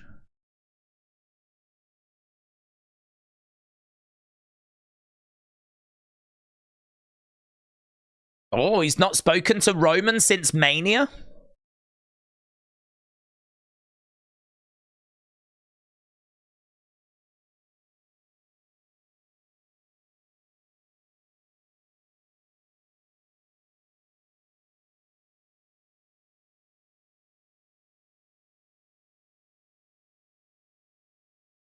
Roman didn't pull himself out the draft. Heyman pulled him out the drafts. Why?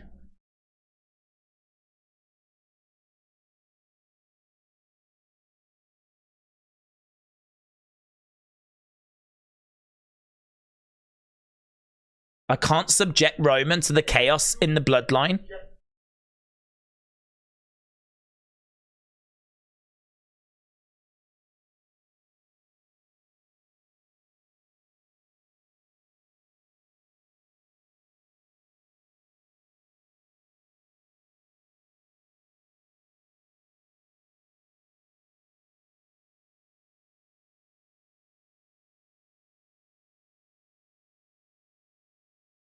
RKO show up next.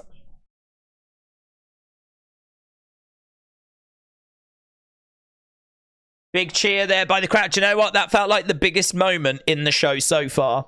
That felt easily like the biggest moment in the show. So we just had a segment with Aldis and Heyman. Aldis wanted, or Heyman wanted Aldis to remove Kevin and Randy from the match with Solo and Tama because he was like, they're not, you know, on your head be it, they shouldn't be in that match. They're going to get destroyed. Aldis says, no, I'm not going to do that.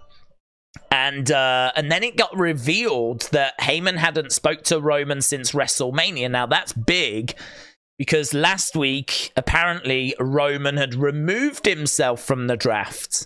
Turns out he hadn't. Turns out that actually it was Heyman that pulled Roman out the draft. He said, I just can't expose him to the chaos in the bloodline at the moment. So lots going on with the bloodline right now. And it seems like it's all happening without Roman's knowledge. It seems like Roman is not being kept up to date, up to speed with what's happening, which is kind of interesting because you would think that Heyman would be like letting Roman know, you know? Why is he not telling Roman about what's happening in his... Is that not what the wise man is meant to do?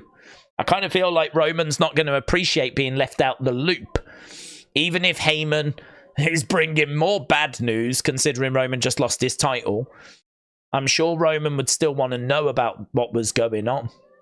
So all these little bits of information are very interesting. Let's get that poll result. We got to get to the super chats as well. 43, 26, 5, and 24.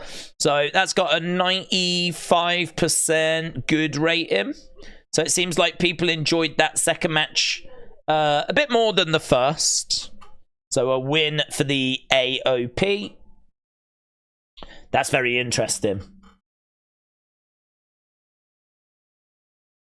So it seems like Roman Reigns has no idea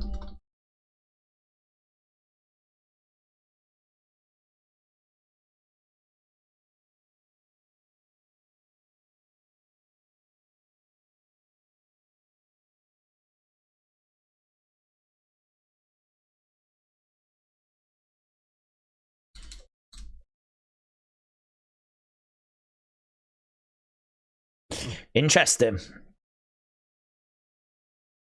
Okay, Cynthia, shout out to you, my friend. Really appreciate the support. Cynthia said, Days, welcome home. Hope you had a fantastic time. Do you think we might see a re-debut of Uncle Howdy tomorrow at Backlash? I do, yeah. I mean, at the moment, that Statue of Liberty image, I know there's not much to it, but that Statue of Liberty image, which we know was a gift from France, and now we're in France, feels like a big clue. Feels like it could really mean something. But as we said earlier, it doesn't necessarily mean that we're definitely going to get them here. All eyes on if we get another QR code, of course. And if we get any update tonight. So far, nothing. No glitches, nothing, no audio glitches, nothing at all. I think we will get something. I do expect something tonight, but yeah, right now I'm thinking Backlash, yeah.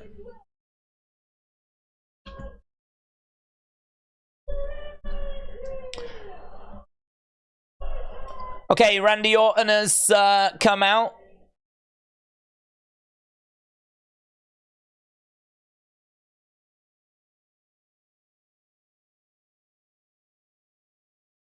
So, RKO show. Let's see what happens here. Paul Heyman's going to be on this, and considering what he's just said backstage, this should be good. The only thing is, this is Kevin, it's Randy. They can be in playful moods quite a lot of the time. To be honest, I don't mind that, but I really would like some answers here. I think we could really dig into what's happening in the bloodline. I feel like this segment could really provide some more interesting insights. I just don't know that you're going to get it from Randy and Kevin Owens, who, you know, in this kind of environment might want to goof around a bit. So, I don't know. I would like to try and get some more insight there. Glad you had a safe trip home. Cynthia, I really appreciate the support, my friends. Yeah, let's see if we get another glitch. Let's see if anything kind of shows itself. But honestly, so far nothing. But I'm still thinking there's a good chance that we're going to see the arrival of the Wyatt 6 tomorrow. That could be awesome. Could be that Cody wins and he gets out of there like how Seth did at Extreme Rules. And then lights go and boom, here we go. Crowd are singing along as Randy has made his way out. Dun-dun-dun. Dun-dun-dun. Dun-dun-dun. It's Kevin.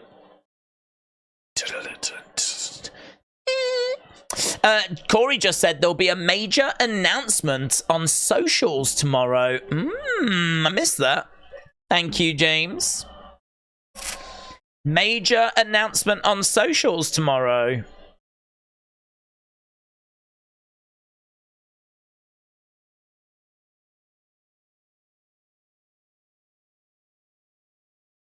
Wonder what that is. WrestleMania venue.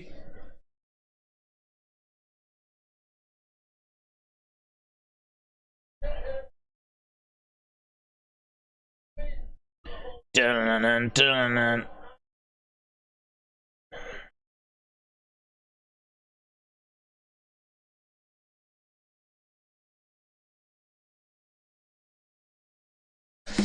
Okay, here's Kevin. That's what I'm thinking. Mania 41 location. Geordie said they definitely let Randy's theme play longer. The crowd was singing so loud. Randy really appreciated the crowd there, said Sleepy King. A good crowd like this makes the show feel so big, said Geordie. Yeah, you do have to remember, though, that they are all French, don't you?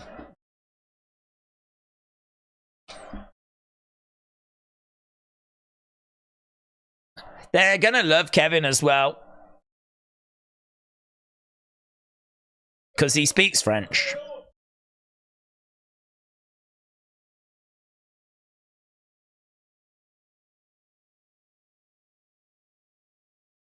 K-O, K-O, K-O, K-O.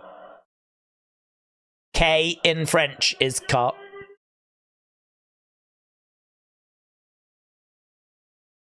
So he welcomes everyone to the RKO show.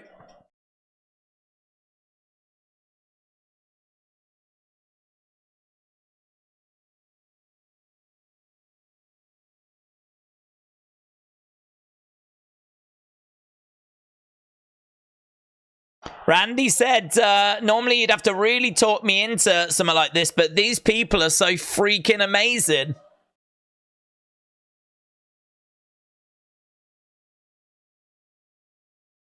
Randy chants. Loud chants. France really represent him right now. I put him pin.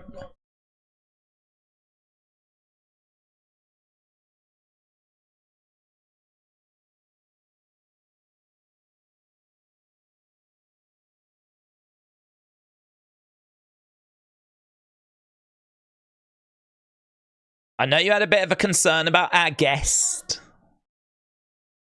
I didn't want to have a guest, said KO.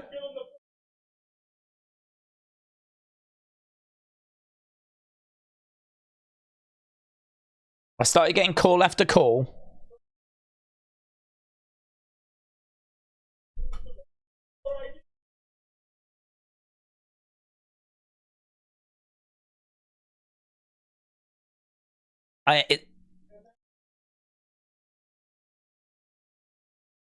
So apparently Paul Heyman kept calling.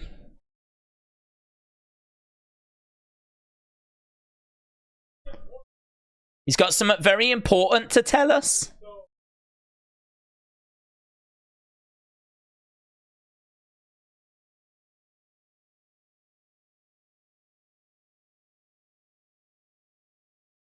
Do you want to introduce Paul Heyman? Not especially.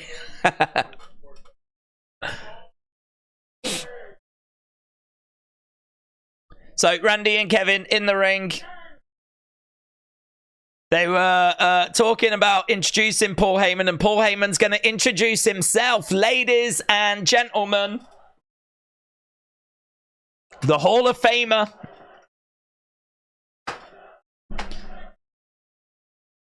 Mesdames and Messieurs,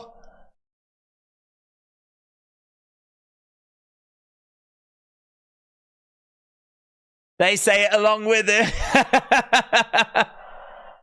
And they cheer. He didn't even get a chance to finish it. That was great.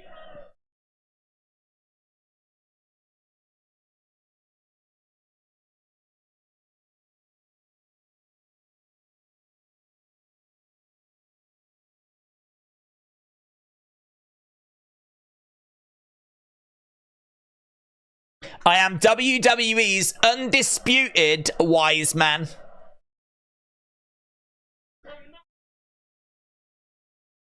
I could come out here with respect.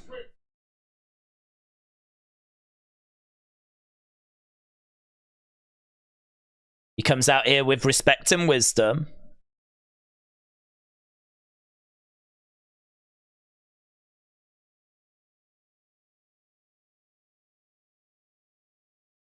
You can't RKO him right away, Randy. Randy's like, I'm more of an out of nowhere kind of a guy. So Heyman gets right back out the ring again. Very good. RKO. RKO. There will be no RKO.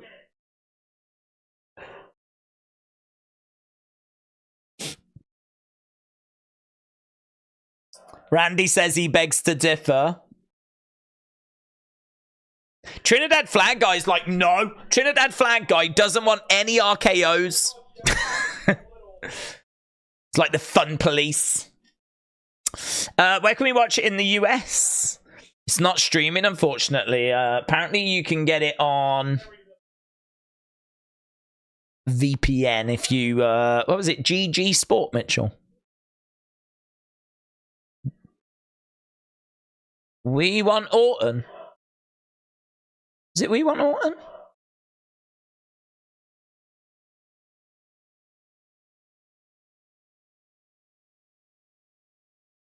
Is it we want Roman?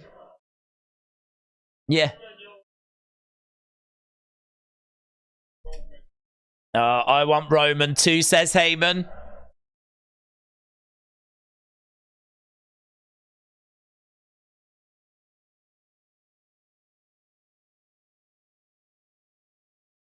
I have great respect for you.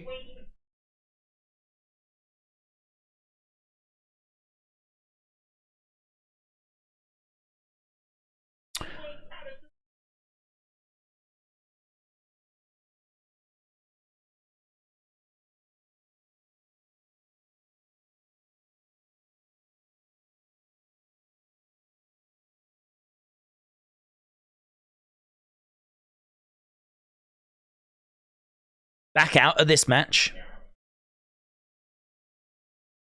He said the rules are different with Tama Tonga and Solo Sikoa.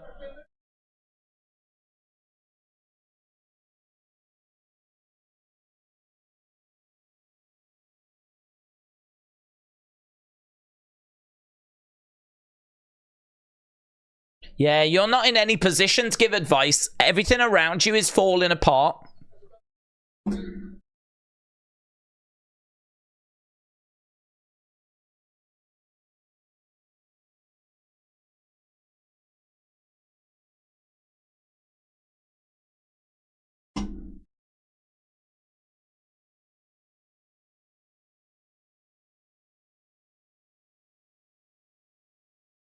Who is the real tribal chief? That's good.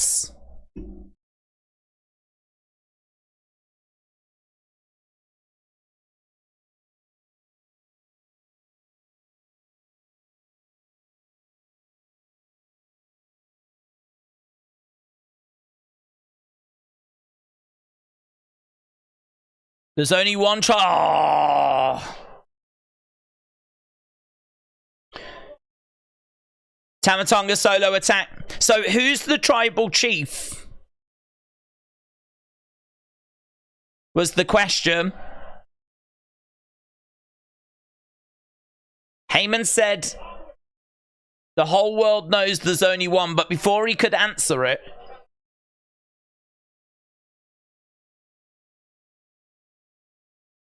there's an attack.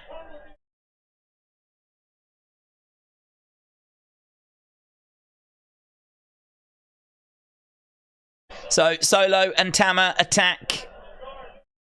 The RKO show is frustratingly going to not provide us the answers that we want. But I do like this story at the moment. There's so many talking points. Oh my God, that security guard knew to protect his neck. I love that.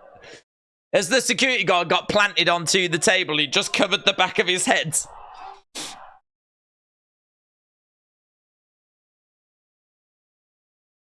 Kevin Owens getting back into the ring. We got loads of security trying to separate Solo and Tama.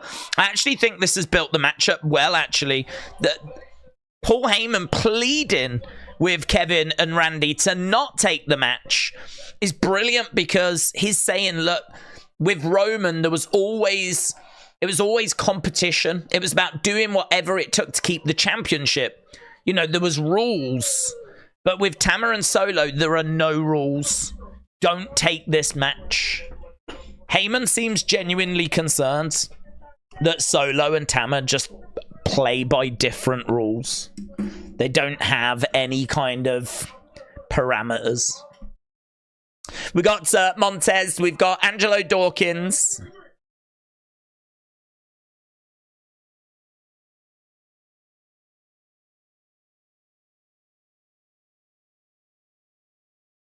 Are we going to walk out your new WWE Tag Team Champs? We want the smoke. So, A-Town Down Under against Street Profits coming up tonight. But now we've got LA Knight. LA Knight coming out. Have we seen LA Knight recently? LA Knight won against AJ Styles at WrestleMania, but yet finds himself... I don't even know what he's doing. He's taking on Angel. Dream match. Dream match. Yeah. Right. There's so many security to hold them from fighting, said Joe. Tomorrow. Bailey.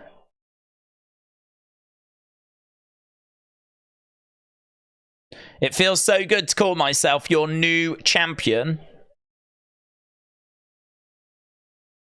Tiffany Stratton.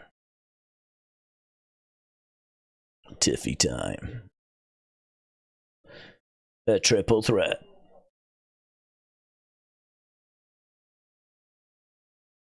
So we've just got a commercial at the moment for that women's triple threat. Boom. What was that segment like? I missed it, said Niall. It was pretty good, actually. So they were talking about like how Heyman wanted to be on the RKO show. Heyman came out, crowd all over the segment, finishing off his catchphrase, and it was quite good. There was two things that I took from it. First was the pleading of don't take this match. You know, Roman is someone that did what he could to keep a belt. But, you know, these guys, they don't operate by any rules. It's kind of difficult because, you know, he's talking about how he respects. I suppose respect is the word, really. You know, Heyman says, I always respected you guys. You know, the respect was always there. This was always friendly competition to do with a championship. This was about Roman keeping a belt. It's not that with Tamara and Solo. They're not about keeping a belt. They're about destruction. Like, please back out of this match. I got that from it because I think that really presents Solo and Tamara as being, you know, nothing's off, out of bounds. They'll do anything they want, you know?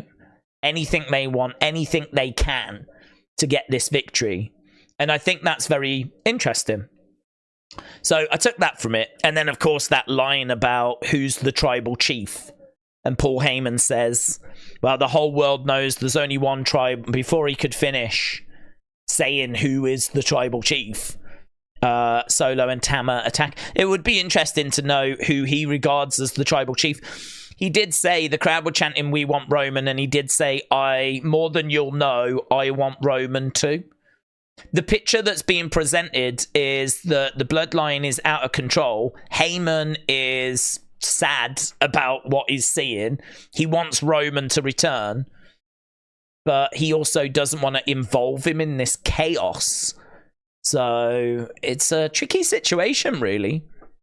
It's a tricky situation. I feel like he should be telling Roman what's happening. QR codes! There was a glitch! We got the glitch! Right, get on it, sleuths. The glitch was on screen momentarily. QR code. There felt like something that looked QR codey. It might have just been static, so I can't say for certain the QR code is in that glitch. But there was a glitch. A glitchy glitch. Hopefully this will be a simple one.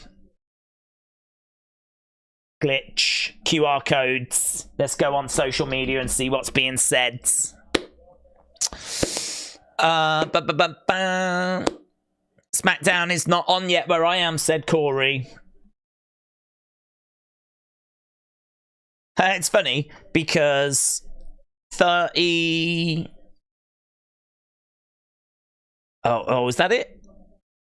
No.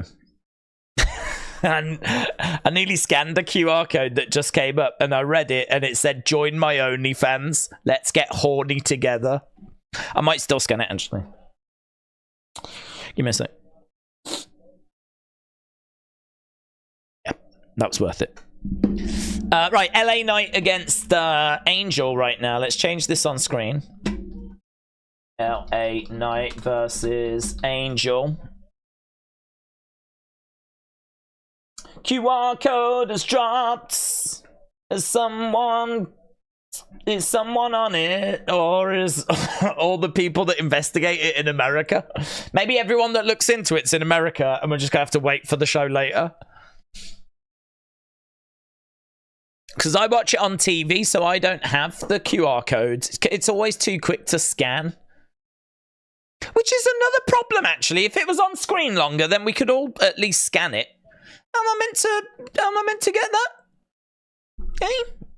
I'm watching it live. LA Knight clothesline in Angel to the outside. Right, there it is. Right, we've got it. It's on screen. There you go. Scan away. I'm going to scan it right now. I hope this is the real one. I hope this is the real one. Where is my QR code scanner? QR code scanner. Here we go. Scanned it. Oh, it's got a long URL. So the QR code URL is wwe.me. Not com. wwe.me. Is that maybe because I'm using a mobile phone or something? 3WNFDR4 question mark R equals QR. 3WNFDR4 question mark R equals QR. Okay, so let's click on it. What do we get? We get a video that says for WWE.com 404.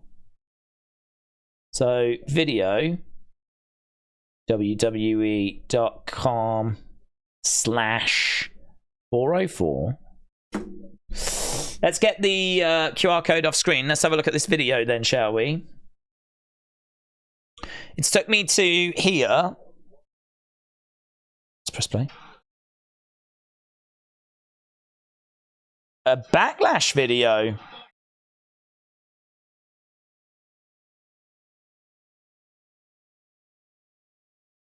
Oh.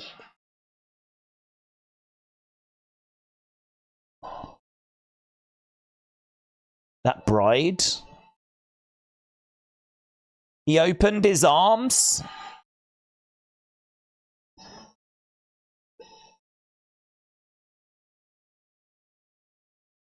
We were reborn because we believed.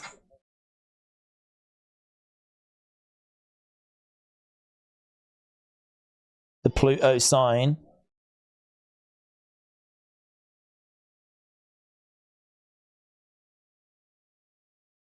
That's good, isn't it? That's a really good video.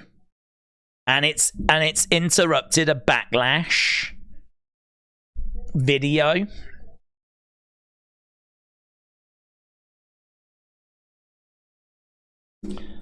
So what was it? WWE.com/404.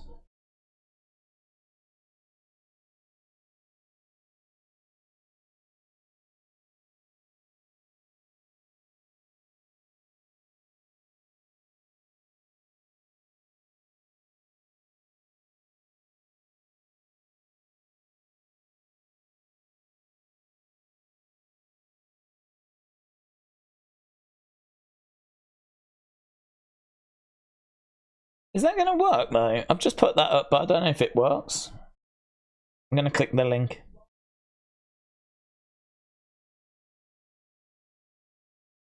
Oh, yeah, it does.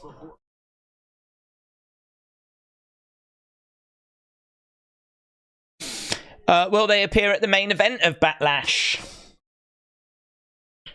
I don't know. I mean, like, it's got Backlash in the video, so that does reconfirm or reinforce that there's a real good chance that they're going to be involved.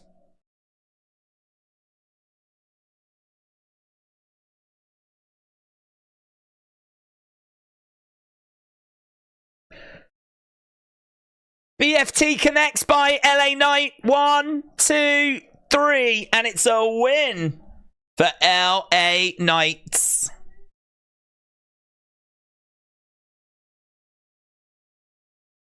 So LA Knight gets it. If you are just joining us, yes, there was a QR code. Yes, we've looked at it. It didn't seem like loads to decode, but I'm sure, as usual, like an onion, it will reveal some layers. Just like your mom, it will reveal some layers. Right, LA Knight's in the ring. He's got a microphone. Let me talk to you. Anna, shout out to you, said there was 6 vertical stripes in the static behind the Pluto sign. Wyatt 6. I like that, Anna.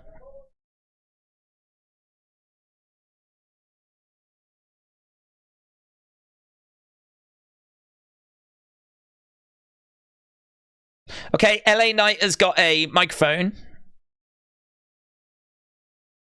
I'm going to make this my ring, says LA Knight. And he's entered into the King of the Ring.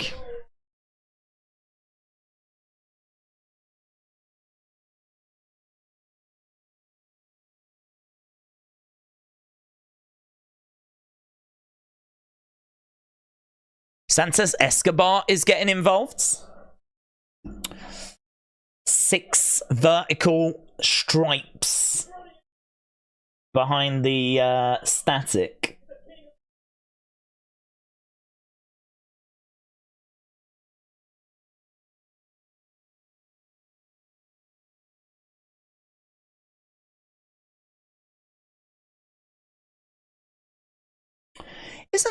Isn't 404 like an error code? Error 404. Oh, that's good. Yeah, look.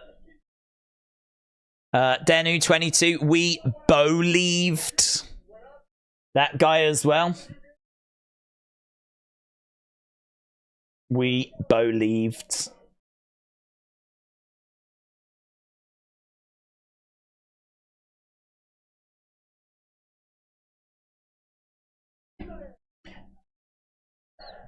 LA Knight, yeah.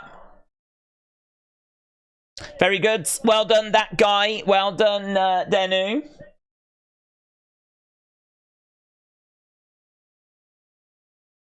Dun, dun, dun, dun, dun, dun, dun. Okay, last Friday, we've got the LWO.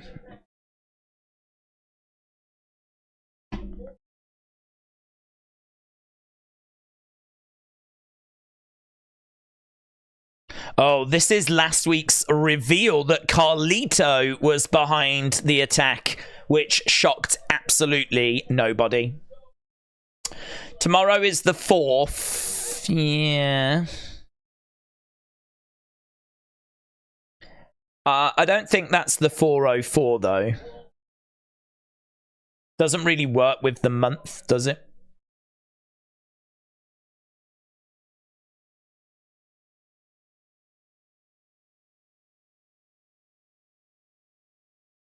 Why did you attack Dragon Lee? A whole chant for Carlito.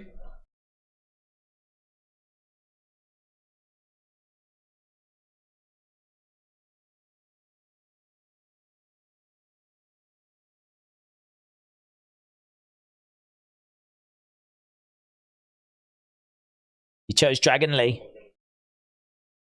Someone that's been in the group for 5 minutes.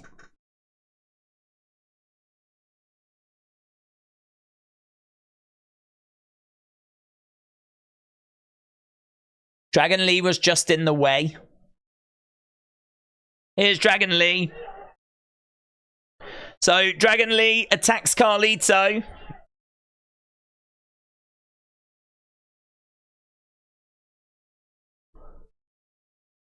That's it. We go to the Street Profits now.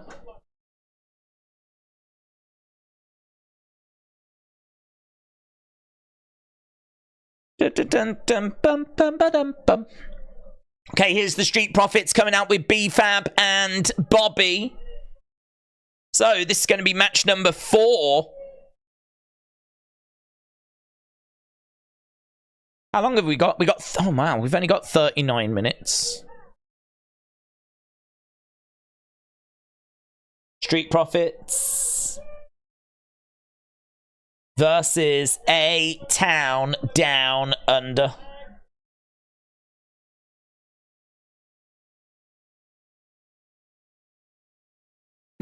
Let's go.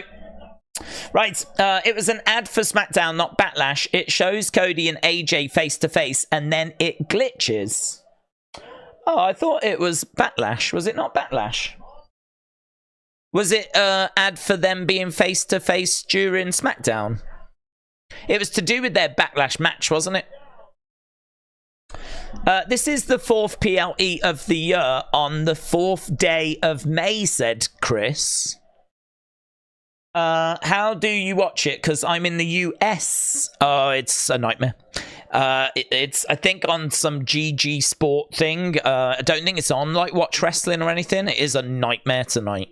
I think a lot of people, to be honest, are staying away and are going to just watch it at the usual time. 404 was an episode number that Simon Miller did a tribute to Bray Wyatt. I'm really clutching at straws, said Ian. I just didn't want to wait till tonight, said Ben Minnier. A Clown Down Under.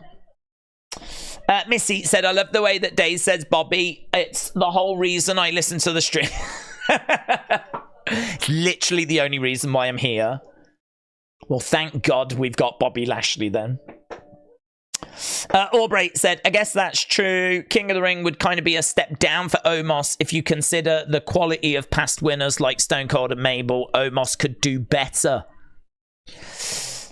Don't want to wait till tonight. Missed the whole show. Edward said, Days, how are you, buds? Glad to be home and chilling out. I am glad to be back, yeah. Anna said, the code 404 usually means an error code. Or could it be the 4th match tomorrow, the 4th at Backlash?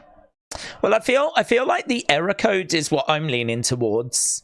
I'm struggling with the 4th date thing because I just don't see how that relates to 404. I mean, if it was like 5424, then you go, yeah, okay.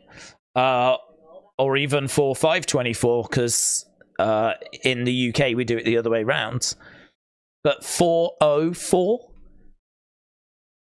That just it really makes me think of an error. That's the thing that came to my mind was, like, I'm sure it is an error code, error 404. But I don't know. Error code is what I'm thinking, but I don't know. I mean, all theories are welcome.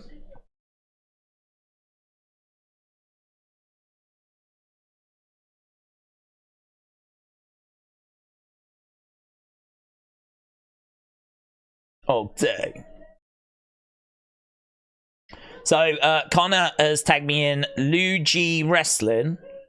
Luigi Wrestling said the QR code leads to a page which appears to redirect to a 404 error with a promotional video for Backlash, which ends up transforming because we believed, which we know, we've seen from that screenshot, changes to because we believed. Anything in the source codes? Anything in the source codes?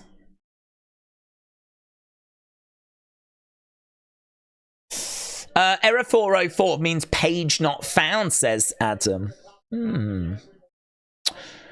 What's the QR code URL? wwe.com/404. That's it. I thought the Statue of Liberty would have meant an MSG show, but obviously not, said Edward. That's perfectly understandable theory.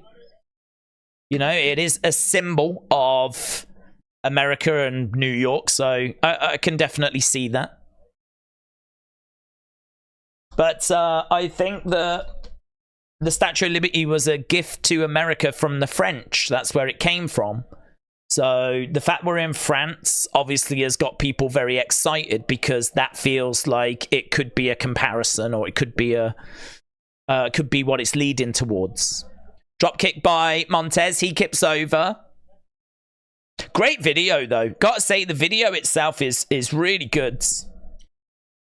The latest QR code on SmackDown leads to a video that says "We believed."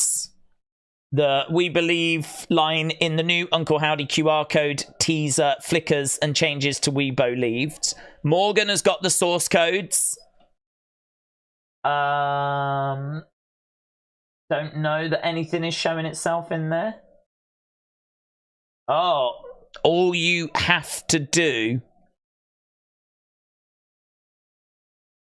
So all the words "all you have to do" are in there apparently. Begin consent trust. Place at start a document. Do not alter. Media all. So I don't know. Begin consent trust. Place at start of document head. Do not alter. I don't know. It's very hard with source codes to know what's a message and what is. Yeah, very hard to know what's a message and what is actually part of the source code. I do think that's quite interesting, though. Morgan has found the line "all you have to do" written in the thing, in the source codes. Which obviously is a great find, because all you have to do is believe.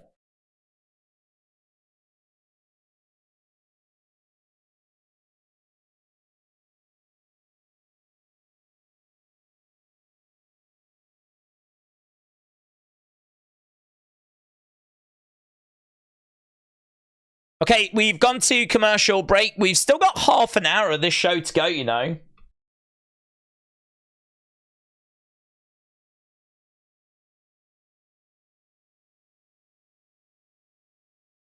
Boop, boop, boop, boop, boop.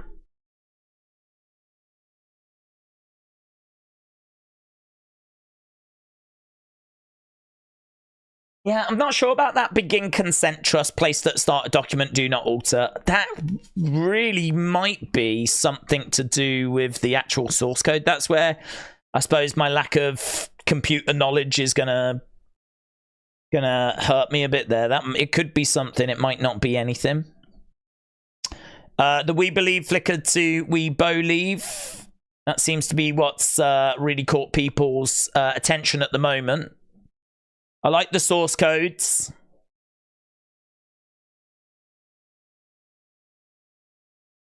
Denu says, oh, that's interesting. Has it been deleted, though? Oh, it has. Well, I don't know if this is true or not. It's been deleted now. But according to Denu, AJ Styles pyro showed this. I'm guessing it was just in the video. I don't think that was during the pyro. I think that was just as the disruption was coming in. You know, that video as it kind of flickers and starts to break apart. I think this image of a bird showed at that point, you know.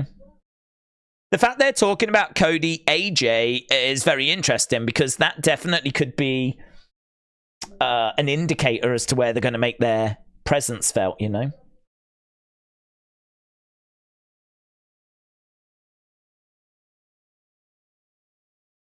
Third up from the bottom flashes and you get this. What does that mean? What does that mean, Emma? What does that mean? Third up from the bottom flashes and you get this. What does that mean? Third up from the bottom flashes. Third up from the bottom flashes and you get this. I don't quite get what that means, but this apparently is in there as well. I'll add it to the folder. Right, we are back to the action. So we got Montez in there. He's going over to try and make the tag to Dawkins. We'll keep an eye on that. Did you like AJ finally bringing up that he beat Dusty? Yeah, I did, yeah. Yeah. I didn't have any issues with that whatsoever. I know it might not have happened in this company, which is maybe why they've been a little reluctant to do much with that, but... Oh, he ends up doing a coast to coast and he lands into Dawkins. Yeah, he kind of hurt himself in the process there. Montez kind of got out the way.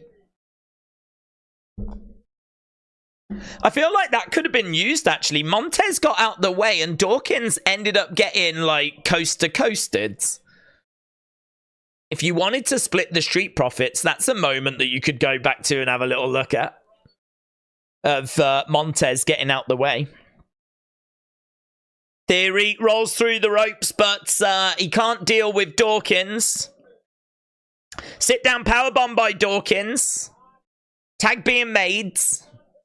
Top turnbuckle has been removed. Dawkins picks up Theory in an electric chair position. Over the top. Boom! Theory comes down. I think Dawkins tried to kip up there, and I don't think he could quite do it. Montez tried to kip up, but he couldn't quite do it. Street Profits very much in control at the moment in this match. And as we said, we've still got around half an hour to go. It says Bo leaved all the way through that video, said Geeky Ghost Guy. Dan said, I wonder if we get another QR codes during or after the Cody AJ face-to-face. Shane said it showed a preview for Cody AJ and it said next. That's when it all cuts off to the glitch static video bit. Over in the corner. Roll through by Dawkins. Oh, planted face first. Theory going for the cover. 1, 2, 3. And it's a win for A-Town Down Under. So we'll get our poll up on screen for that. So let's see what people thought of that match score.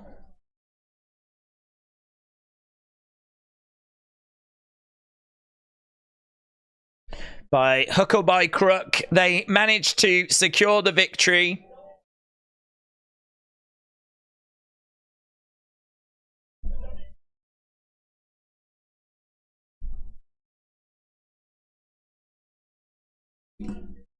Tomorrow is a brand new day. It's going to be time for Backlash, says Corey Graves.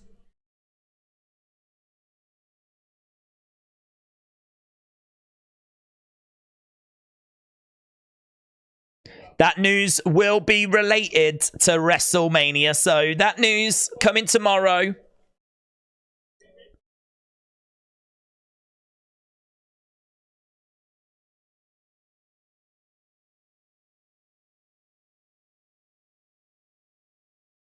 An official countdown to Backlash clock tomorrow.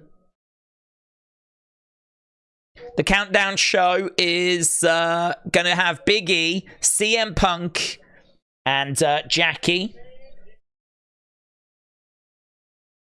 So, Big E, CM Punk, and Jackie will be doing the countdown.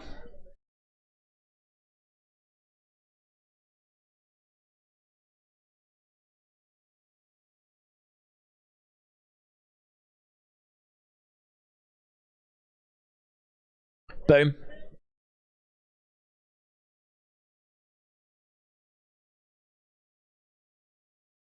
What time did Smackdown come on? It's been on for an hour and 35. Hurricane Mayhem said they need to go solo with Bobby. Takeo said a slight detail that the video came after they spoke about the face-off of Cody and AJ. Perhaps something will happen later, hopefully. We believe, said Brother Toots. Changed from because we believe to because we believed in both of these clips, says Jord5673. Okay, here's AJ.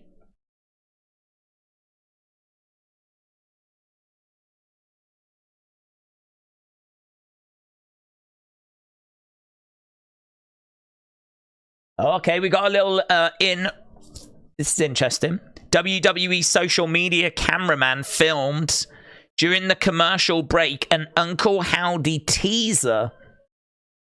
So Nightbird played during Smackdown.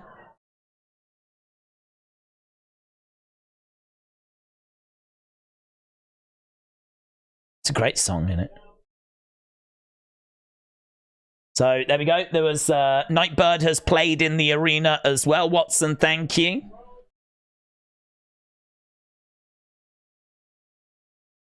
Okay, AJ Styles making his way down to the ring. We got 20 odd minutes to go. AJ and Cody face to face. It's going to end this week's SmackDown. Are they playing it in French? I don't think so. That would be fun if they were. I don't know that it's been... don't know that it's been done in French.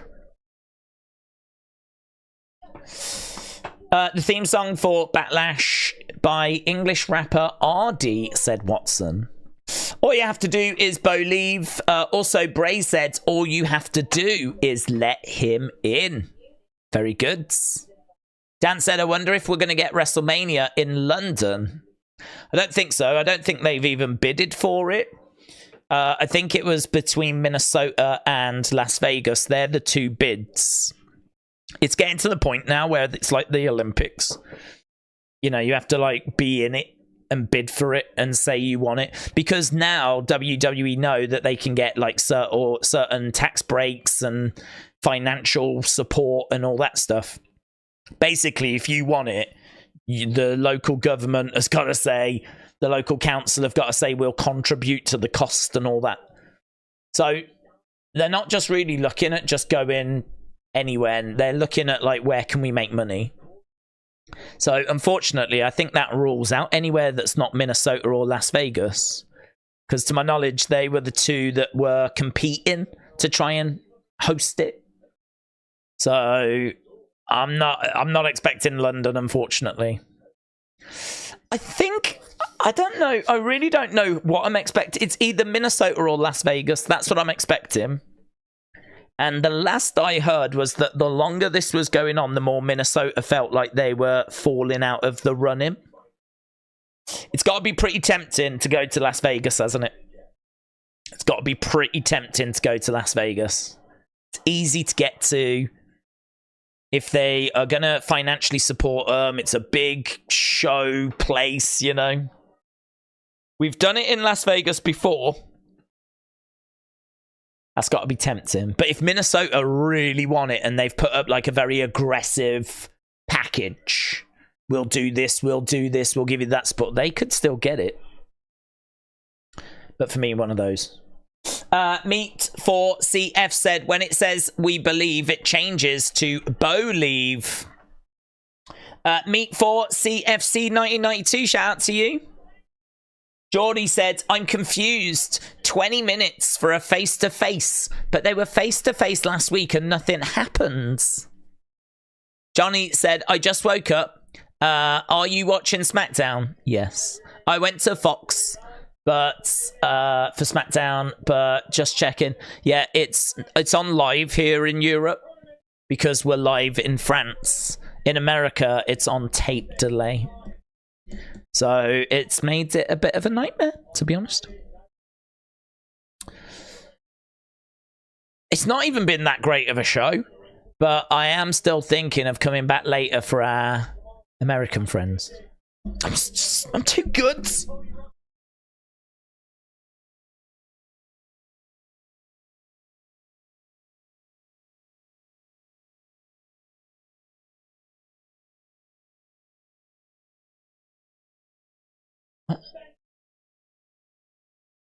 That's the highest grossing SmackDown in WWE history. This one tonight.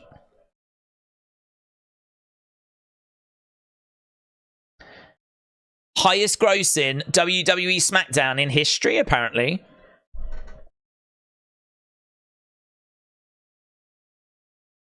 Here's Cody.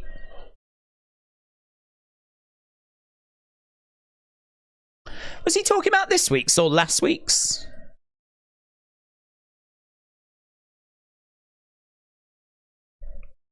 Again, we've said that is just a really nice way of saying we've massively pushed up the ticket prices. we're screwing you over so much. You won't believe how much we're charging people for tickets now. But they've not worded it that way. They've just said highest grossing. Wrestle Features said Corey Graves announces that SmackDown from France is the highest grossing SmackDown in history. How much have they charged the French? They deserve it. They deserve it. If we go to France, double the prices. Everywhere else, let's reduce them. Next time you come to the UK, tickets should be like £5. That's an amazing stat, though. I mean, as of right now, probably only last a week, but as of right now, the highest gross in SmackDown in history is this one in France. And we're only in an arena. We're not in like 100,000 flipping stadium.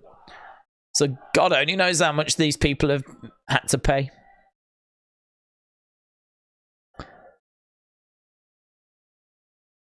But then, if you're a WWE fan, you know, when are you going to get an opportunity to see them in France again?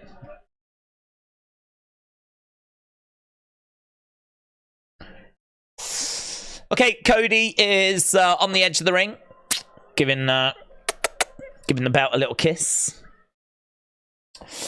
Clash at the Castle is going to break those gate records, according to them prices, said Nita. I know, man. French, you're not the only ones that are being made to pay. Clash at the Castle is steep. Steep. It's been a big criticism, actually. So, Cody in the ring. Arsenal Second said it's ridiculous. I'm in Lyon, and I'm at SmackDown, and I'm going to do Backlash. Also said Arsenal Second. Arsenal Second, shout out to you. You have to just think that it's like, it's getting to the point now where it's not sure we go to the wrestling. Now it's like something you're going to have to save for. Now it's like a, you know what I mean? Now it's like getting tickets to Taylor Swift.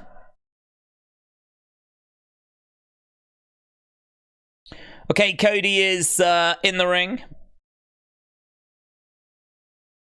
Cody and AJ face to face.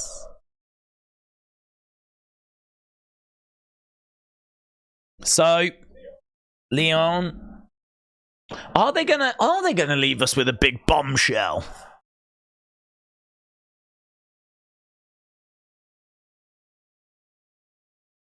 I don't think Uncle Howdy's going to be coming after Cody. I think he'll go after AJ. But why? You're in the ring with the phenomenal AJ Styles. TBH said WrestleMania has only been held outside the US twice, both times in Toronto. I'd be in favour of WWE adding another pay-per-view with WrestleMania-like atmosphere, with every title on the line in London. Geordie said there's still so many tickets left for Clash at the Castle because of the prices. I imagine WWE expected it to sell out pretty quick. So, crowd are so noisy, so passionate.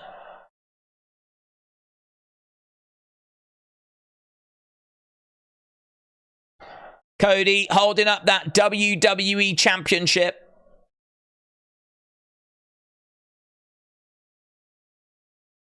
AJ said, I was about to say, it's almost like you're not focused just moments after Cody's holding up the championship.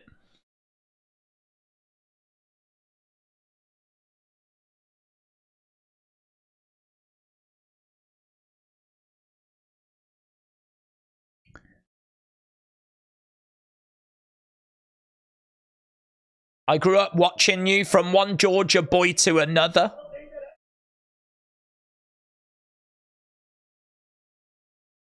I might be older than you, but I'm still in my prime.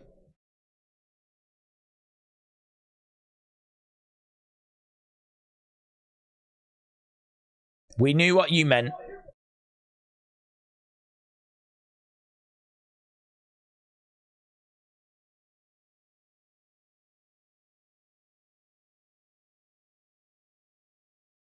These are the most disrespectful. You got a bit flustered there by a what chant.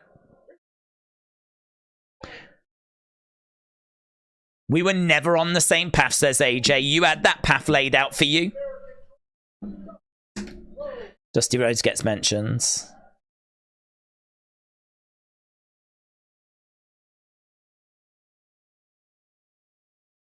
Crowder Olay.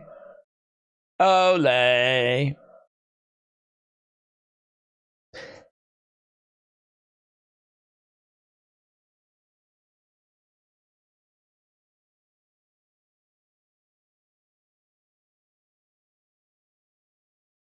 You loved it here until things got a little rough and you couldn't handle it. Oh, AJ does the Stardust hand gimmick.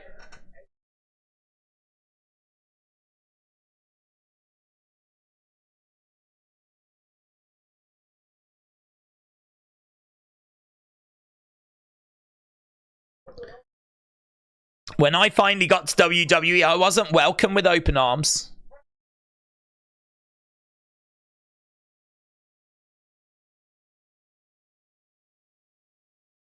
So he said he got to the top all by himself.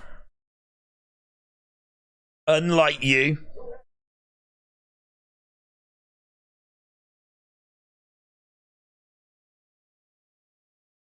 You had legends watching your back at WrestleMania so you could finish your story.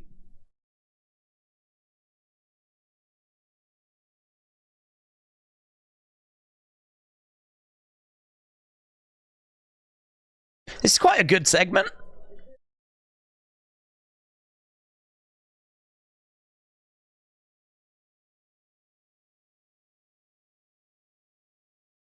I'm going to remind you that I am phenomenal.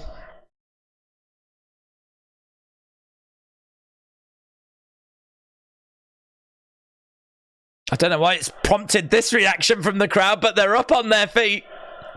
Loud singing. Is it that word? Does it trigger them? I don't understand.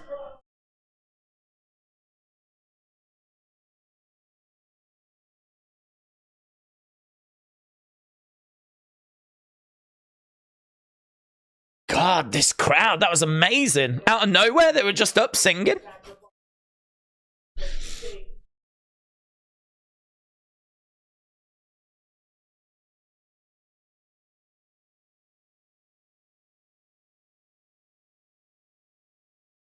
My first title defense.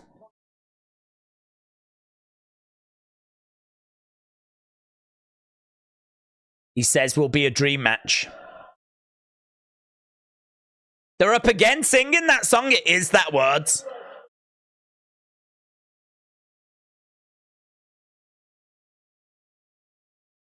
Let's not say phenomenal anymore. I think we've learned a lesson.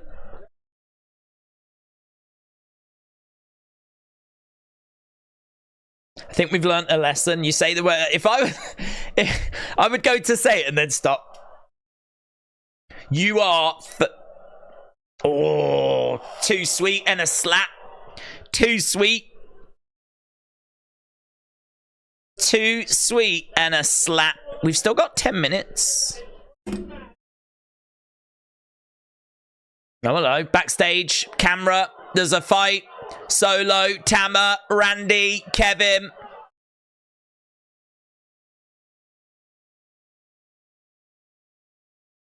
So, Solo and Tama.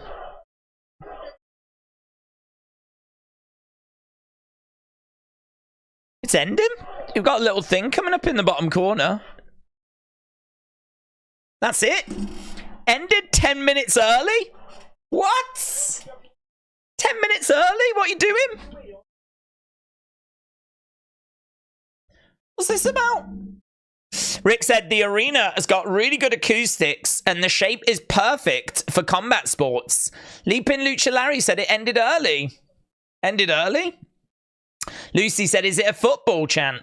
I honestly don't know. I mean, it's not a football chant here in the UK because it's obviously in French. So maybe it's a French football chant, but it seems to be connected to the word phenomenal. Whenever the word phenomenal is mentioned, they're up and they're off. The US version will get some padding, said Scottish Nightmare. SmackDown has ended and I can still walk the dog before bed, said Anna. Is SmackDown on? It was, yeah, but it's on later in America. What a tease that was. I thought we were going to get some at Big, said Niall. Sparky said Howdy will definitely be on tomorrow. TBH said, I have to say this crowd is much more livelier than US crowds. We're spoiled in the States. Yeah, I think it's hard to compare. I think, like, in America, like, you're getting wrestling. You can go to the state nearby to go and see it. If they're not in your state, they're at another state. You can make that journey. You know, they'll probably be in your state at least once or twice a year. Whereas with France, I mean, they can go years without seeing WWE. I mean, if they really want to see WWE, chances are they got to get on a plane and get to the UK. The UK tends to get the lion's share of European shows. And so them doing the PLE in France has kind of come out of nowhere, because even when they come over and do tours, they don't always go to France when they do the European tours. It's a bit like Italy. Sometimes they've been to Italy a few times, but a lot of the times they'll come over, they won't do Italy. Same with Germany as well. So it seems like WWE have got a real strategy for European expansion. And we're hitting Germany, we're hitting Scotland, we're hitting France. You know, the most obvious place to come would be London, but we've done that. And I'm sure we will do that again. But, yeah, it seems like we're really trying to expand the fan base in Europe, which is brilliant. Let's do it, man. Let's go. So, yeah, a bit strange that it ended early, but it was a go-home show, wasn't it? It was a go-home show. What I'm going to do is go over to commentary. I'm going to community.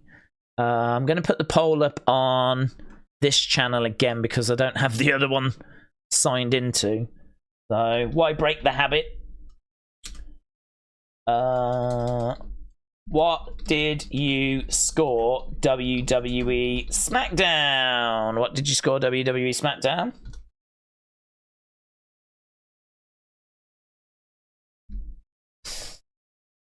Three was good. 2 was okay. 1 was bad.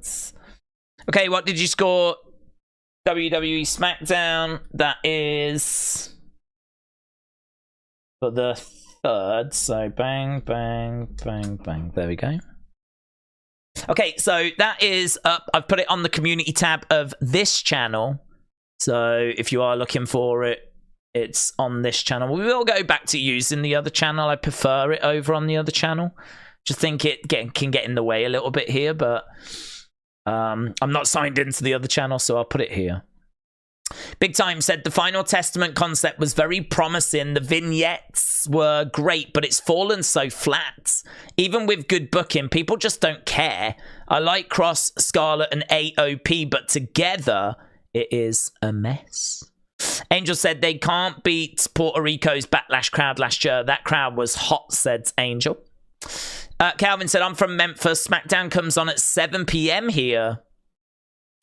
Brock Lesnar might come back, said Winford. Dave said, Days, it ended early. The US ads are longer.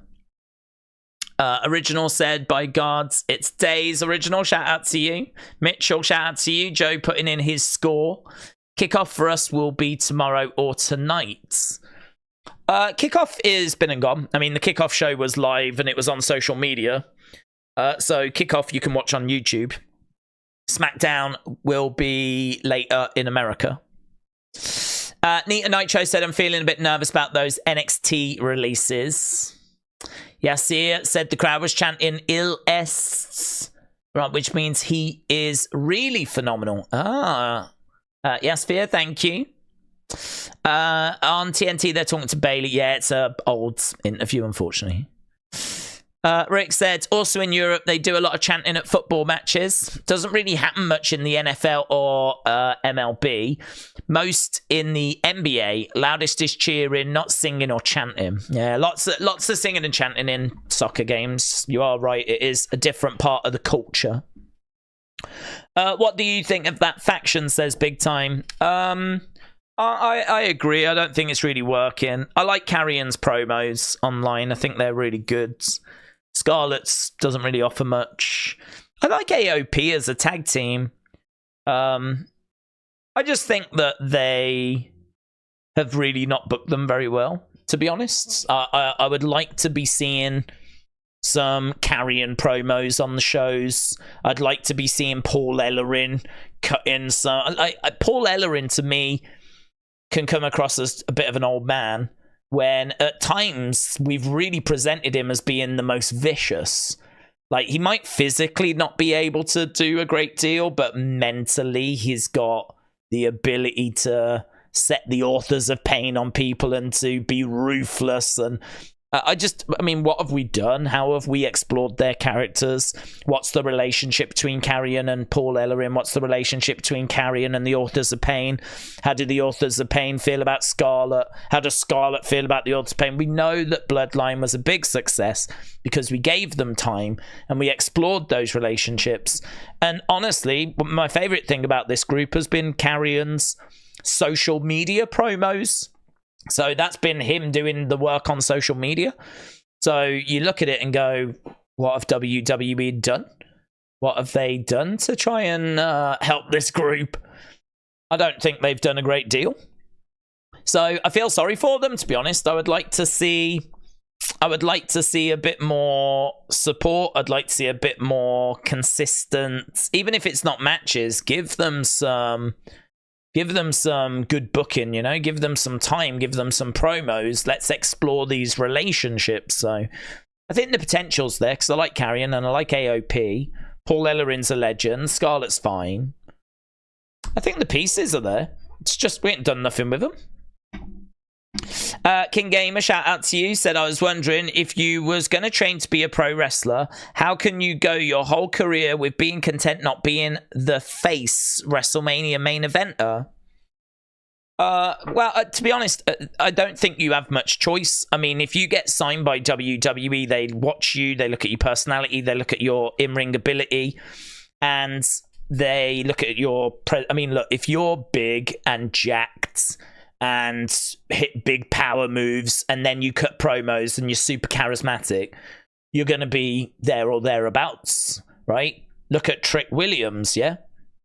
But if you're on the smaller sides and you are a bit of a high flyer, whatever, we know that doesn't play as well in WWE. I mean, high flyers, your Axioms, your Nathan Frazier's, your Ricochets, you know, they don't tend to do as well. You know, you can go down a list of Sin Cara, Kalisto. You know, you've got Dragon Lee at the moment. I know Rey Mysterio is one of the biggest names, of course, but you have to say that Rey actually is a bit of an exception.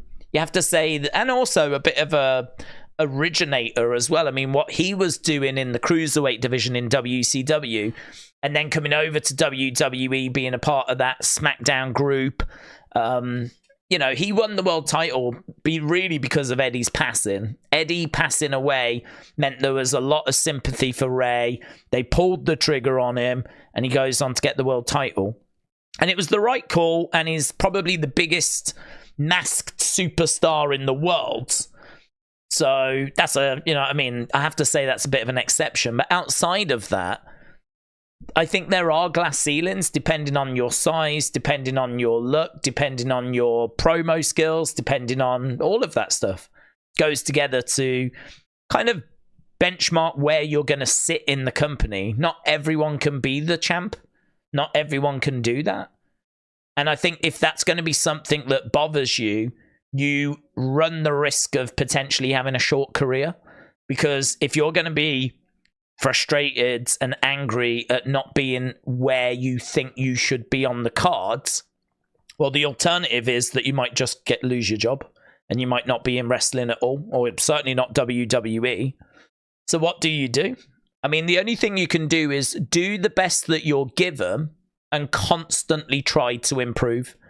Literally everyone on the card wants to be a WrestleMania main eventer, otherwise why would you be there? But clearly not everyone can be, so you've got to find a way of standing out. And that is the challenge, really, because look at Ricochet. What more could Ricochet do to stand out? He can't make himself taller. So what can he do? All he can do is make himself the most agile, make himself the most exciting high flyer. And, you know, try and work on his promos, try and work on getting more of his charisma across. But what more can he do? And yet he keeps hitting that glass ceiling. So it's not about accepting it. It's about working with what you're presented with and trying to improve and trying to climb that mountain. And sometimes, you know, like Cody did, you have to step away and then come back. Because if you reach a glass ceiling, like even Cody did, that Stardust character was not going to make it to the main event. So if he was not going to make it to the main event, he decided to go and try elsewhere and then come back. So I don't think it's about accepting that you're just a mid-carder. I think it's about trying to make whatever it is that you're given work. Certainly trying to keep your job. I mean, the worst thing that could happen isn't not being a main eventer. The worst thing is not being in the company.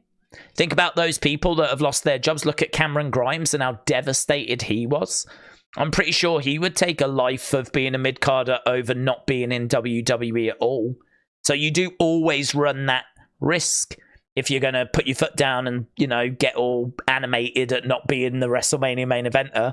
If you're perceived as being difficult to work with, then, you know, they might end up parting ways with you. So you've kind of, I think, got to just make whatever you're given work and just really work on where are my shortcomings? What do I need to change? What do I need to improve? Sometimes it's out of your control. If it's your character, if it's your gimmick, that's not an easy thing for you to change, is it? So yeah, there's a lot that goes into it. There's a lot of politics that go into it. There's a lot more that's out of your control than in your control at times. And so all you can do is the best that you can do, you know. So I would imagine that it's not an easy place to work, to be honest. I think once you're in a groove, once you're in a rhythm, once you found your spot, I think, like, if you're happy with it, then it's probably good. But, you know, think about Chad Gable when he was Shorty G. Can't imagine he was loving that. I can't imagine that when Pete Dunne was told he was going to be Butch, she was over the moon. Can't imagine when Piper Niven was told she was going to be Doudrop, she was that happy. You've got to try and make work what you give them. Keeping your job is number one. And then trying to climb up the card is what comes after that. When Uncle Howdy shows up, will he be in that form at all times? Will he be like the Fiend? We don't know. I mean, there's not really a way of answering that because we don't know. I think that I personally would like it to be that Uncle Howdy is Bo's Fiend, because I think people want to see Bo. I think Bo is someone that the crowd really want to feel a connection with, because he's just gone through a very real loss. All of us have, with Bray passing. And I think that if we're just going to see this character that's at a distance, I don't think that's going to be quite what the crowd are looking for. I think the crowd will take it, but I think people want to, you know, like when Bray came back and he cut a very real promo, that very, this is me, this is Wyndham, you've not seen me before. You know, I'm a bit nervous, I haven't done this in a while. You know, he was very timid, if you will. He was very, like, raw and open and honest. And I think people want Bo to come out as Bo and to thank the fans for their support and tell them that we're going to finish this off for Bray. You know, we're going to do some real special stuff to pay tribute to him, and this is what he wanted, and this is what we're going to do. And you're not ruining kayfabe because Uncle Howdy is just his fiend. I would definitely go that way. Because I think if he's always going to be Howdy and he's always going to be cryptic and he's always going to be behind a mask, there's always going to be a barrier between him and the fans. And I think everyone's just gone through a very real loss. And I think they would like that connection with Bo. So I have to see. I'm sure this has all been discussed. And I'm sure they know what they're doing. I'm sure there's a plan. And I'm sure it's a great plan. So I'm excited to hopefully take that next step forward tomorrow. Angie said, when Uncle Howdy shows up, will he be in that? Oh, we answered that. Do you think the issue with the final testament is personalities? Carrion isn't over. AOP's weakness is charisma. The leader needed to have the crowds into them first. I don't know. I think the weakness at the moment is the creative. I can't say it's the personalities because I haven't seen them given an opportunity. It's very hard to say that they're not doing something when they're not being allowed to do it, you know? I can't say that they're lacking charisma or anything like that because when do we get a chance to see it? We just don't see it. I know that Carrion does good promos on social media, and I think if he was to do them on TV, he would be more over, but he just doesn't get time, does he? I mean, even with their feud with the Pride felt like an afterthought. I mean, wasn't it like literally the day before or something that we found out they were going to even have a match at Mania? Part of that feud was them saying that they've ruined it. You've ruined it for yourself. This is the second year in a row you won't be at Mania to Bobby. And then, obviously, it finally gets added. And then when we get it, we have Bubba Ray as a ref. The whole thing has got what's-ups and jokes, and it's a weird street fight, you know, between these two, what you would think very real teams having a very real feuds, and instead we're doing get the tables, what's up, putting glasses on. The creative's just completely wrong. It's just not the kind of match for that feuds, and I think we've like just not invested in them. So I can't say that it's personalities or anything like that because we just haven't even seen anything yet. We haven't been able to do anything. And I think the whole group would be more over if Carrion was doing his promos on TV. And if we could have some segments where we could explore. You know, I'd love to see Carrion having a conversation with Paul Ellering and exploring that. I think that would, you know, massively help. But I don't know. I don't know what the issue is. I don't know why we haven't given them more time. Right, we do need to think about wrapping this up because obviously we got a QR code, so I think we need to do a video on that. We need to do a video on review, and I am going to try and get back later as well for our American friends later. So, but I won't be back like the hours before. We'll literally just do the show. But that's even if I can. I don't even know if it's on here. If it's not on here, then I won't be able to, but I'll have a little look into it. Right, cuts are coming, said Jordan. Big Time said, did you watch NXT? I was trying to keep up with it, yeah. I was trying to keep up with it. Bubba saved that street fight. You think he saved it? How?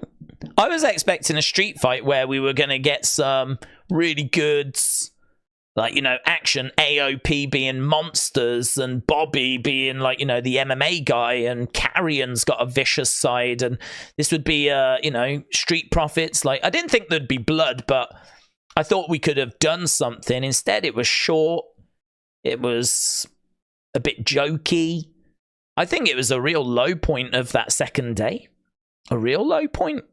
I think that's one of the matches, along with the Usos match, that kind of really brings people's scores down.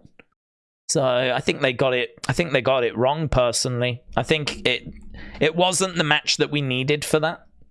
But perhaps they just felt like they needed to get a bit of a funny match in there. Big Time said the crowd looked pretty dead for the match, and I didn't feel like they knew how to work the stipulation. I think I found something in the QR code video. There is a figure that rises up next to Cody, says Dan. Well, with that, Dan, I think you have given me the perfect way of going and going off and doing that. So, yeah, appreciate the support as always, guys. Thanks a lot for joining us. Appreciate it. And I'll try and be back later. I'm going to do a couple of bits now. I'm going to do the QR code video. I'm going to do the review. I'm going to start working on Unseen to try and get that done tonight, but we'll have to wait and see on that one. But either way, we're definitely back for Backlash tomorrow. But yeah, a bit of a go-home episode tonight of SmackDown. I think if you end up missing it, honestly, I don't think you're missing a great deal. I think the QR code's the big talking point. Some nice little moments in there. Some nice little bits. I like the face-to-face. There was a couple of interesting lines in there. QR code, the biggest thing. And the rest of it felt like a go-home, getting ready for Backlash. So, there we go. Thanks a lot for joining us. Appreciate it, as always. And I will see you again next time. Maybe in a few hours' time. Thanks for watching. Bye for now.